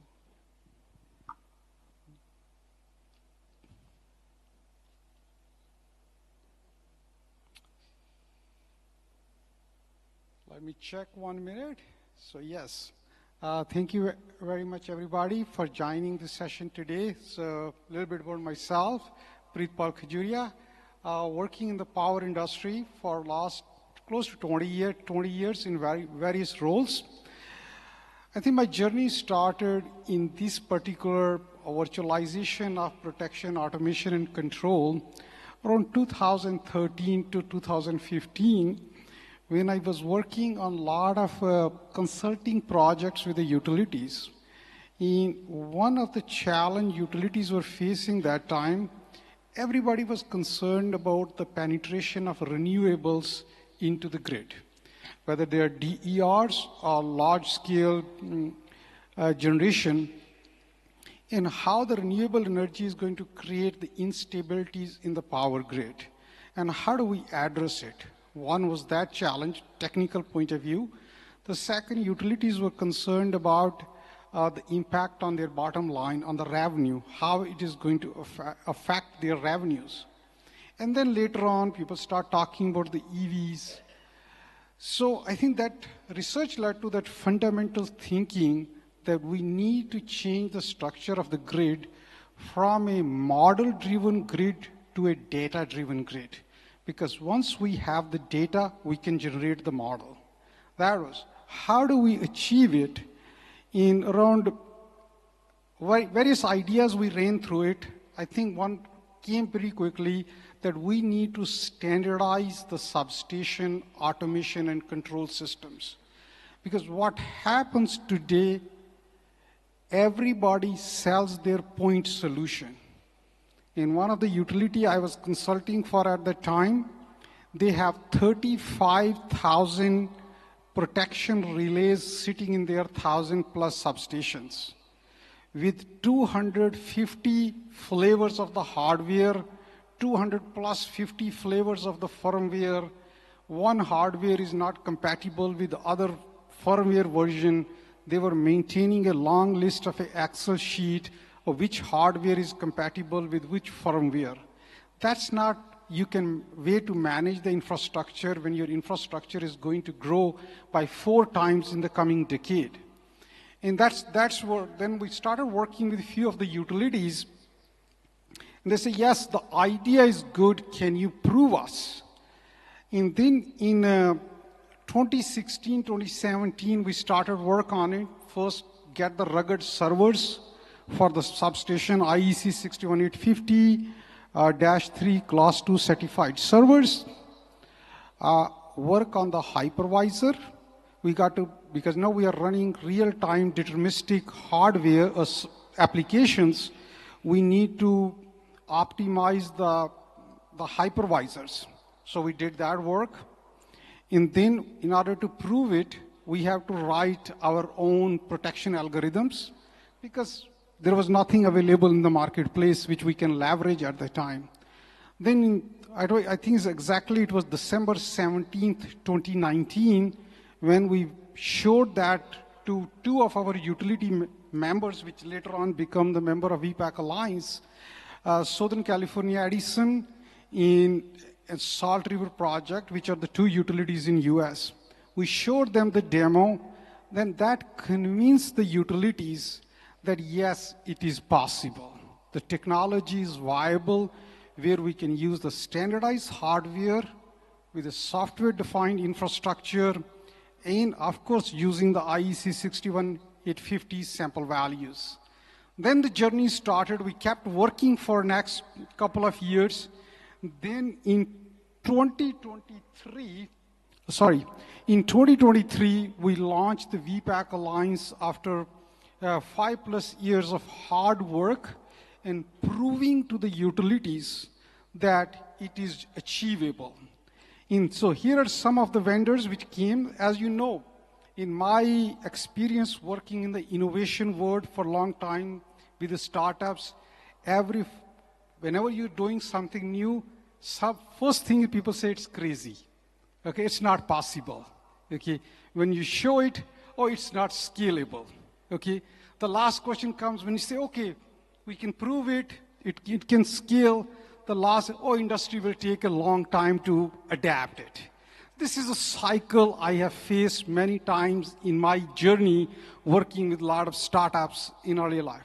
So what happened when we launched in VPAC Alliance in 2023 at DistribuTech, and we were initial 9 members. But very quickly we grew up as we deployed the more POC with the utilities and started going into the pilot phase. The adoption started picking up, and slowly everybody joined it. Right now we have close to 30 members who have joined the VPAC Alliance. So initial 9 were the founding members, then others came on, so we have everybody in it. We start the sandwich, we call it. On the bottom, we need hardware, compute hardware and networking infrastructure. Then we have a software-defined infrastructure, which we call hypervisor. We have top 2 vendors, VMware, and also Red Hat, part of the alliance, which are optimizing their infrastructure to support real-time deterministic workloads. And we can combine, and we'll discuss as more we go forward.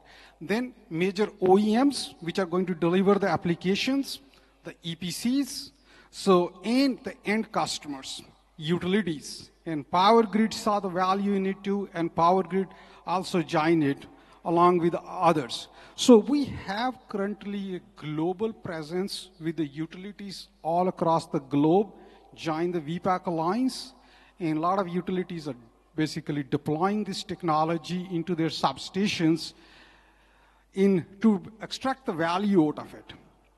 So let me share with you what's happening. I think a lot of you already know what is happening in the industry. We have one side, the large-scale renewables, whether it is solar, wind coming online, storage.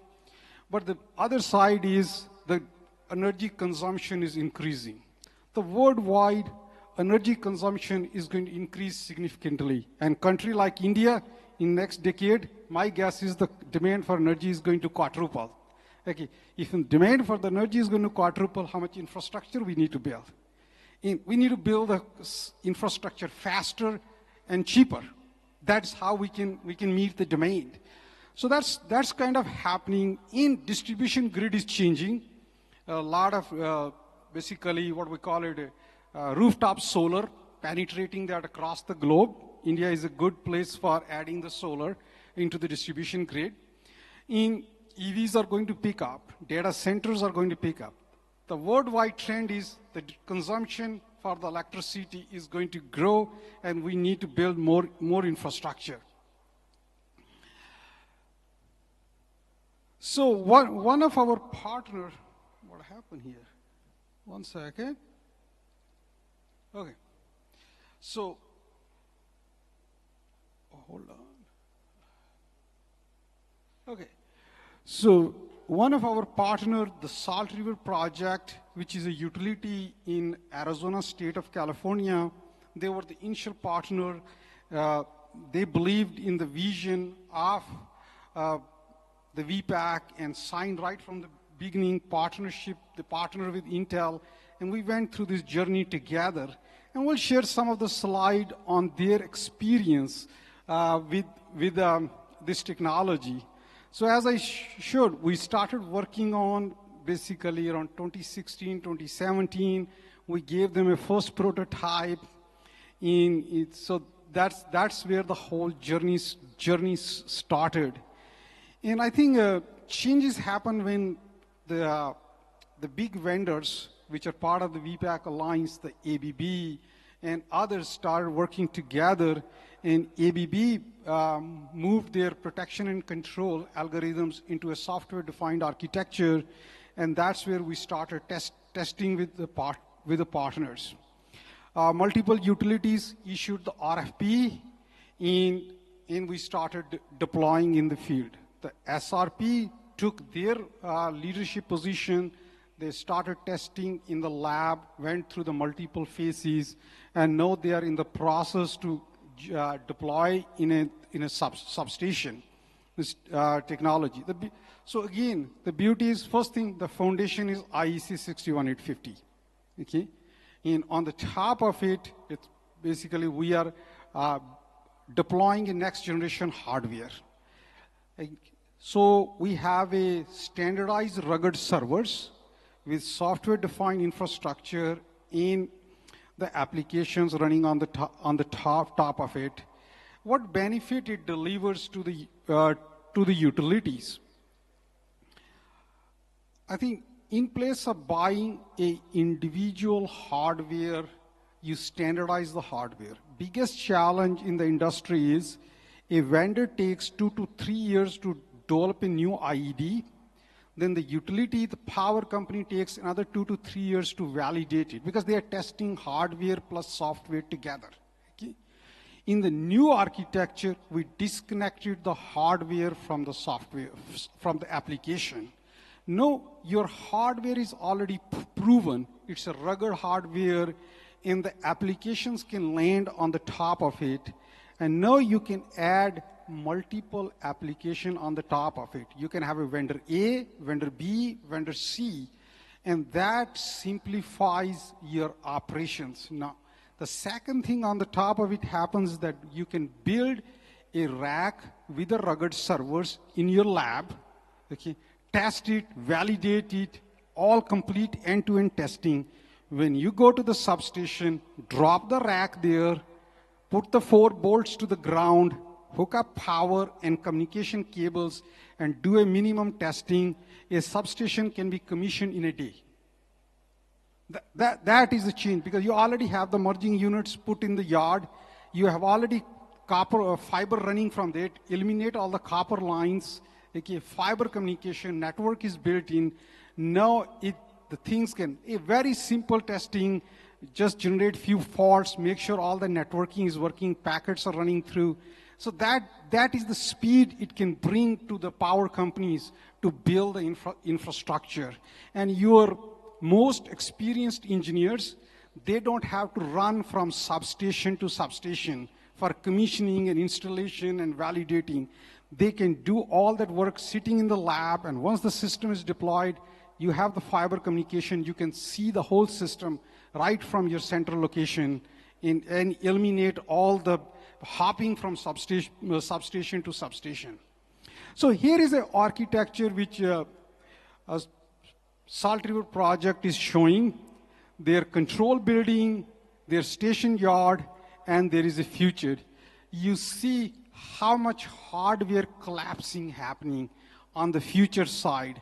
You have one rack, you can put, if you're not in a transmission side, but it's a sub-transmission and distribution side, if you want to combine station bus and process bus together, you are not regulated, you can have the single system and you can basically use a VLAN.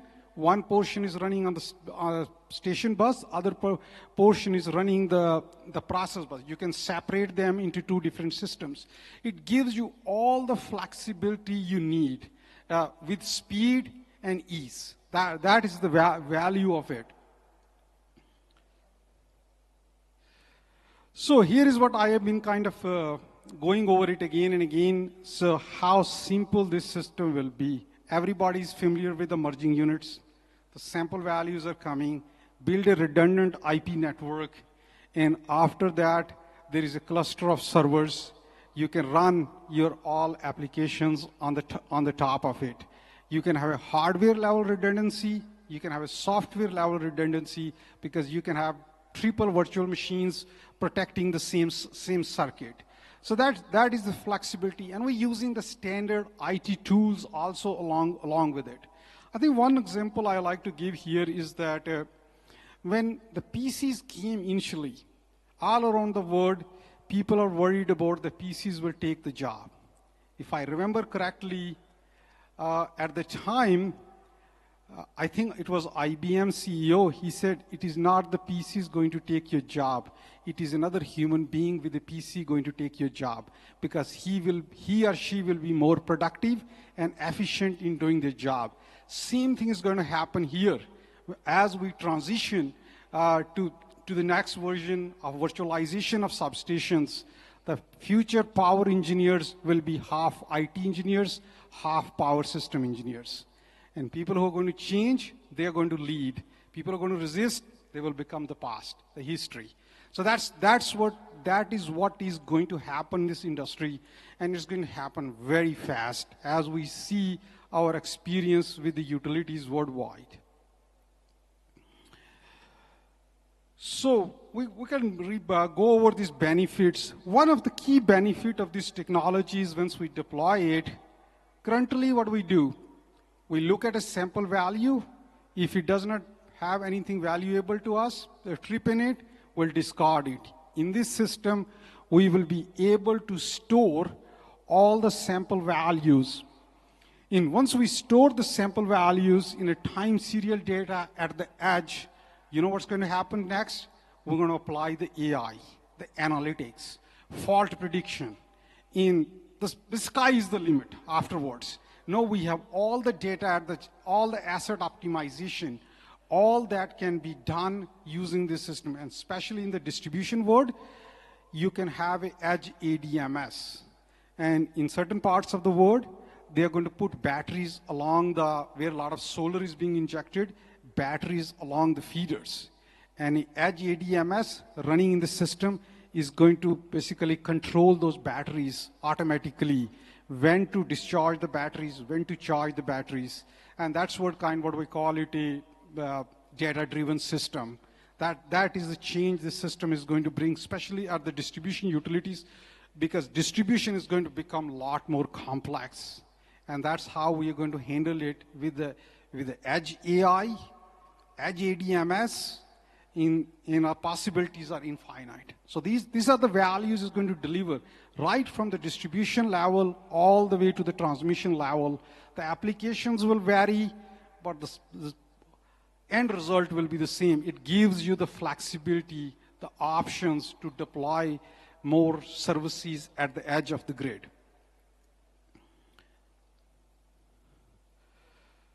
So, see, SRP has their own, they did their own analysis on the value proposition to their business, how it is going to save money for them, and what is the ROI for a utility. But in a nutshell, we did some analysis earlier. It was that it is going to reduce the number of devices by 50% in the substation, and operation and maintenance cost by 76%. But these numbers will vary from the utility to utility, how their substations are designed, how complexity they have, and what cost center, cost geo they are in, that will vary. So I think this is a very good result. So what SRP did was they took a VPAC-based system and a traditional microprocessor-based relays, and they compare them together in a lab, that when the control sequences are executing, who is the faster?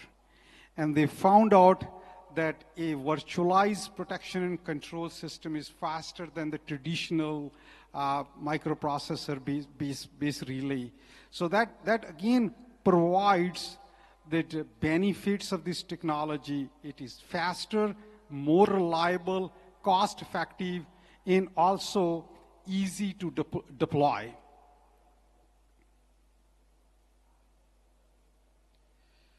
So a lot of work going on in industry. In US, APRI is doing some work also. So we started initially from the station bus, but now there's more and more. Station bus is very simple, and more testing is going towards the process bus with the utilities. So that's working. Also in UK, I think it was a Constellation project, UK Power Networks, they have been testing RTE in France has been doing work, and there are a lot of other utilities which are doing work. These are some of the things which are public information. So, as I said, the activities are going on the standard bodies. I think VPAC Alliance, what it wants to build the best practices. It wants to build a reference architecture which is proven, tested, and validated. It is not a standard body. If we find any gap in the standards, we'll go to IEEE or IEC to fill those gaps in the standards. So thank you very much for joining. I'll be happy to answer your questions. Like to have an interactive discussion. And yeah, look forward to first question.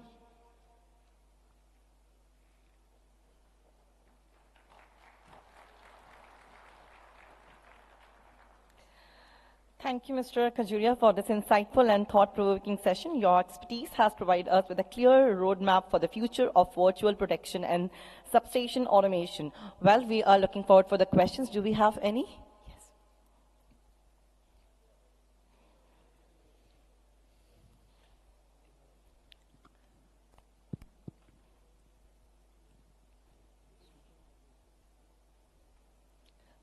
I think the microphone is not working.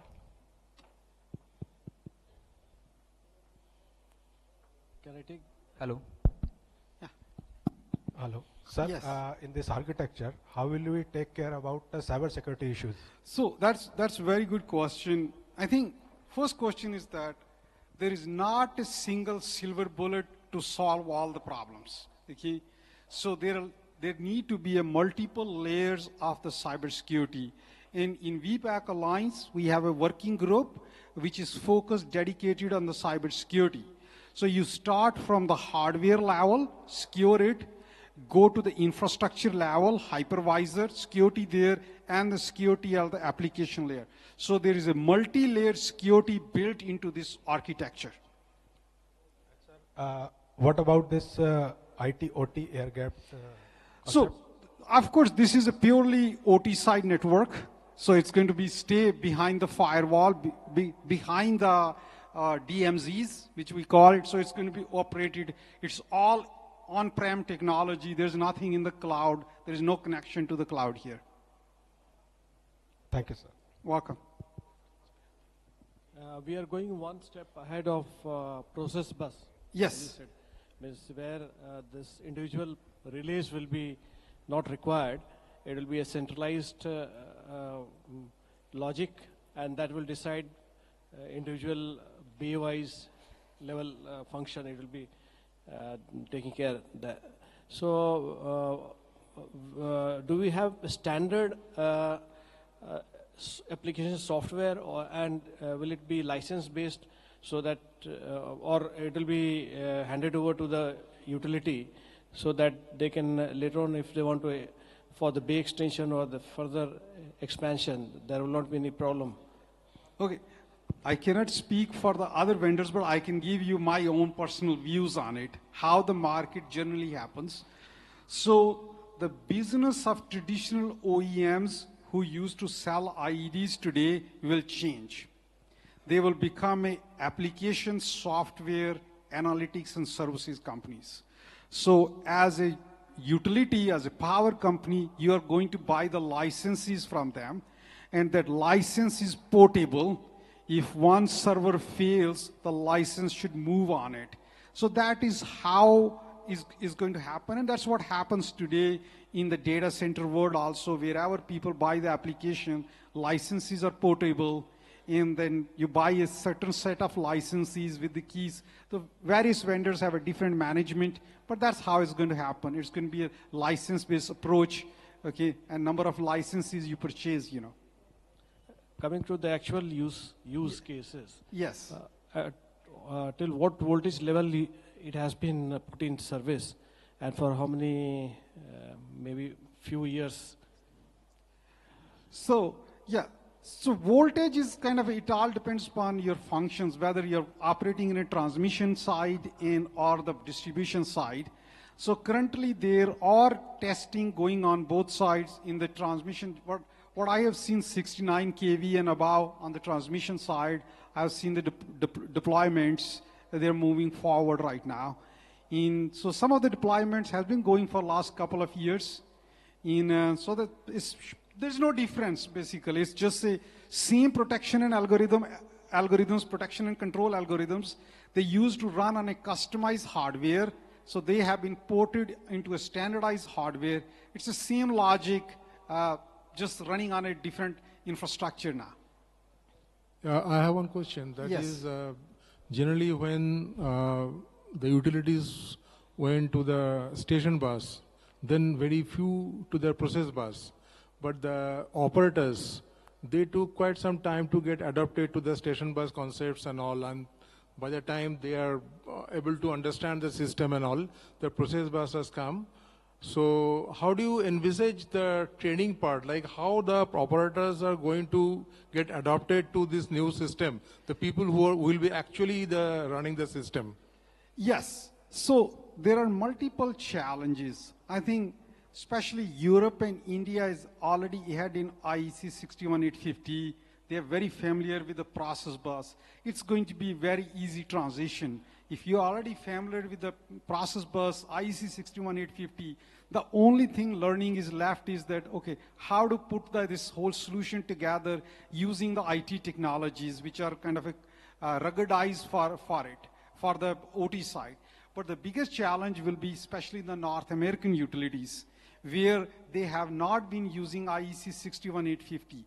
They have a bigger transition, and vast majority of the utilities there, they are right now teaching their engineers IEC 61850, and VPAC Alliance has set up a lab in US where we are bringing utilities, OEMs, anybody can come there. We have multiple 1-day training, 3-day training program, and they can come, get the fully education and move on. So yes, the multiple level of training is, and hopefully the idea is that VPAC have an academy around the globe. So we train the substation engineers on these technologies. And there's a lot of online literature we have put together, like for example, in partnership with VMware, we put together a 101 on virtualization. And also how to build a VPAC architecture using virtualization. And you'll see more and more training coming on it too. So my next question is regarding the testing. Like we have seen from the station bus, when the people have moved to the process bus, the testing requirement and the testing has become much easier, once they got the feel of it. Now, what about this system? How the testing will be in this? How much it will be complicated for that operator to do the testing? So I think testing will become much easier. So much easier than what we were doing before, because before we used to go press the buttons. Okay. Here we're going to write the scripts. And on one side, the script is controlling your RTDS system for generating the faults. And other side, it is looking at the log file created by the application after taking the control action. So you can compare it. So you can basically run a test overnight, go sleep home. Next day morning, you come, your result test is done. You analyze it. And that's kind of speed you're going to see it. There is no need for somebody, engineer, to sit in front of it and watch it. It can be all done in a passive way. And I think that will accelerate the testing cycle. Okay, thank you. Thank you so much. I think this is going to be the last question. Due to time constraint, we won't be able to take the questions anymore. But surely you are free to connect with Mr. Khajuria during the tea break. Do we have the last question by any chance from anybody? Yes, I guess sir is already having a mic, so please go ahead. Good afternoon, Mr. Khajuria. Thank you. It's been a long way since I saw you first presented at a Relaying Committee in 6 or 7 years ago when I saw you first time. And I thought it was a pie in sky at that time. So we have come a long way since then. Yeah. I continue to hold some of the things which my colleagues just now asked some of the questions. I'm come from a utility operational experience. I'm quite not there with your all concept of if things break down, it's like electricity is like air and water these days. I still feel, you can sit in a laboratory and run RTDS and do testing. When you're in a field, that's not the way world works, Yes. I don't feel that I will have an RTDS sitting in a station where it is up north somewhere in North America. It's not that, I can't do that testing in service. I think the biggest challenge, and that's why 61850 has not taken off in North America, that utilities run their system themselves, and for them to retrain, it'll take many years for us to retrain our workforce to believe in something in virtual space will give a level of reliability from 500 kV, 765 what we expect. So I'm a little bit, I get shivers still, on this technology. I think the only way to overcome the fear is the experience in training. And I think that is why a lab is put together. Everybody who comes and walks through the lab and education, then it's all clear, Well, thank you. Thank you. Yes. Thank you. I think we had one more question from that side. I couldn't, yes. Can we please pass the microphone to the respective person, please? Yes, we do have the mic there. So this is going to be the last question for you. Hi, I'm Shamim from Toshiba. Yes. My question is regarding the real-time response. So I understand there is a standardized hardware, and also you talked about a hypervisor from VMware. So what about the operating system, which plays a crucial role in the real-time response, right? So you have considered any open solutions like Linux, or how you are addressing these? So there are two solutions available. Let's go by first, if I answer your question, hypervisor. The Red Hat is the other partner which provides the KVM-based solution. And then once you create a VM, inside the VM, you have a basically operating system running, whether it is a Linux derivative like a CentOS Red Hat RHEL 8.0, for example, that is also supports, or somebody running VxWorks or any other operating system. So real-time operating system, it works fine, and we have tested with multiple real-time operating systems already. Okay, thank you. You're welcome. Well, there was a... Thank you very much. Thank you, sir. There was a wonderful exchange of insights and ideas. Thank you to our audience for your engaging questions. To honor our esteemed speaker, may I now invite Shri V.S. Behl, Executive Director, Corporate Monitoring Group Coordination Cell, Power Grid, to present a memento to Mr. Preetpal Khajuria as a token of our appreciation.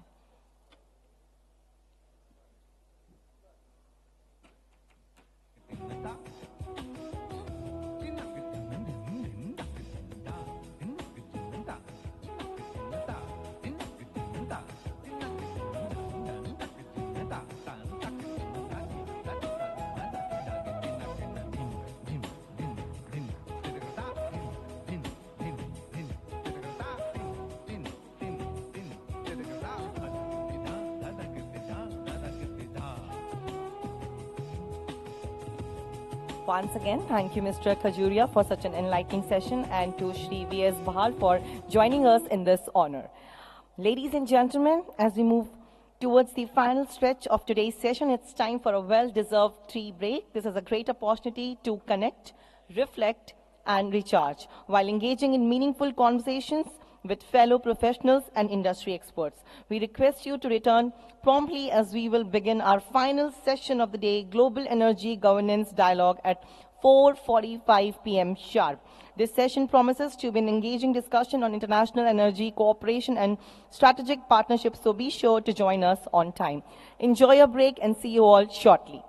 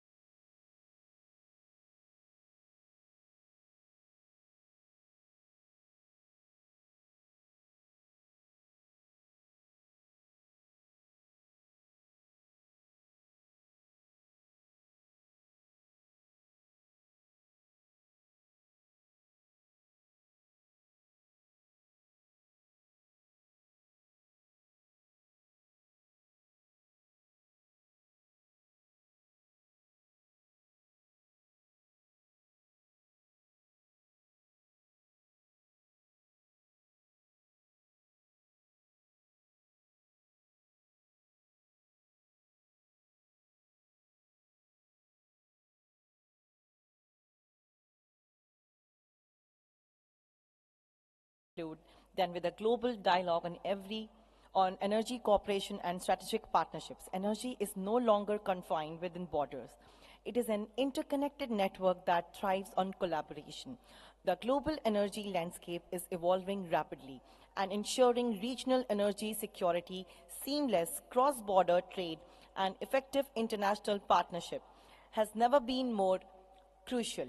Today's global energy governance dialogue will bring together distinguished policymakers and industry leaders to explore ensuring a stable power supply across borders, challenges and solutions in cross-border power trade and grid synchronization, investment opportunities and policy frameworks for global energy infrastructure, technology transfer and capacity building for developing and emerging markets. To lead this insightful discussion, we have with us Mr. Kunal Singhal, Executive Director, Utility Transformation, Climate and Energy Advisory, PwC, as our moderator. Can we have a huge round of applause for the moderator, please? Please. And now, let us welcome our distinguished panelists, each of whom brings a unique perspective and deep expertise in international energy policy and cooperation. Dr. D. Sai Baba, Joint Secretary, Ministry of Power, India. A dynamic leader and visionary policy maker with a career spanning over 3 decades across railways, transportation, infrastructure, data analytics, project planning, and international procurement. Mr. Raghuveer Sharma, Advisor Africa 50. Dr. Sanjay Kumar, Chief Policy Advisor, Climate, Parliament. Dr. Andrei Pochevarov, Trade Representation of Russia in India.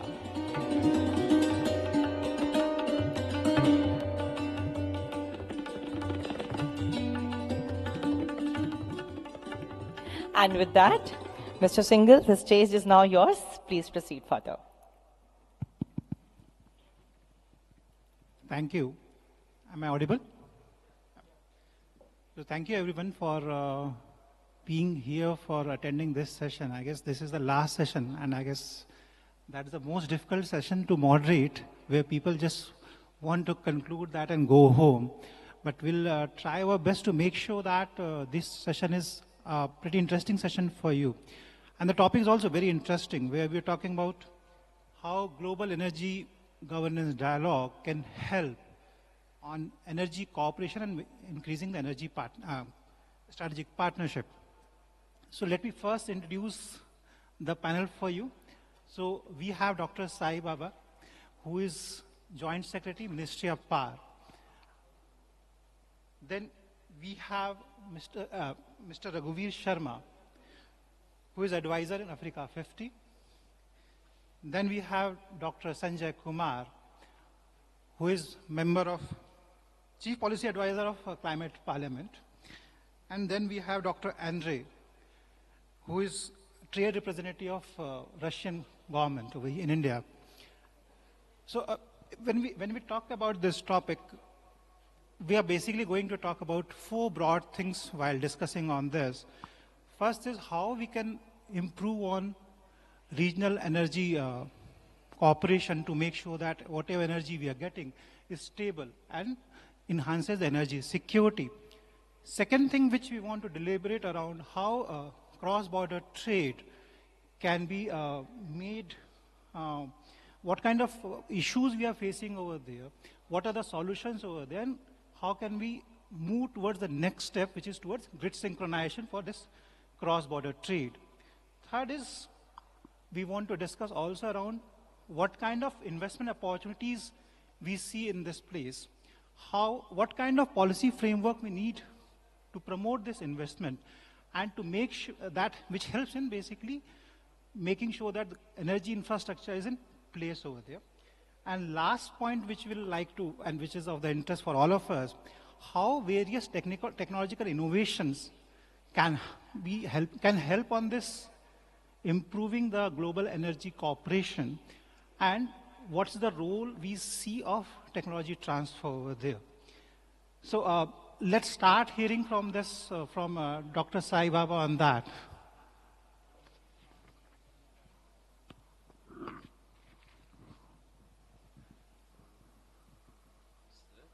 Hello? Okay. Yeah, actually, just I think yesterday in the introductory session, we have heard about the progress what we are doing. And since looking after the transmission, the Ministry of Power, really the 500 gigawatt target what has been given is a very challenging target for all of us. Actually, that is driving us, and then that actually a part of that is like we are looking more for when we look for the interregional cooperation with the other countries also, this is driving us actually. And then that is making us to just patch up with the other countries, and then we are trying to achieve a full objective on that. So just to give a brief actually, we are really progressing very fast actually, because we have a lot of investors also are there. We should know that the progress which is happening in the Ministry of Power, almost this particular year, we almost given 1.3 lakh crore worth of 38 SPVs we are transferred, which is going to add up to almost 82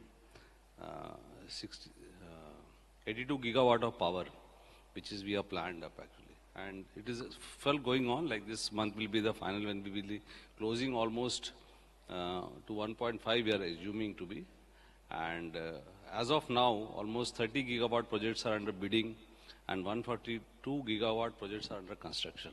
That just gives a picture of what is happening around. And when we are talking of like cooperation with the countries around us, like especially when we are looking at Nepal, Bangladesh, Sri Lanka, Myanmar, we all have a set system we are having right now. We got a joint working group, joint steering committee, then we have a joint technical committee, and then there's so all these aspects are being looked after by these committees which are formed, and we are trying to have a very good integration with the countries. Especially we are seeing that Nepal, we have recently entered into a 10 gigawatt of long-term agreement. In the next 10 years, we are going to have a import of 10 gigawatts. So right now, only one major function line is 1000 megawatt. But in the process, actually, what we are seeing is many new lines have been identified. And other countries, neighboring countries, like especially Nepal, are also very cooperative. And they are agreeing to our terms. And then we are able to now planning for 2 lines are under construction, 2 more lines are under planning. So we are working on, and many of the hydro projects are happening. Especially if you look at India being the centrally placed around all the countries, it could have a very good role in trying to associate with all the countries. And even the power has flown from Nepal to Bangladesh through India, of 40 megawatt. That is just a first regional inter-country transfer of power has happened. And it will now open up further more this thing. Because all the countries are interested to export the power through the India actually. Like especially when we come to Sri Lanka, we are planning a undersea interconnection that is going to happen. And now further, apart from this subcontinent, when I look in, then we are looking at Saudi Arabia, looking at UAE, and this side Andaman. So these are the areas, and then from there we may look for Singapore. So like OSWAG, and I'm just trying to give a bigger picture, what we are looking at it. We say Saudi to Singapore actually. That is what is our plan of getting through, and in between whatever the efforts we are making to interconnections and all, especially Bangladesh also we have made good effort, but somehow because of maybe we'll discuss it, the situation there, it has not happened. Otherwise, we were looking to, and then all looking for it, like when we interact with other countries, they're all looking for us that high voltage transmission lines which we are trying to make up. So just want to give a picture that this is what we are looking for in this country right now. Then we can talk about that. Dr. Sanjay, what's your view around that? So you're asking me? Yeah. Okay, great. So hello everyone. And as Kunal mentioned, that is the end of the day, but we'll try to keep you entertained. Okay. So I'm not a power grid person. I'm not a technological person. in that sense. I don't work in Ministry of Power. I retired as Director General of Forest in the Government of India. And presently, I'm working in the Climate Parliament as Chief Policy Advisor, which is a global body of members of Parliament. So I will basically talk about this particular thing, the global energy governance and strategic partnership from the lens of parliamentarians, basically. And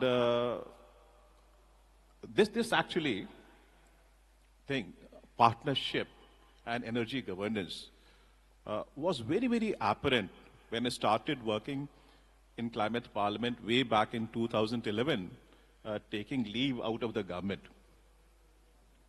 And at that time, I was Resident Commissioner of Jharkhand.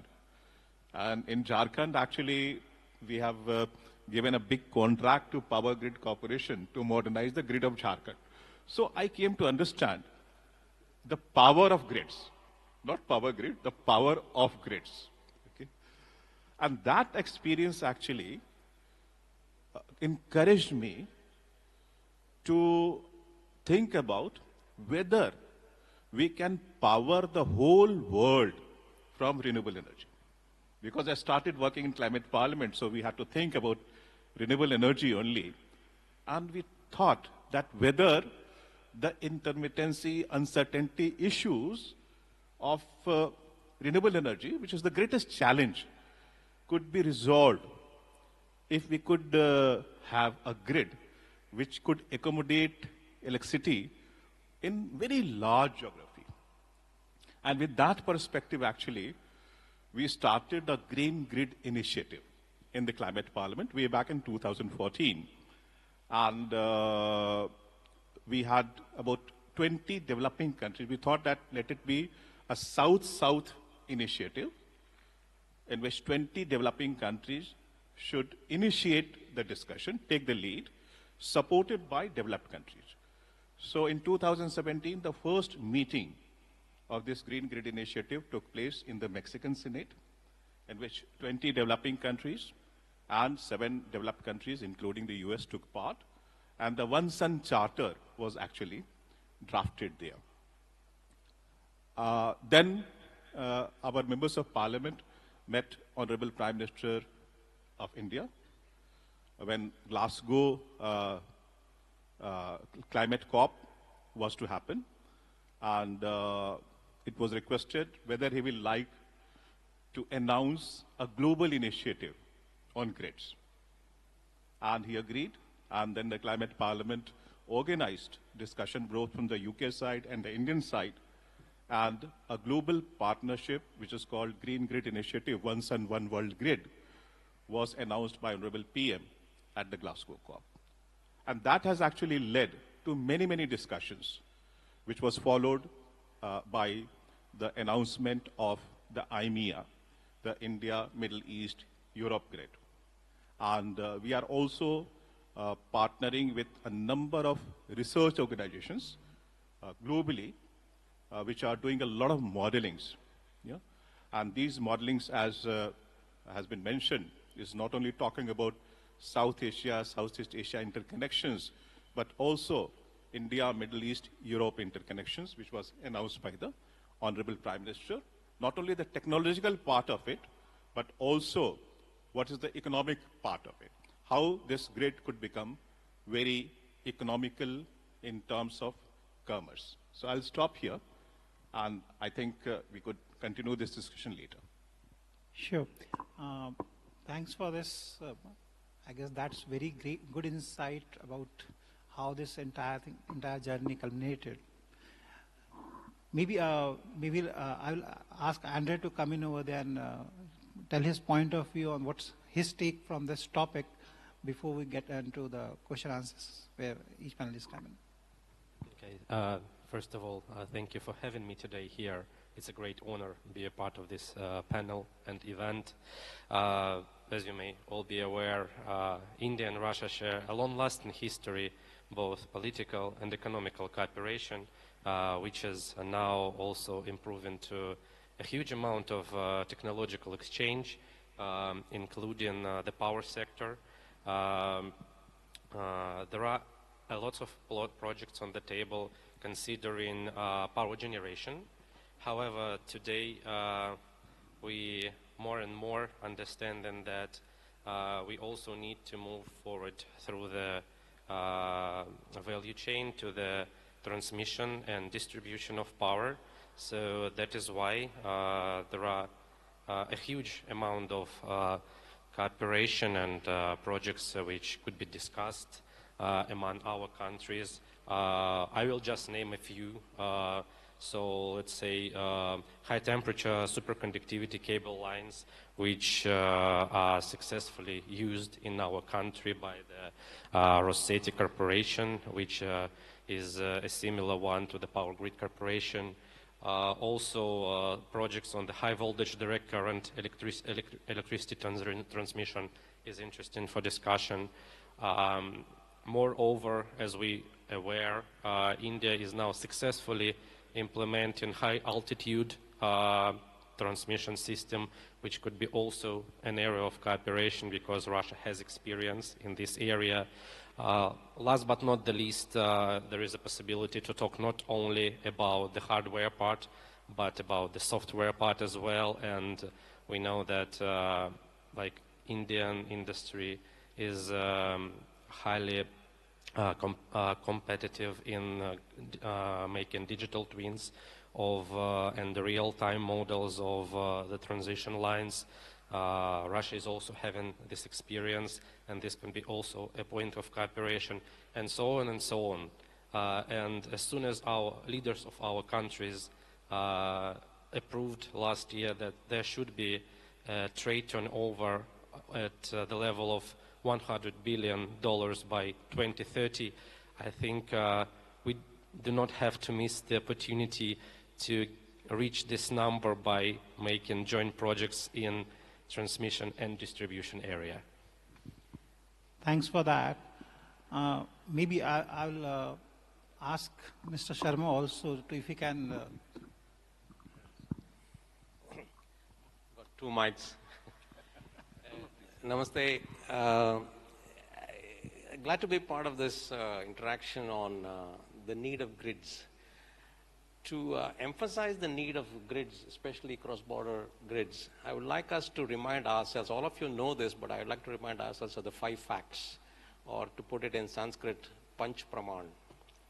First is that energy is fundamental to universal human existence, so much so that we even measure the food we intake in calories. Second is that the energy comes from the 5 elements, Panchabhutani, which is very nicely captured in one compound word in Sanskrit called Prithvi Apas Tejo Vayur Akashat, which captures where the energy comes from. The third fact is that energy can neither be created nor destroyed. We have a given amount of energy, and that we need to. Only it can be transformed. That's what we all are working towards, transforming energy from one form to the other. The fifth fact is that energy has no borders. It is where it is, and we need to build the grids. The fifth point is that the transformation of energy from one form to the other, the most form in demand is electricity. There are other forms of energy, but demand is electricity. To bring that electricity from wherever the energy resources are, what do we need? We need a grid. Because the energy resources are cross-border, we need cross-border grids. And these are how to build the cross-border grids is the subject of this panel, and governance, investments, social aspects, environmental, climate change, all of these come into play, and we in the panel will deliberate on this with inputs from all of you, and that's my opening remarks. Thank you. Thank you, Mr. Sharma. So now my first question goes to Dr. Sai Baba. So, when India has a history of where we had first regional energy trade with Nepal, then we extended to Bhutan, now Bangladesh, and we are talking to Sri Lanka also. So my question is how we can further strengthen the energy cooperation we are doing with our neighboring countries, and at the same time enhancing the regional security. What India should be doing going forward? Yeah, actually, when you look at the locational advantage of India, that is one. And second is, like Nepal, got a, like in RE side, you can say hydropower. They are quite rich in hydropower. It's available during the summer times when the you have around the rivers and all the projects which are there, which are producing the dams. So, but in the winter again, they have a problem actually. So we need to have a mutually beneficial relationship with them. Like when they have the excess power, and we knew that especially in summer, like right now, last year we recorded a 250 gigawatt actually peak power. Now we are expecting by this year it will be 270. So 270 gigawatt peak power during the summer, May, June. At that time I can get the power from the Nepal. And during the winter time when my power requirement is come and there all rivers are not able to produce, so we do it. So strategically, or you can say that is beneficial for all of both the countries. That is one way of doing it actually. Right now, what we are doing, and similarly for the Bhutan also. Bhutan also is able to produce a good amount of energy. Even I was told quite of the GDP depends much on the power export what they give it to India. So almost 4,700 MU power flow is happening between these countries. Similarly, Bangladesh, we already have a dedicated lines and even HVDC, back-to-back HVDC system is there. But we were thinking of, to feed to the northeast, we were planning for one 765 kV line passing to the Bangladesh. That is still under discussion, which is happening. So this is where we want to strengthen. Like we have a synchronous grid with both Bhutan and Nepal, but others, we still have to go for the back-to-back HVDC or that way. And now Sri Lanka was also feeling quite interested when they found, when we went there, was trying to say that there also good wind potential is there, especially now when offshore wind is catching up and their wind potential is there. So their demand, they also want to export. Actually, everybody wants to export to India, and because India has got a heavy appetite of getting the power. In spite of we going so ahead in our generation, but still we need a lot of power to come from the, especially of time when still the solar power gets stabilized with the battery energy storage, we need that power to come. So that way it is there, and then when we are going further beyond that now, because Saudi Arabia and UAE were also interested to have an interconnection with us. So that is the next step we are going. And this side also, when you look at Myanmar was also very much interested. So right now we have only one radial link is there. But again, we want to create one HVDC link to the Myanmar side. So that way we are expanding. So you can see, and then I was looking like other countries are looking at opportunity to export power. First, they were, because our principle is that the power should first land in India, and from India we will take it out wherever it is to be done. So with that perspective, we are all encouraging that first have an interconnection with India, and then whatever your requirement is, that it can be done, because we already have a very strong, I can say, cooperative network in form of JWG and JSC, Joint Working Group and Joint Steering Committee, and we have a very regular meetings with those countries. They come, one trip, they come here and we go there. That way, we have a very good relationship, and many of the issues get sorted out, and we plan up the things in that way. So that's how we are moving ahead actually in this thing.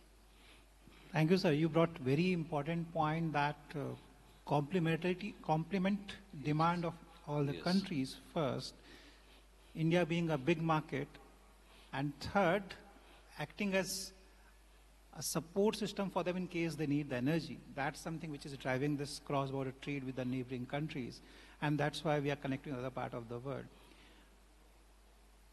On that note, sir, I will like to bring Mr. Sharma over here. So we all know that we are desiring to improve our cross-border regional energy trade by leaps and bounds for quite some time. And if you see the reason, we are the oldest one. We are having a CA in place. We have a central grid working in here. Then we also have a central regulator. Then we also identified a nodal agency for cross-border trade. So what do you think that, what are the things which we should take a step on regulatory and policy steps to promote this cross-border trade going forward further, in India also and other nations also? Thank you. I think to those of you who may not know, I played a small part in the BBIN trade in my earlier days in the World Bank Group in the early 2000s and late 2010s. Importantly, India, particularly working with the neighbors, as Joint Secretary said, working with all the committees that you mentioned, Mr. Joint Secretary, is doing a very measured approach to increase trade. Measured approach is needed because you need to continuously build the trust on both sides, and that is what the measured approach is all about. First, this approach included contracts of bilateral trade. Second, it included contracts about bringing power to India and then sending it to a third country. Nepal, India, Bangladesh is a good example. Bhutan is the one example of the contracts that I mentioned. And then eventually you change your policies rightly to enable them to participate in your exchanges, which is also a measured approach to build the trust. And then eventually and fundamental to all of this is that the grid connectivity that the Dalkapur-Muzaffarpur line happened, the Bhutan power lines, the power link and the power grid part of it, so physical links are needed to enable the policy and regulator to work. This is very important. And the measured approach that India is taking with its neighbors is the correct approach to go forward. The next step will be to integrate the entire market. That is, for example, you mentioned rightly that summer we peak, India peaks in the summer, Nepal, Bhutan peaks in the winter. So the exchanges can happen without any intervention automatically because that's how the integration will happen. So this is a measured way. Once the confidence is built and the lines are built, believe you me, this exactly happened. Once we planned the Dalkapur-Muzaffarpur line, 10,000 megawatt power generation proposals came both from public and private sectors in Nepal. And so it is both a policy regulatory framework, but also a trust confidence building framework that India is approaching. And like I said, it's the right way to go. The next one is full integration of the markets with the common grid codes, common regulatory, meaning pricing frameworks and all these things. Common pricing is already happening through the exchanges in a smallish way, but as we expand, then it becomes a single market. So I'm looking forward to those days, sir. Dr. Sanjay, would you like to add something over there? Yes, in fact, this is a very, very important thing which you mentioned, Raghuji, about trust. Okay? Trust building is the key. And in the modern energy system, actually, two main things have happened. The first is what I say, democratization of energy. What was happening till now, that energy sources are geographically located in few locations, mainly fossil fuels. Yeah? But with renewable energy now, everybody is a producer. Every household is a producer, every region is a producer, every country is a producer, the continents are producers. Okay? The challenge would be, how do we actually build a system which integrates everything? And then only the true power of this availability of energy in the world could be utilized. Okay?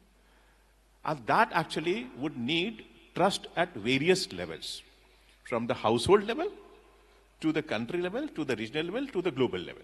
Okay? And in that actually, the trust has not only to be built at different scales, but it also has to be built at different actors level, as I mentioned. No? So the local population has to trust in your system. Why everybody should become a prosumer, why they will be subscribing to a smart grid, why they should be contributing to the creation of smart grids at the local level, at the regional level, and similarly, why countries should cooperate. Okay? This India-Nepal, for example, thing which happened, no? there was a lot of discussions which went behind the scene. And the members of parliament also played a very, very critical role in that, in fact. There were a lot of political, and what is happening, that democracy is flourishing around the world. Okay? More and more countries are becoming democratic. And with democracy, a lot of conflicts are also emerging in the country, within the countries. And managing those conflicts are becoming very, very difficult, particularly for things which needs governance at a very, very higher level. Yeah? And for that, actually, the association of members of parliament becomes very, very important. Within Nepal also, what has happened, that there were a lot of political parties which were opposed to this, India-Nepal. Yeah? They have filed a case in the Supreme Court of Nepal against this India-Nepal interconnection.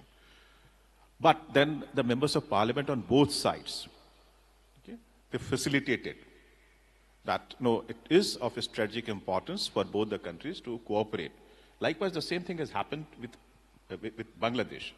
Bangladesh has been demanding interconnection with Nepal via India for a very, very long time, for more than 10 years or so. And it was one of their main grievances when we were talking to the energy minister of Bangladesh. It was their main grievance. But those grievances could be settled because also not only the governments, but also a political support from the members of parliament could come in. Yeah? So what I mean to say that when we talk of this global governance, then political partnerships also become very, very important, because that could actually bring the trust between people of two countries, people of two regions. And that's how actually we are not only trying to build trans-border, cross-country interconnections, but we are also talking of inter-regionals. You just mentioned India to Gulf. Yeah? India to Gulf, now it is being extended to Europe and Africa as well. And similarly, South Asia and Southeast Asia. And I would have been really very happy if the original vision of Raghu Sharma ji about CASA, South Asia and Central Asia interconnection would have touched India as well. Yeah? And that should be the true vision. Thank you. Thanks for this. Andre, my next question is from you. The moment we keep on talking about improving the regional energy connectivity and trade, there are loads of requirement around innovation in the front of technology, or maybe in terms of technology transfer, be it in terms of new generation in field of generation, or be it in terms of transmission also. What's your view on that? How this technological innovation and the transfer of technology can help? Yeah, thank you for the question. So, if talking about technologies, I already mentioned a few before, but what I was like listening for a couple of minutes before of that is that India is really now looking to international, I would say, connectivity and transmission, which like warms my heart, because I know that there was like a policy called in India, one nation, one grid, one frequency. And as soon as you are talking already about international projects, I can say that the internal thing is successfully done. That and now you are switching, for example, for the program One Sun, One World, One Grid, which is an international initiative which is based on the successfully implemented foundation, which is very great to hear. And it means that coming to the technological part that you already discussed in the cross-border transmission, this is also one of the area of technology sharing. As soon as you may aware that Russia has a very long border connected with various countries, and we do have similar challenges into transmitting power from Russia to other countries, including the CIS region and some others. So this is also the area where we can share our expertise But I do agree that it's not only about the hard skills and hardware and transmission lines, it's about trust as well. So it's not just technological, but also like a political and trust thing on all the levels. So at this point, yes, I totally agree with that.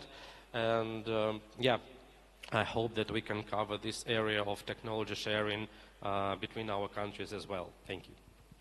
Thank you. Mr. Sharma. Yeah, I just wanted to also highlight and bring as a grid all the points that were made by all these panelists.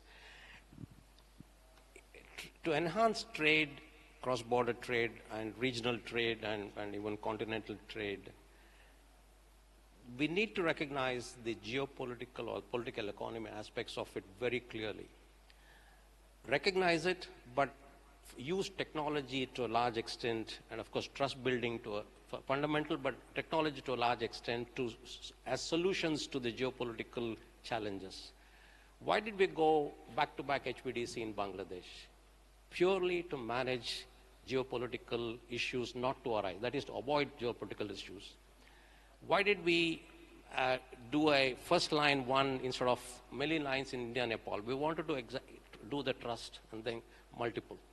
Similarly, why are we planning an undersea cable connectivity to Middle East? Is to we need to avoid one neighbor to the west which we can't work with.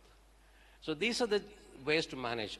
Fortunately, technology comes into play. As it was discussed, HVDC back-to-back in Bangladesh, HVDC underwater cable to Sri Lanka, and there is Norway has linked to UK and Netherlands through underwater cables. So we have the examples. We know the technology is there to make it work. So technology is very important solution provider in order to make this geopolitical thing.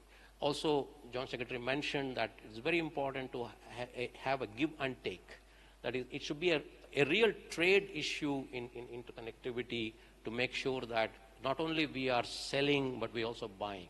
And that's, it's very important. So geopolitical aspects are very, very critical and important. And technology is the way to go for finding solutions to a large extent, in addition to the trust and confidence that you build with each other. Thank you. So that brings very interesting question over there. So what's the view of this panel on, can we, through this energy partnership, can we enhance our diplomatic relationship with our neighboring countries or South Asian countries?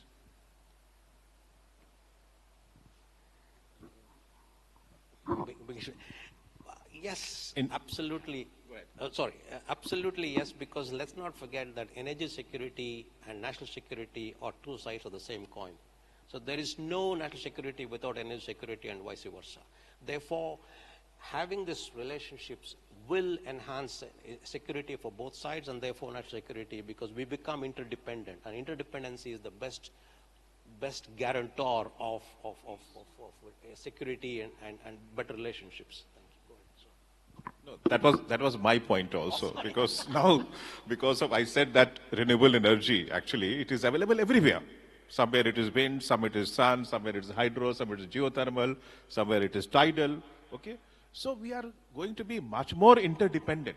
And that interdependency, if we are able to manage through good grids, which actually Power Grid excels at. I'm actually one of the greatest advocate of Power Grid Corporation of India on all the global platforms. That they are one of the best in the world, and we really look forward to you. In fact, when we have been talking at the international fora, we have been discussing that how the green energy corridors of India could be expanded. Okay, you are already talking to Singapore. India-Singapore interconnection is going to be there. There are already talks. Australia is already talking to Singapore to export 10,000 megawatt power through Sun Cable. Company Sun Cable is already there. They have already accessed the land rights through Indonesia for that. Morocco is getting connected to UK. Okay. So all these interconnections which are happening actually, they will create a kind of interdependency which is much more enmeshed and much more complex. So once it is there, it will be very hard to break. And it will be a guarantor for a very long-lasting peace. So rather than a unidirectional flow of energy, now what is there that we are all interconnected across the world. And the point which Mr. Raghu Sharma made is very correct. And that is what we are actually experiencing in Africa also. Africa has large number of power pools, you know better than me. East African, West African, Central African, Northern African, Southern African, okay? And each one of them are now trying to create a very good system through which they can not only interconnect with each other, depend upon, harness each other's strengths, and also create a system which is the cheapest for them. Yeah. Thanks for this. Let me bring another important point. If we see worldwide, almost 116 countries are net energy importer. And the moment I say net energy importer, it means in terms of coal, in terms of gas, in terms of oil. And in these 116 countries, 86% of world population resides. So it's very important that how we can ensure that by energy cooperation, can we provide a way to these countries so that their supply chain on this entire energy transaction doesn't get disrupted by small geopolitical tensions. So that brings another interesting point of view around. Now, with the advent of renewable, we all are talking about how renewable energy can help us in reducing the climate impacts of fossil fuel and reducing the temperature, etc. At the same time, we all are also aware that the renewable energy is something which is intermittent in nature and difficult to manage in terms of a large renewable energy being managed by a single grid. So what's your view around how this regional energy corporations or transactions can help us in achieving the climate sustainability goal? Dr. Sir. Should I attempt an answer? I'm not a technologist. Not asking from technology angle altogether. It's a very, very technical question, but we all know that different locations could have advantages in different forms of renewable energy. That's one. So Southeast Asia may be very good in geothermal. And as Dr. Sai Baba mentioned, Nepal and Bhutan are very good in hydropower capacity. And there is a lot of complementarity also because of not only the geographical differences between countries, but also longitudinal differences. Yeah? So the latitudinal, longitudinal, other geographical, altitudinal differences and the nature of energy consumption. The nature of energy consumption may not be the same in all the countries. So this diversity actually is at the heart of energy cooperation, which will bring about the element of complementarity. And once we have this complementarity, then a lot of issues could be resolved. But also, which is very, very important to understand, is that two things have to happen if we have to limit our global temperature to below 2 degrees Celsius. Presently, the share of electricity in total energy consumption is somewhere, please correct me, is around 23%. Yeah? But to bring, to keep the temperature rise to 2 degrees Celsius, the share of electricity in total energy consumption has to rise to almost 50%. Okay? How do you actually increase electricity in the energy system to such an extent? Obviously, renewable energy is one of the solutions. And unless renewable energy integrated together, yeah, it will not be possible. And also what is happening that because of this threat of climate change, new opportunities are being created. Okay? Now pumped storage is becoming so common. Okay? In India alone, as the chairman of Western Ghats Committee, we have received applications for about 150,000 megawatts. 150,000 megawatts. Yeah? Green hydrogen. Yeah? And if we believe the figures of OECD, India is the cheapest country in the world in terms of cost of production of solar power. Although we import all the materials, most of the materials from China, the cost of per kilowatt of solar power is the cheapest in the world in India, even compared to China. Yeah? And that makes actually India as one of the most favorite countries. Or in that analogy, a lot of countries in Africa, one of the most favored countries to produce green hydrogen at a very, very low cost. Yeah? Presently, it is about $5 to $6 per kilogram, which has to be brought to the level of gray hydrogen, which is $1.5 to $1 per kilowatt, per kilogram. Okay? And that will only be possible if we are integrating renewable energy 24/7 in a very, very cheap manner through integration, good grid integration. Okay? And that would actually create not only new opportunities of economic growth tomorrow, but also it will be very, very important for fighting climate change. So new opportunities are also being created. Thank you for that. If we see South Asian nations, we all are at different level of evolution in terms of energy sector. So be it in terms of regulator, for example, India has a regulator from 1998, while Nepal set up the regulator as late as 2019. We have unbundled entities from quite some time operating in the market, while we still have Sri Lanka, which is a vertical integrated utilities. We have a multi-buyer mode market operating for quite some time, while in most of the other places, single buyer market, which makes us quite a bit of diversified in nature in terms of what kind of markets in operating, what kind of utilities are operating, what kind of regulators are operating. And that makes investment in this any cross-border trade arrangement, be it any project generation project or be it the transmission lines, very difficult. Because how you'll finance a project when recovery of that cost is not that certain, because principles varies across the region, across the boundaries. So what's the view of I'll keep this question open for all the panel members. And what's your view around that? How can we make these projects more investable, where we can easily get funds also around it, and commercially viable on a standalone basis rather than looking for support from any government grant, etc.?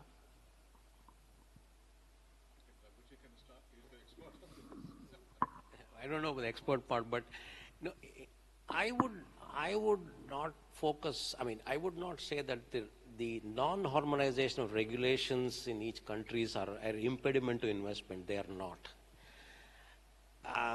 Because just the planning of the physical infrastructure and the simple policy changes that Government of India brought with Government of Nepal and Bhutan to say, I will do a contracts.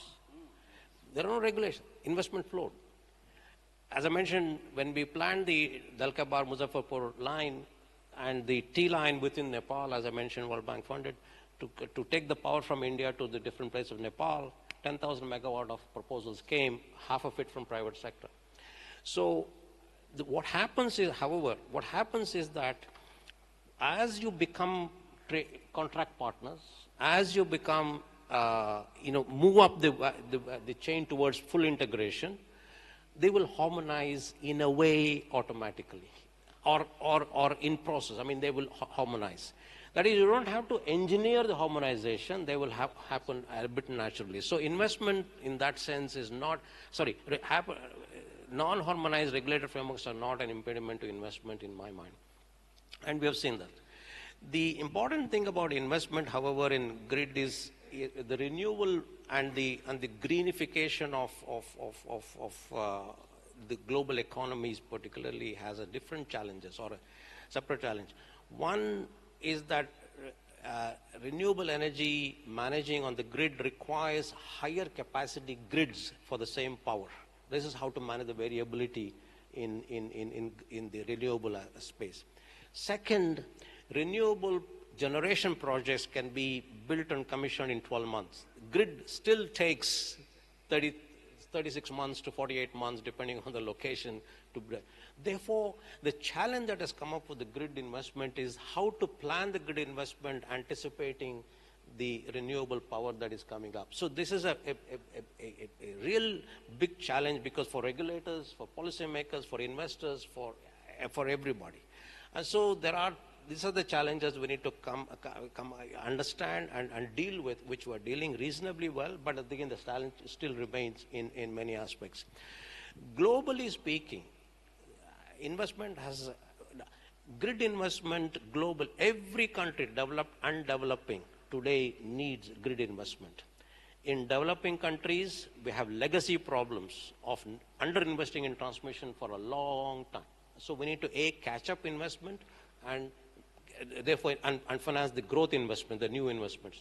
In developed countries, the grids are 40, 50, 60 years old, number one. Number two, the demand of electricity globally has increased with new things, electricity in transport, electricity, data centers, AI, all these things are driving up the demand. Lastly but not least, digitalization of economies. All of us depend on the internet, and digitalization of economies requires a very robust grid. It's called 5 nines. The reliability of the grid has to be 99.99999%. To build that a grid is the challenge of technologies and investment.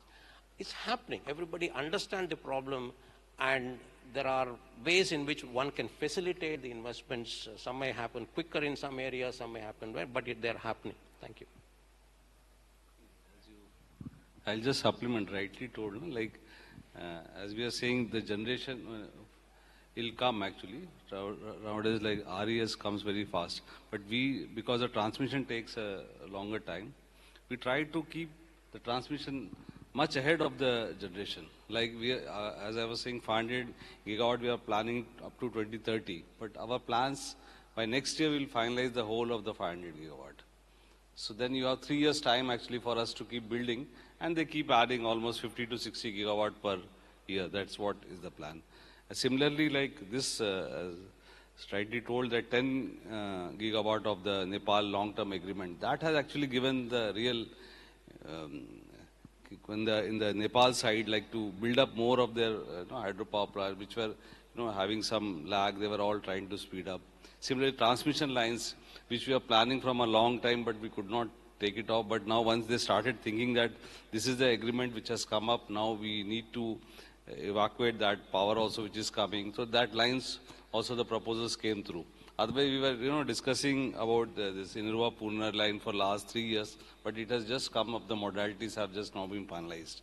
So this is, it's all, as you said, driven like you. If you have a commitment with that, like when we have a commitment with Sri Lanka for doing this undersea cable, that has again given a lot of energy in there for investing in the Sri Lanka. Many of the generators are now coming up there because now they are realizing that the power might go back. So this is some of the things which are driving the industry for putting up a generation when they see a transmission is coming through. Yeah, in fact, I would like to add another dimension to that. Kunal, you asked about bankability. Okay. So definitely bankability is key because the global requirement for grids is about $700 billion. Okay. Governments don't have money. Money has to come from the private sector. And the private sector will invest once their investment is secure. They may compromise on returns, but their investment needs to be secure. So a lot of risks have to be addressed. All the kinds of risks which are there in a typical project, right from operational risk to off-taker risk to all the kinds of risks. But in the grids, in transmission systems, one of the key things is that because it's long distance, so your political risk also increases. As you move from one state to another, you have to deal, you have the power grid. You know how many challenges you have to face when you seek permission from one government to another government for your transmission grids. Yeah? And likewise, if we expand it to the regional level, if you have to deal from one country to another country, that becomes very, very challenging. Okay? So political risk becomes very, very important. Political risk will also cover such type of risks which are across geographies. And that is where a lot of political synergies have to be made. Fortunately, there are agencies in the world which cover political risk. For example, World Bank's MEGA, Multilateral Investment Guarantee Agency, which covers a lot of political risk. It doesn't do in Asia because Asia political risks are not so high, but they do cover a lot of political risks in Africa. Yeah? And what they do, that for Asia, they have developed new type of products. Yeah? So we have to actually utilize those kind of risk guarantees, basically, when we are trying to have regional cooperation. Yeah? And also, one thing is very, very important, that energy modeling, when we are talking of regional grids, no, which are international, then it's very important that who will bear the cost. So there could be two models. One model could be that there is a company like Sun Cable or X, which is linking Morocco to UK. Okay. A company could negotiate with the two governments, the producer country and the consumer country. Yeah? It can negotiate with that, and that is what X is doing, X-Links is doing, is negotiating a contract of difference with the government of UK. So that's the one. That's a very, very simple thing. Is a pure commercial aspect which Raghuji mentioned. But there could be also could be government to government. For example, if we are doing, for example, India to UAE or India to Saudi Arabia, who will bear the cost? How much? Okay. Of course, both the countries will be benefiting, but how much each country will be benefiting because of the grids? So we need very solid modeling also. That what is going to be the cost of power reduction because of these grids, no? And if we have good modeling studies, which I believe a lot of studies have been undertaken by EDF under the One Sun, One World, One Grid. So these studies could actually reflect how much of cost each country should bear. Yeah?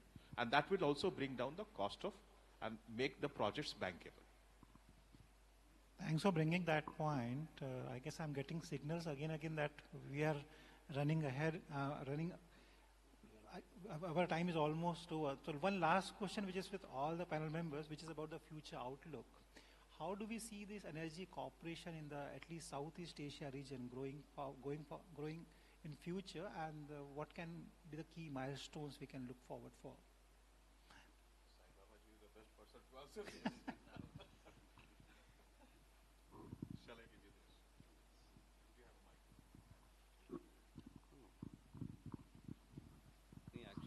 We have made up actually in our Ministry of 5-year plan where will be after 5 years actually.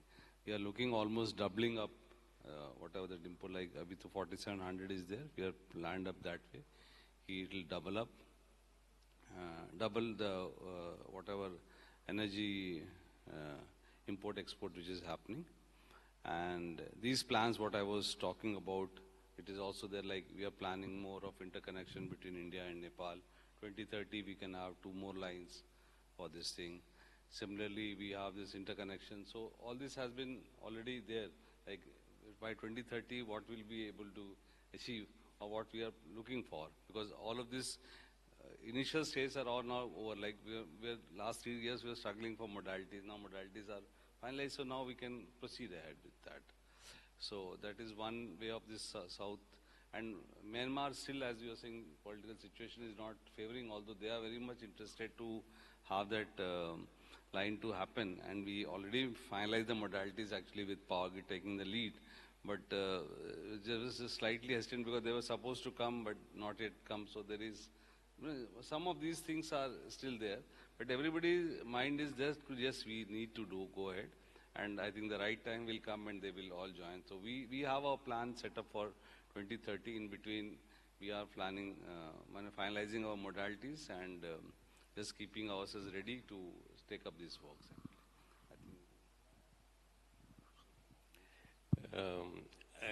Quickly, the vision is basically that, the developing world has a huge energy deficit, energy poverty it's called in the World Bank terminology.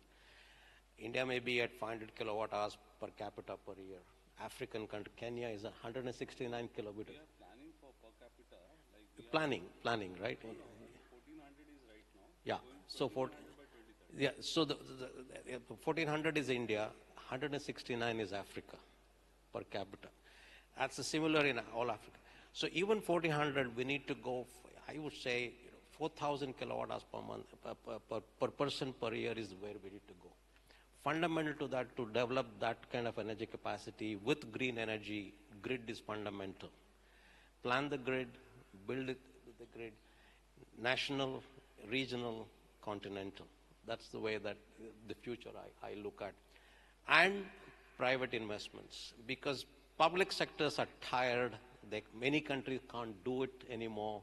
Africa, we see that every country, no physical space. So private sector participation to build the grids as the generation comes up to increase the per capita to 4,000 kilowatt hours globally. Maybe it takes 50 years, 80 years, but that's the future. Thank you. Dr. Sanjay, your concluding remarks. In fact, there's a very, very important question. So what should be our outlook? Okay. We have already elaborated that grids are essential to fight climate change. Okay. I'm very limited for economic growth and climate change. Both grid connections are important. But as Raghuji mentioned, a lot of grid has to be built or rebuilt, repurposed. And for that you need money basically. So you have to increase the bankability anyhow. There is no money with the governments. Okay, he's right.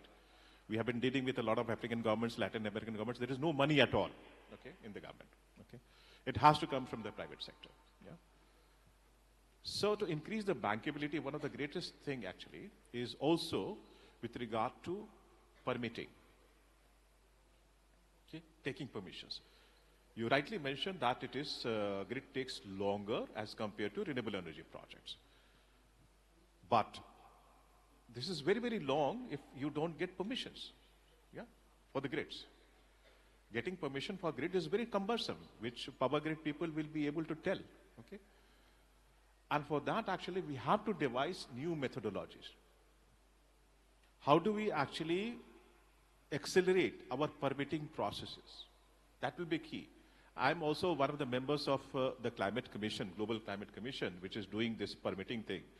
And you'll be surprised that we are talking here of a time frame of about 3 years for permitting. In Europe, it is 7 years. In Spain, it is 7 years. Yeah? And they are fed up. And in fact, I have been giving examples that how we have been able to do in India. So much of reforms have taken place, not only in the power sector, but also the Ministry of Environment has done a lot of things. We have integrated, we have digitized a lot of things. So one very important thing is that how do we actually reduce the risk in terms of permitting? Unless permitting is granted and it is accelerated in a very secure manner in a very short time frame, the cost of capital is going to increase and the grids will not be bankable. Okay? So that is one of the key things, and that is why we have our partners, United Nations Industrial Development Organization and United Nations Economic and Social Commission on Asia Pacific, which is from the UN system. It is actually the nodal agency on grids. And we have partnered with them, and at the last COP, the Azerbaijan COP, they have worked with Azerbaijani presidency to issue a green energy zone and green energy corridor pledge, which was signed at COP by almost 50 countries, and now more and more countries are signing it. So that kind of pledge actually, which brings about political affirmity in terms of construction of new grids, no? That's very, very important. Thank you very much for your insight. Maybe in case we have any question from audience, we can take it up.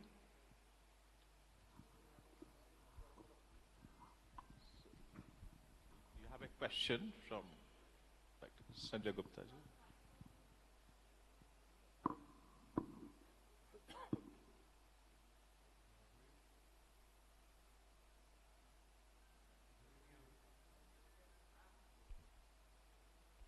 Hello. Good evening, everybody. My question is to Dr. Anju. You have superconductivity pilot project functional 35 kV, which is successfully giving output of 220 kV kind of power transmission. So can you enlighten us, because that will save cross interconnection, cabling in a big way, and that is big problem which we are facing. So whether superconductivity can help us. Yeah. Thank you. Thank you for your question. It's indeed a technology that has been already implemented in one of our cities, namely St. Petersburg, by the company Rosseti, which actually is present with this technology today in one of the stalls of the exhibition.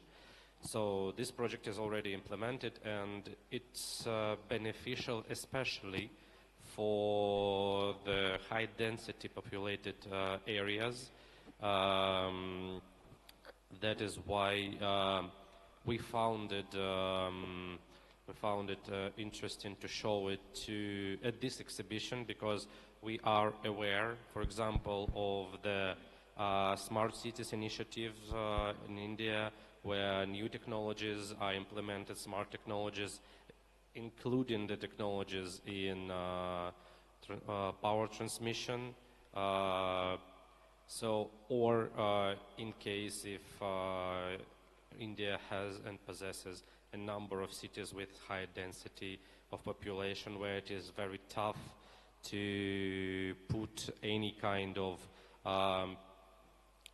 substations for energy transmission.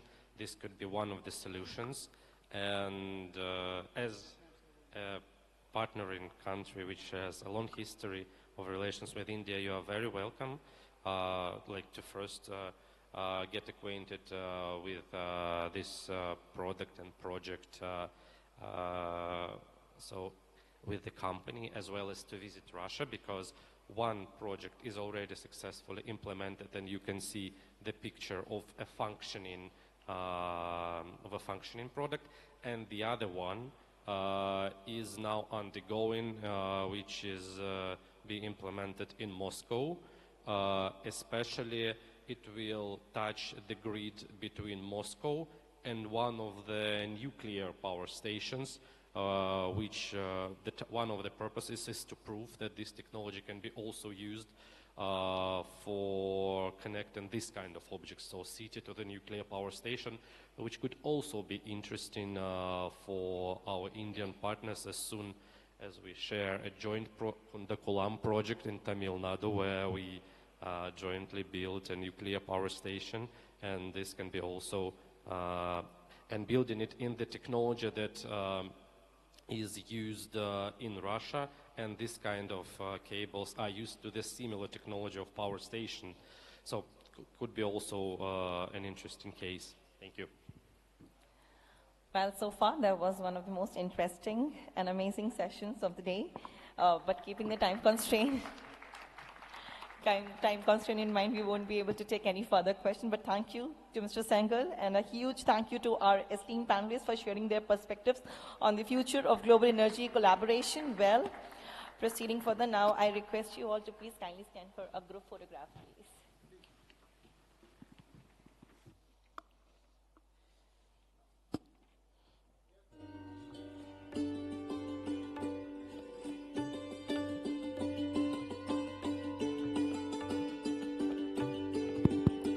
To honor our distinguished panelists, I would like to invite few dignitaries on stage to present the memento to Dr. D. Sai Baba. I would like to invite Shri G. Ravi Shankar, Director Finance, Power Grid.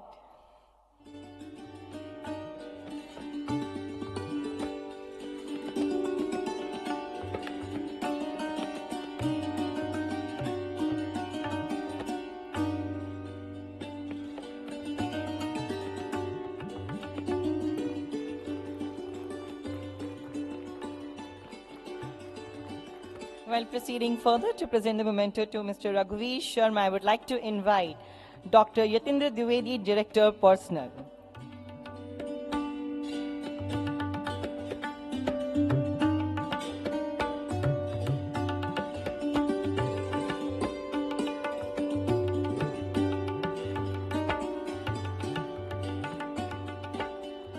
To present the memento to Dr. Sanjay Kumar, I would like to invite Shri BVR Mohan, Director Projects.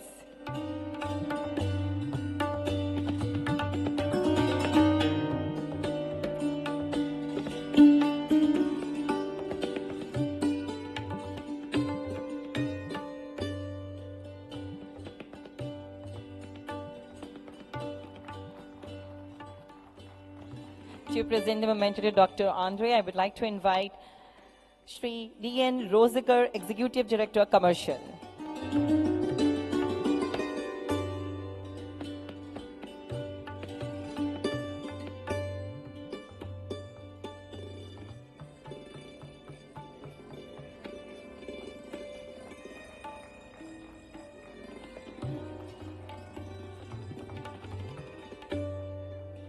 And to present the memento to our moderator, Mr. Kunal Singhal, I would like to invite Mr. Tarun Bajaj, Executive Director, Northern Region 2.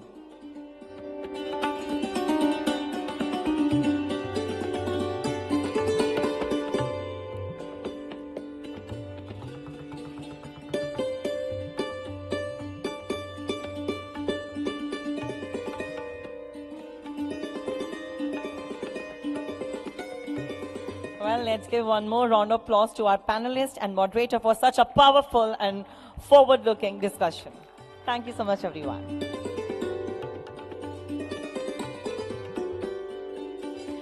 And with that, we officially wrap up Day 2, GRIDCON 2025. What an incredible day it has been, filled with visionary insights, groundbreaking discussions, and global collaborations. From offshore transmission and HVDC innovations to UHVAC experiences and the future of digital substations. Today has truly been a transformative experience. A heartfelt thank you to our distinguished speakers, expert panelists, moderators, and all of you, our esteemed delegates, for your active participation and enthusiasm. While today's discussions may be over, the journey does not end here. We look forward to welcoming you all tomorrow for Day 3 of GRIDCON 2025, where we will dive even deeper into the future of energy innovation. See you all tomorrow. Have a wonderful evening.